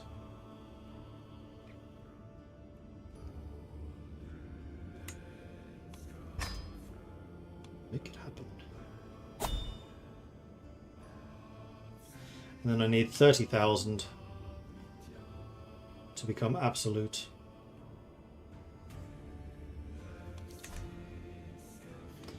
But for that, I am 100% going to need to upgrade to you, which is not going to be cheap. Cost me 1,000 herd as well, but then my herd capacity also goes up quite considerably.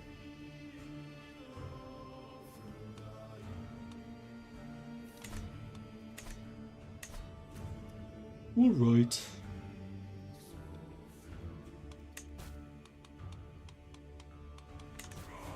Do I have people in jail? I do.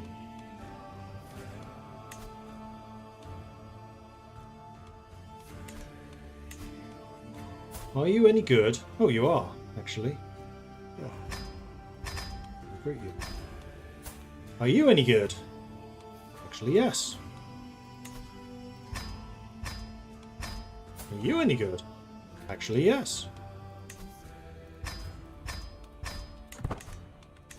Clear out the prisons and recruit them all.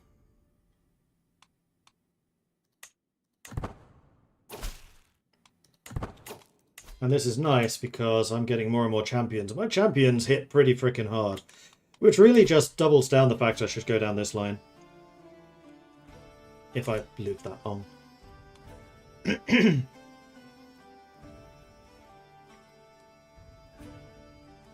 Occurs to me Genghis Khan will be turning up relatively soon. Yeah. The Mongols are getting stronger. Herd of 25,000 now.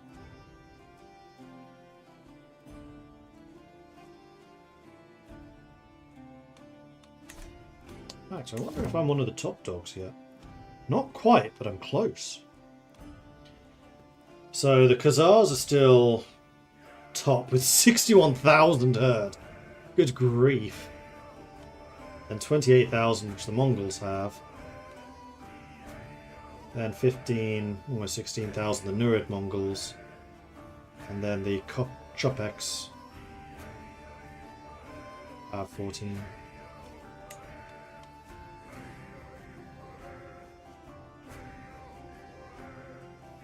That's considered an elite army. I mean, actually, you have a lot of horse archers. You also have a lot of horde riders.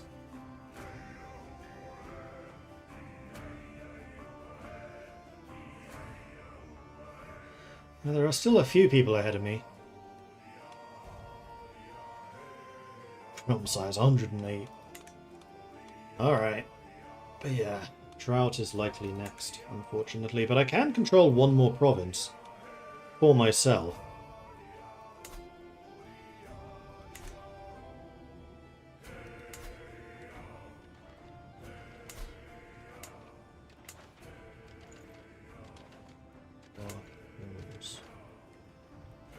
You are also hills.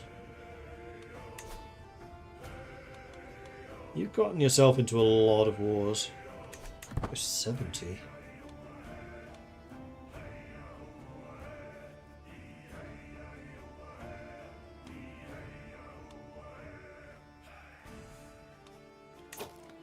Do I just keep on pressing the advantage? Basically, yes.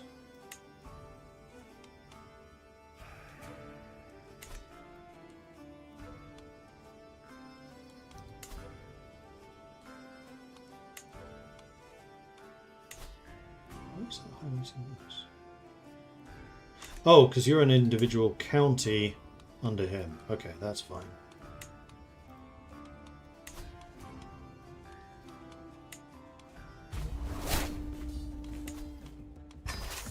Raise.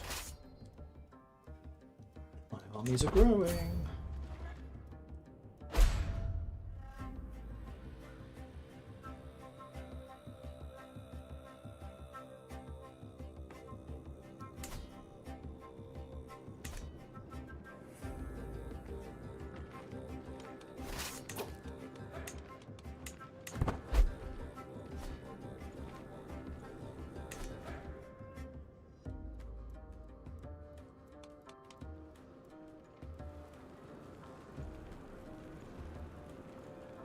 I need to save up the 200 ducats now so I can build the yurt.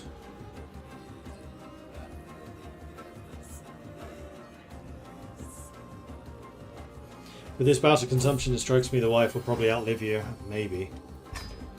That's a point. I have not yet determined who my heir should be. I should probably do that. So at the moment it's boy. And Tosti came out kind of disappointingly. So I think that boy is going to continue to be the heir. I'm just really annoyed that she was stolen from us. She would have been very good as an heir. Grrr. Completely abused by the blood brother there. You've been useless. You've dragged me into a series of wars and you stole my best daughter.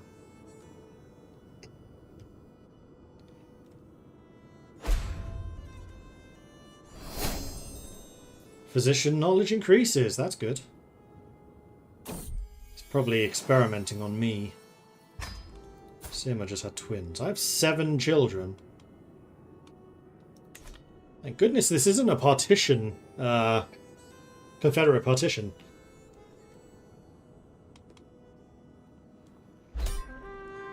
And there's the victory. I'll be having that. expand.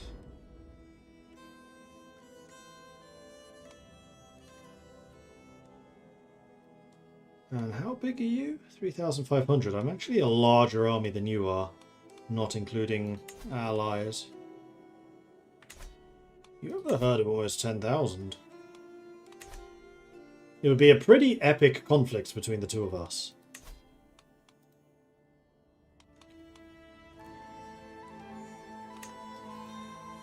Oh, I can't request tributary while you're at war.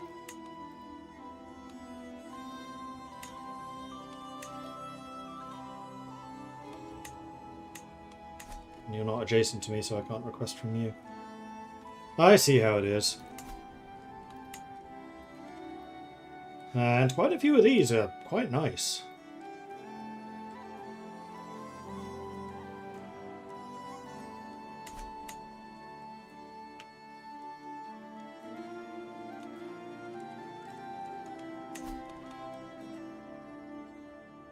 Oh, you finally won that tributary war. Yeah, you did. Actually, I'm kind of surprised that you did. How did you pull that off? 1,600. You're fighting someone at the moment, though, aren't you? No, you're not.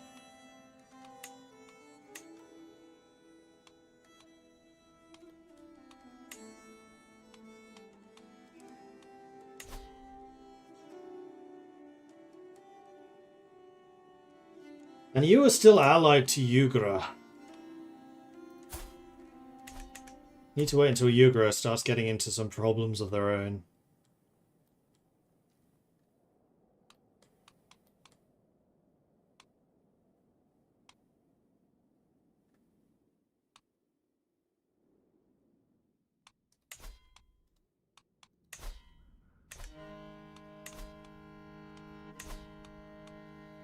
You can raise 2,000 because the three of you are all allied with each other.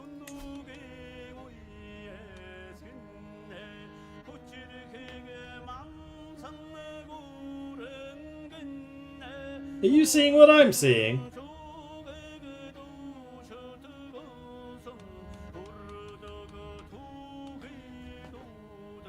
I kinda don't want to kill you now. You're like a relic of the old times. You're even further east than I am. Ow!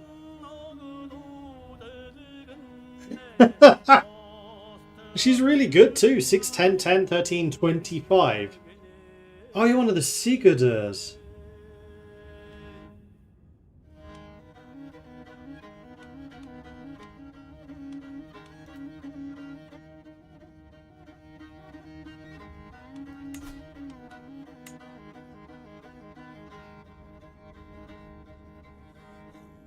Oh, I need to take you as a tributary.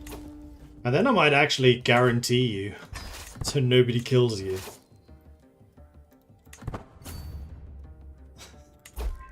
That's incredibly impressive. Why am I taking attrition here? Let's do that.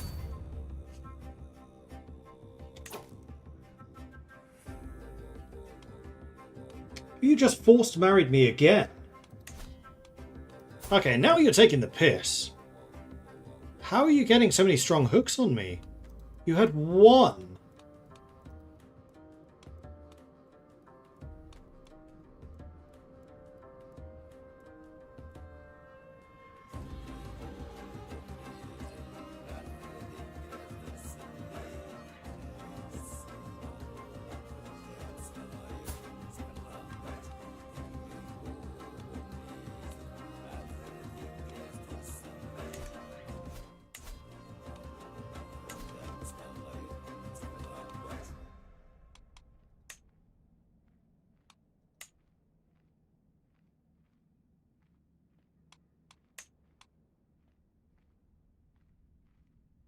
I have big regrets. Blood brothering with that guy.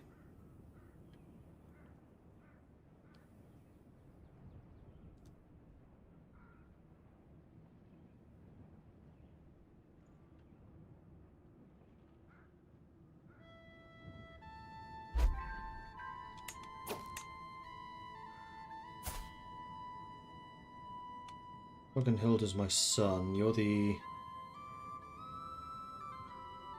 Ah, yeah. You are the 4th in line. You're a hunter already at 12. The beating! What in the world has happened to my daughter Gunhilda? She is all bruised and beaten. She refuses to name who did this to her. Was it an older child? Did she pester a noble to the point of fury? Now she has all but stopped talking and constantly hides away when there are people nearby. Poor girl. So she gains shy or craven?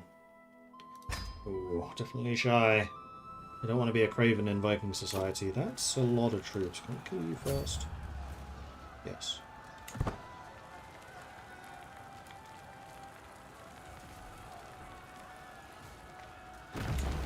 And this is in the hills?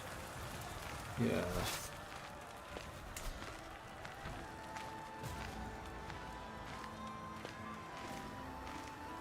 Huskarls and House Guard. Oh, I'm not going to kill that one.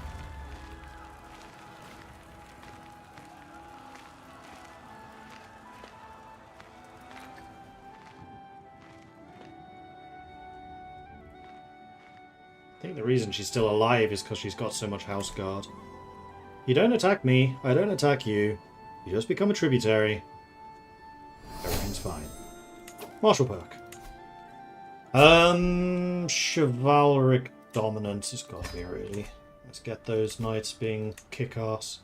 190 champion effectiveness, and I have 10 of them. And all of them have, I'm pretty sure, above 20 prowess at this point. Increased control task is completed. Excellent. I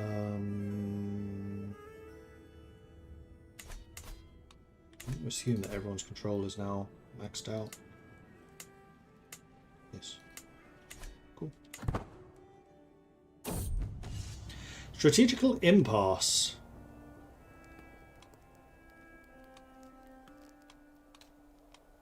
I know how we can do both. Why not both?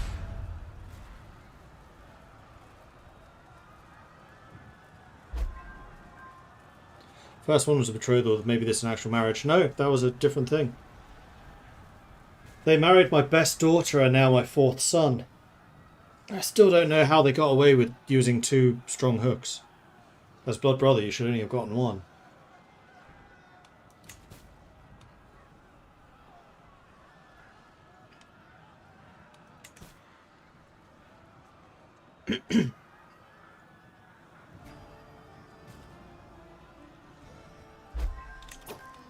Oh, nuts.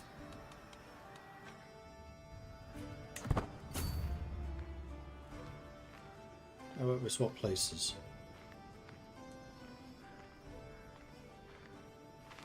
I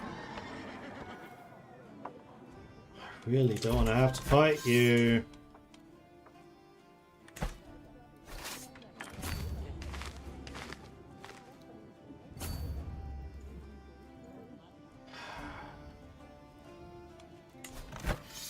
We don't want to give in.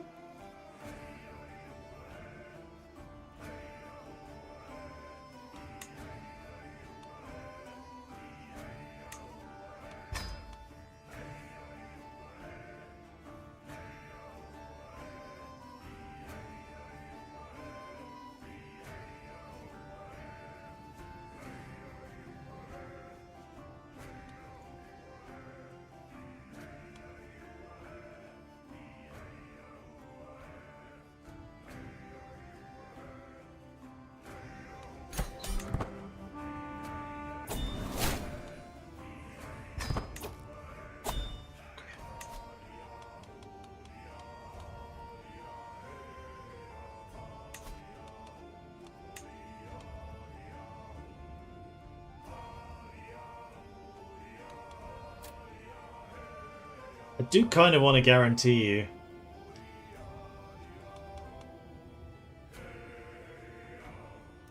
I'm not gonna.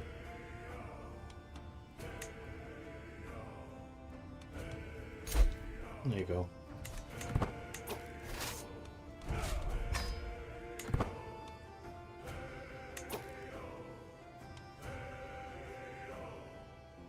12,000. Oh, I'm almost at my limit.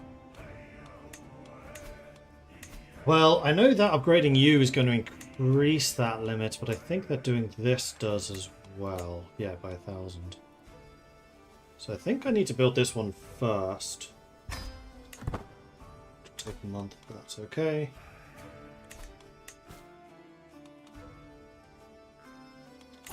Command you, become a tributary.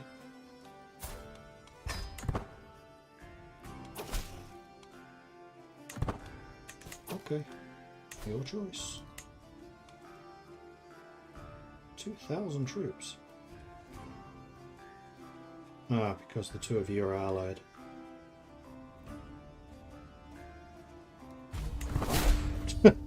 Your decision. You said no.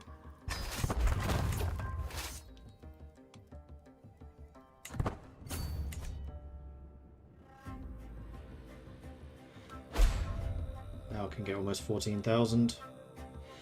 Enemy allies have joined the war. But that just gives me more places to siege. Now I wonder how long she stays as a hostage for. I'm not sure. I've become malnourished. Oh no. That doesn't sound good. Now the other thing I should probably do is increase the number of torchbearers that we have in the army. Make these sieges go a bit quicker.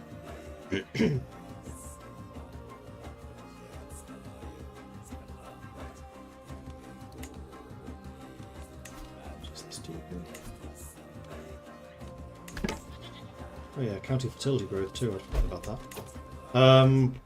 Herder's Corner is just a straight herd capacity buff. We should probably also take the sheep farming at some point.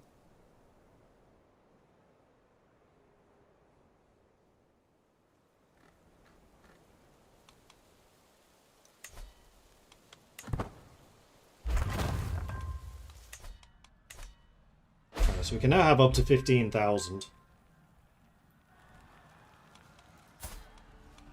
You are not doing too hot.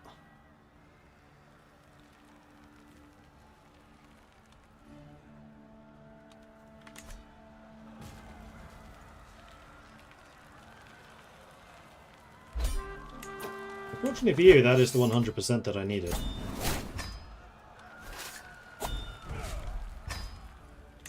Oh, they even had my granddaughter in prison. That was a good thing I took him down then. And my level of fame is well known. I am now illustrious.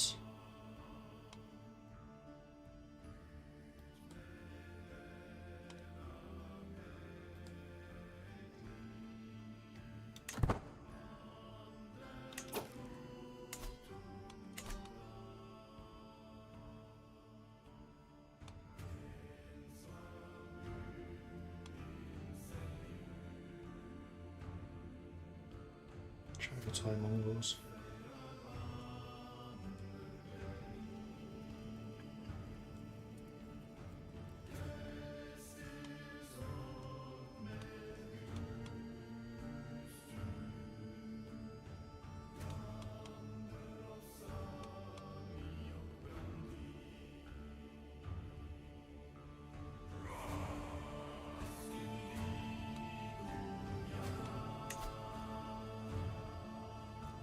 No, they're actually expanding with a lot of vassals, not just tributaries. So are you.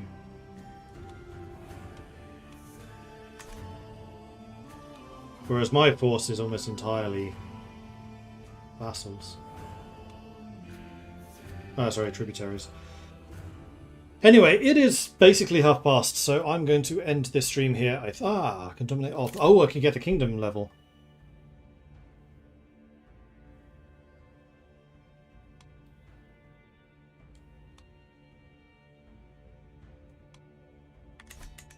Okay, maybe I won't end just yet.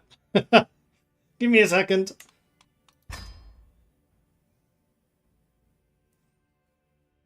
$3,700.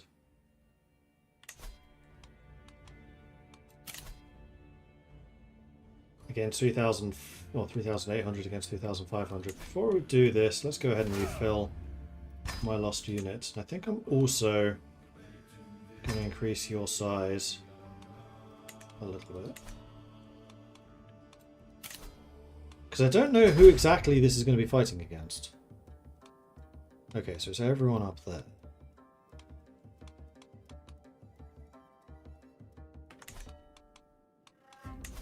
Hey, yo.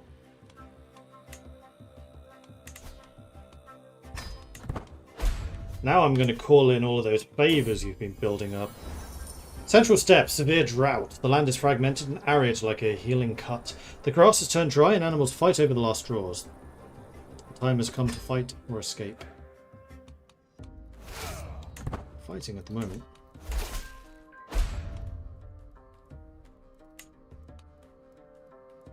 Alright, let's start.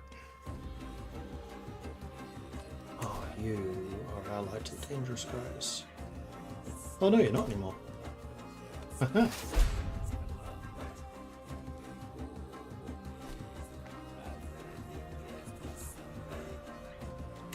Can no longer manage fertility.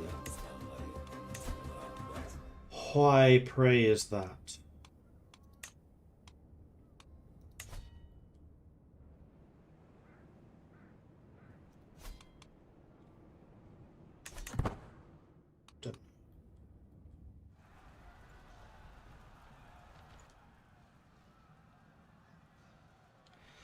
So yeah, fertility equilibrium's gone from 35 down to 28, 29. That's not a terrible decrease. The herds are still growing, that's the main thing. Does that make the tributaries into vassals? No, it basically tributizes all of this. I think. Which may not necessarily be the most useful, because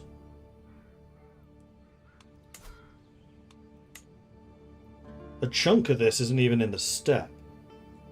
Although at that point maybe I can do the expand the steppe decision. We'll see. Oh, there are armies. There. I need to take that capital. What kind of terrain is this? Ooh, wetlands. Ew. That's bad for all of our troops.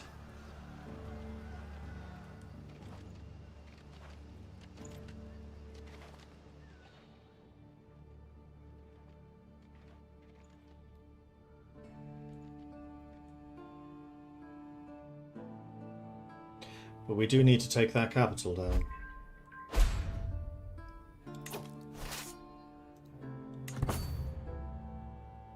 So let's go do that. Where on earth are you off to? Don't know.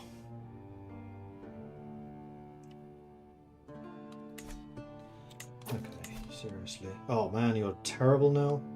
Why? Because you're fucking infirm. Oh, gah!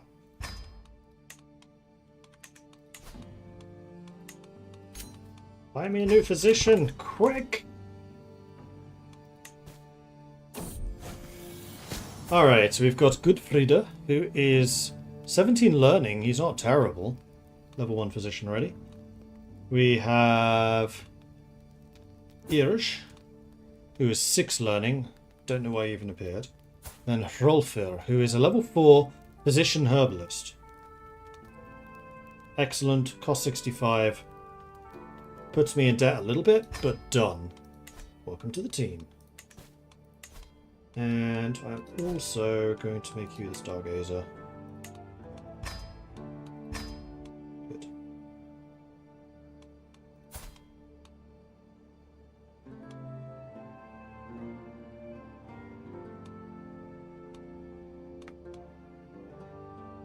You're well on the way to level 2 physician, so I don't think you need to improve your skills.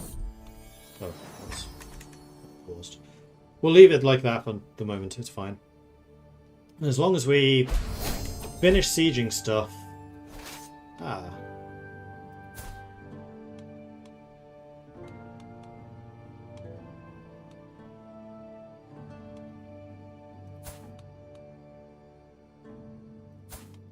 get you back? Let's... Okay, that changes things. Ingfrida is back.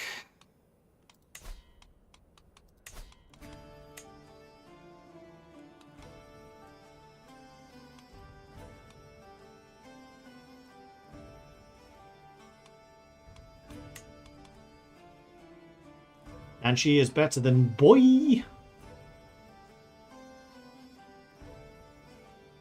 So I think I kind of want her to be the next in line.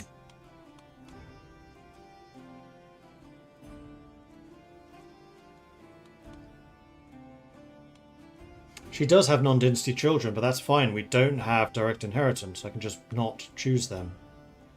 That's what this is.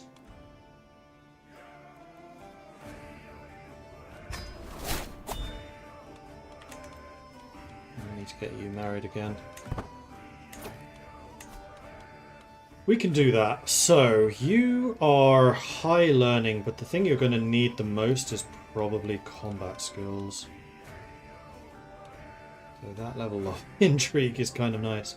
Brave, impatient, and generous. That's a good combo. I think we choose you as your spouse. This is matrilineal, absolutely. Okay, so we've taken their capital.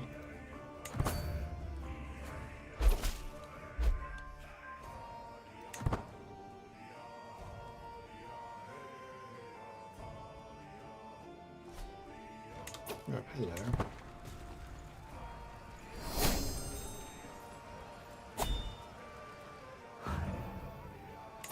New lifestyle perk. Never back down. Friendly fatal casualties down, advantage up. That sounds like a fantastic choice. Although I am not currently leading this. Ulfida is, which is fine. I should go and hunt down and destroy that army. You are actually suffering attrition now. I'm going to take that back. Well, you're certainly going to try to take that back. Yuga is in this war. Yep.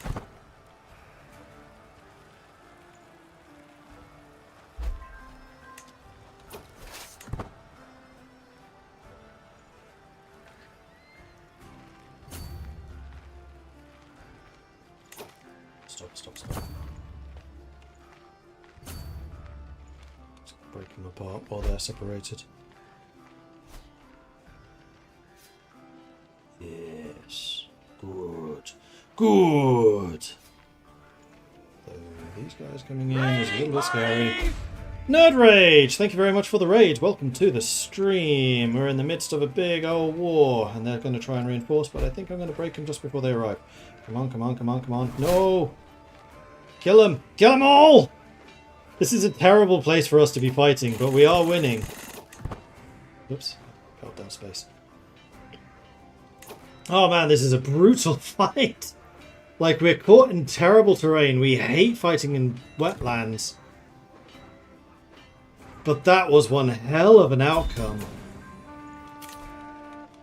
We lost 400, they lost 2,800. I mean, a large portion of their army was levies, so it's not that surprising. But also just the fact that they kept on coming in piece by piece. Have I thought about doing overhaul mods for the game? Yeah, at some point I might. The main reason I'm doing this is because I've realised that there's huge amounts of this game that I've just never used. Like the... I've never played as a steppe nomad previously. I basically haven't been further east than... I was going to say than Russia, but that goes pretty far east. But then, like, Ukraine area. So now fighting in northeastern Siberia, it's a pretty different game. Because we are currently playing, despite the fact that I look like a Viking, we are in fact a steppe nomad. We are the steppe Norse. And I'm really enjoying this because the culture we've created is kind of interesting. So we have steppe stuff like Iron Cavalry and Devoted Horsemanship combined with Norse stuff, Coastal Warriors. So our army at the moment is a composition of Huskarls, cataphract archers from like the Byzantine area and then horse archers. Which is why we can pull off battles like this one. Although I'm a little surprised we did as well as we did there, because a very large portion of our army is horse archers and cataphract archers. And steppe riders. And horde riders who suck in wetlands. But hey, I'll take the victory. Oh, we're at 100. Well spotted, thank you. Yeah, because of the occupations. And the plus 50 from winning that battle. Of course. So I gain the contested titles. Every defender becomes a tributary contract with high herd and prestige transfer.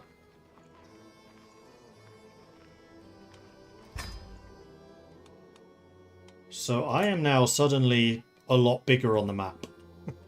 I've taken over this entire northern quadrant. Now as part of that, can I can try to dominate Siberia. Okay, I need absolute dominance for that, which requires 30,000 horde, I think it was. Yeah. Which I was going to say, I can't actually reach that. But now I could. Alright, the Steppe Norse are becoming a major power in this region. Let's send you guys home to recover. Let's also refill those units. This only cost me 200 herd. Okay. We're gaining 7 ducats a month. Betrothed can marry. That was Toasty marrying you. Yep, lots of congenital traits coming in.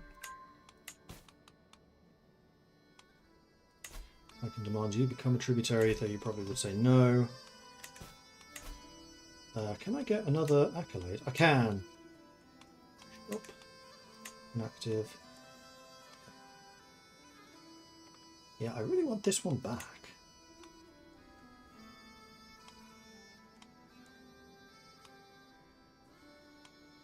Unfortunately, we don't seem able to get the horse archer trait, which is what I'm really after. Getting a tactician at some point would be nice, but no, horse archer is what I really need. Or now heavy cavalry. Can I get heavy cavalry trait? I think I checked that and I can't remember what the outcome was. Anyway, the thing that we are working on now is upgrading the Great Yurt to level 4. Which will cost me 201 ducats. So right now I just need to kind of sit back, consolidate a little bit, and hope that he doesn't die. Oh, he is now actually considered a king. Yep, Steppe Norse now a kingdom title. Sweet. So with that in mind, can I... Ah, we're no longer blood brothers.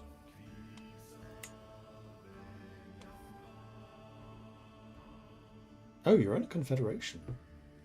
Who's? Blackton. Oh, you started one. But it looks like we're still allied to them. And they did just help us win a kingdom. So that's good. I am a little surprised, though, that I can't do the... expand the steps. Oh, because I'm diseased.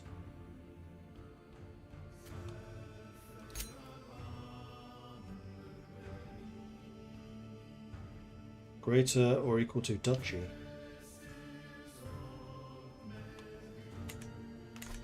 Okay, because I'm so ill, I can't do anything. But we now have a decent physician, who I probably need to go to and request...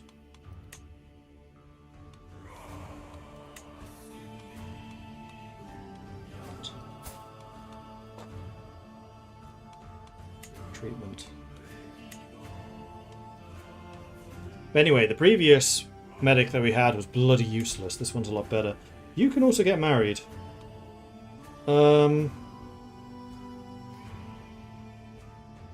Cecilia is actually not a bad match for you. As long as we make this matrilineal for Cecilia.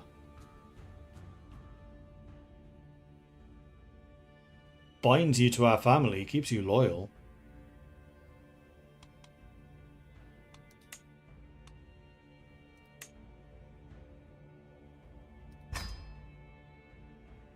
And you will accept that. Oh, okay. What? Why? No. Oh, don't tell me Cecilia is the one person who owns territory in my realm. Nope, that's still Ophelda. Oh, fuck. Ah! I'm going to reload. That's not what I intended to do. That's not at all what I intended to do.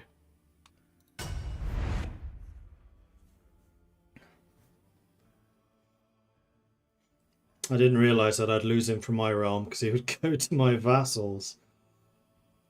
When you serve my vassal, therefore you serve me, right? That's how this should work.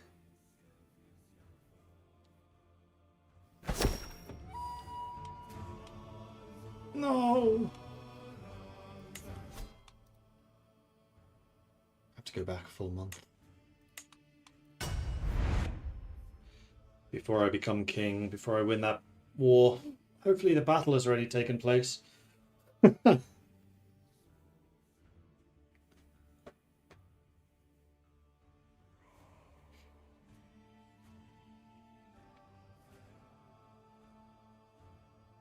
Anyway, yes, to Nerd Rage's crew who just joined us. Okay, this battle's still ongoing. That's fine, we should win it. We started out as an adventurer in Gotland. We went through Europe for a bit. We took a stint down in the Byzantine Empire, and to this day, one of the foremost families of the Byzantine Empire is House Viking, which was the original dynasty that we are a part of. We are now a cadet branch of House Viking. We then went up to Russia, and we settled in Mordvinia, where our ancestors still are. They are still the Dukes of Mordvin. We were the king of Mordvinia for a while, but the Khazars are just so freaking strong that they lost after we left.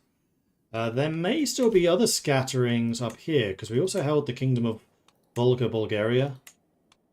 So I'd be a little surprised if we don't have family members up there, but currently not holding any territory, unfortunately. But Mordvinian is still a culture, although it is slowly being wiped out by Khazar. But the lasting impact is this one. Khazar became Orsa-True. They are Norse, like us. Big difference that makes. So the Khazars were Orsa-True. That's that. Then we went across the steppe. We spent a period over here. Those were the bad days. Then we went north. Those were the worst days because we actually left the steppe for a moment. We ended up in this grey area where you actually lose steppe mechanics. Or you lose the ability to migrate despite being still nomads. It was weird. But our neighbour became a nomad. We were able to demand nomad's territory. We moved our capital to it and then immediately migrated away because this area was dangerous, and we moved over to here where we have been for the last generation. We moved with this guy, or maybe his mother. No, it was with this guy. It was Refil who made the move. And since then, we've been thriving. Our horde has just gone through the roof. We spent 3 generations, I think, with just bad winter after bad winter after bad winter, and the herd never rose above 3,000. But we're now at 11,000, and that continues to grow, and we're about to take our kingdom as soon as this battle is done. Really at 97 before we even fought. There we go, and there we are. We have our kingdom back. So that's where we are now. And our ultimate objective, or at least a mid-term objective, is to migrate over to here, North Korea / Siberia / Manchuria, and try to settle in the Jurchen territories, because I'd quite like to inherit some of their traits. We've been hybridizing as we go across. And then probably go down the coast and maybe end up in like the Philippines or something like that. So we have the Filipino Vikings. But that's what's been happening so far. And it's been a pretty good game. Unfortunately, I am going to have to end the stream here. So thank you, Nerd Rage, for the raid. I will pass it on to the next person because I'm getting really hungry and I've been streaming for 5 hours now. So is anyone else doing CK3? Let's take a look. Crusader Kings, that was my last search.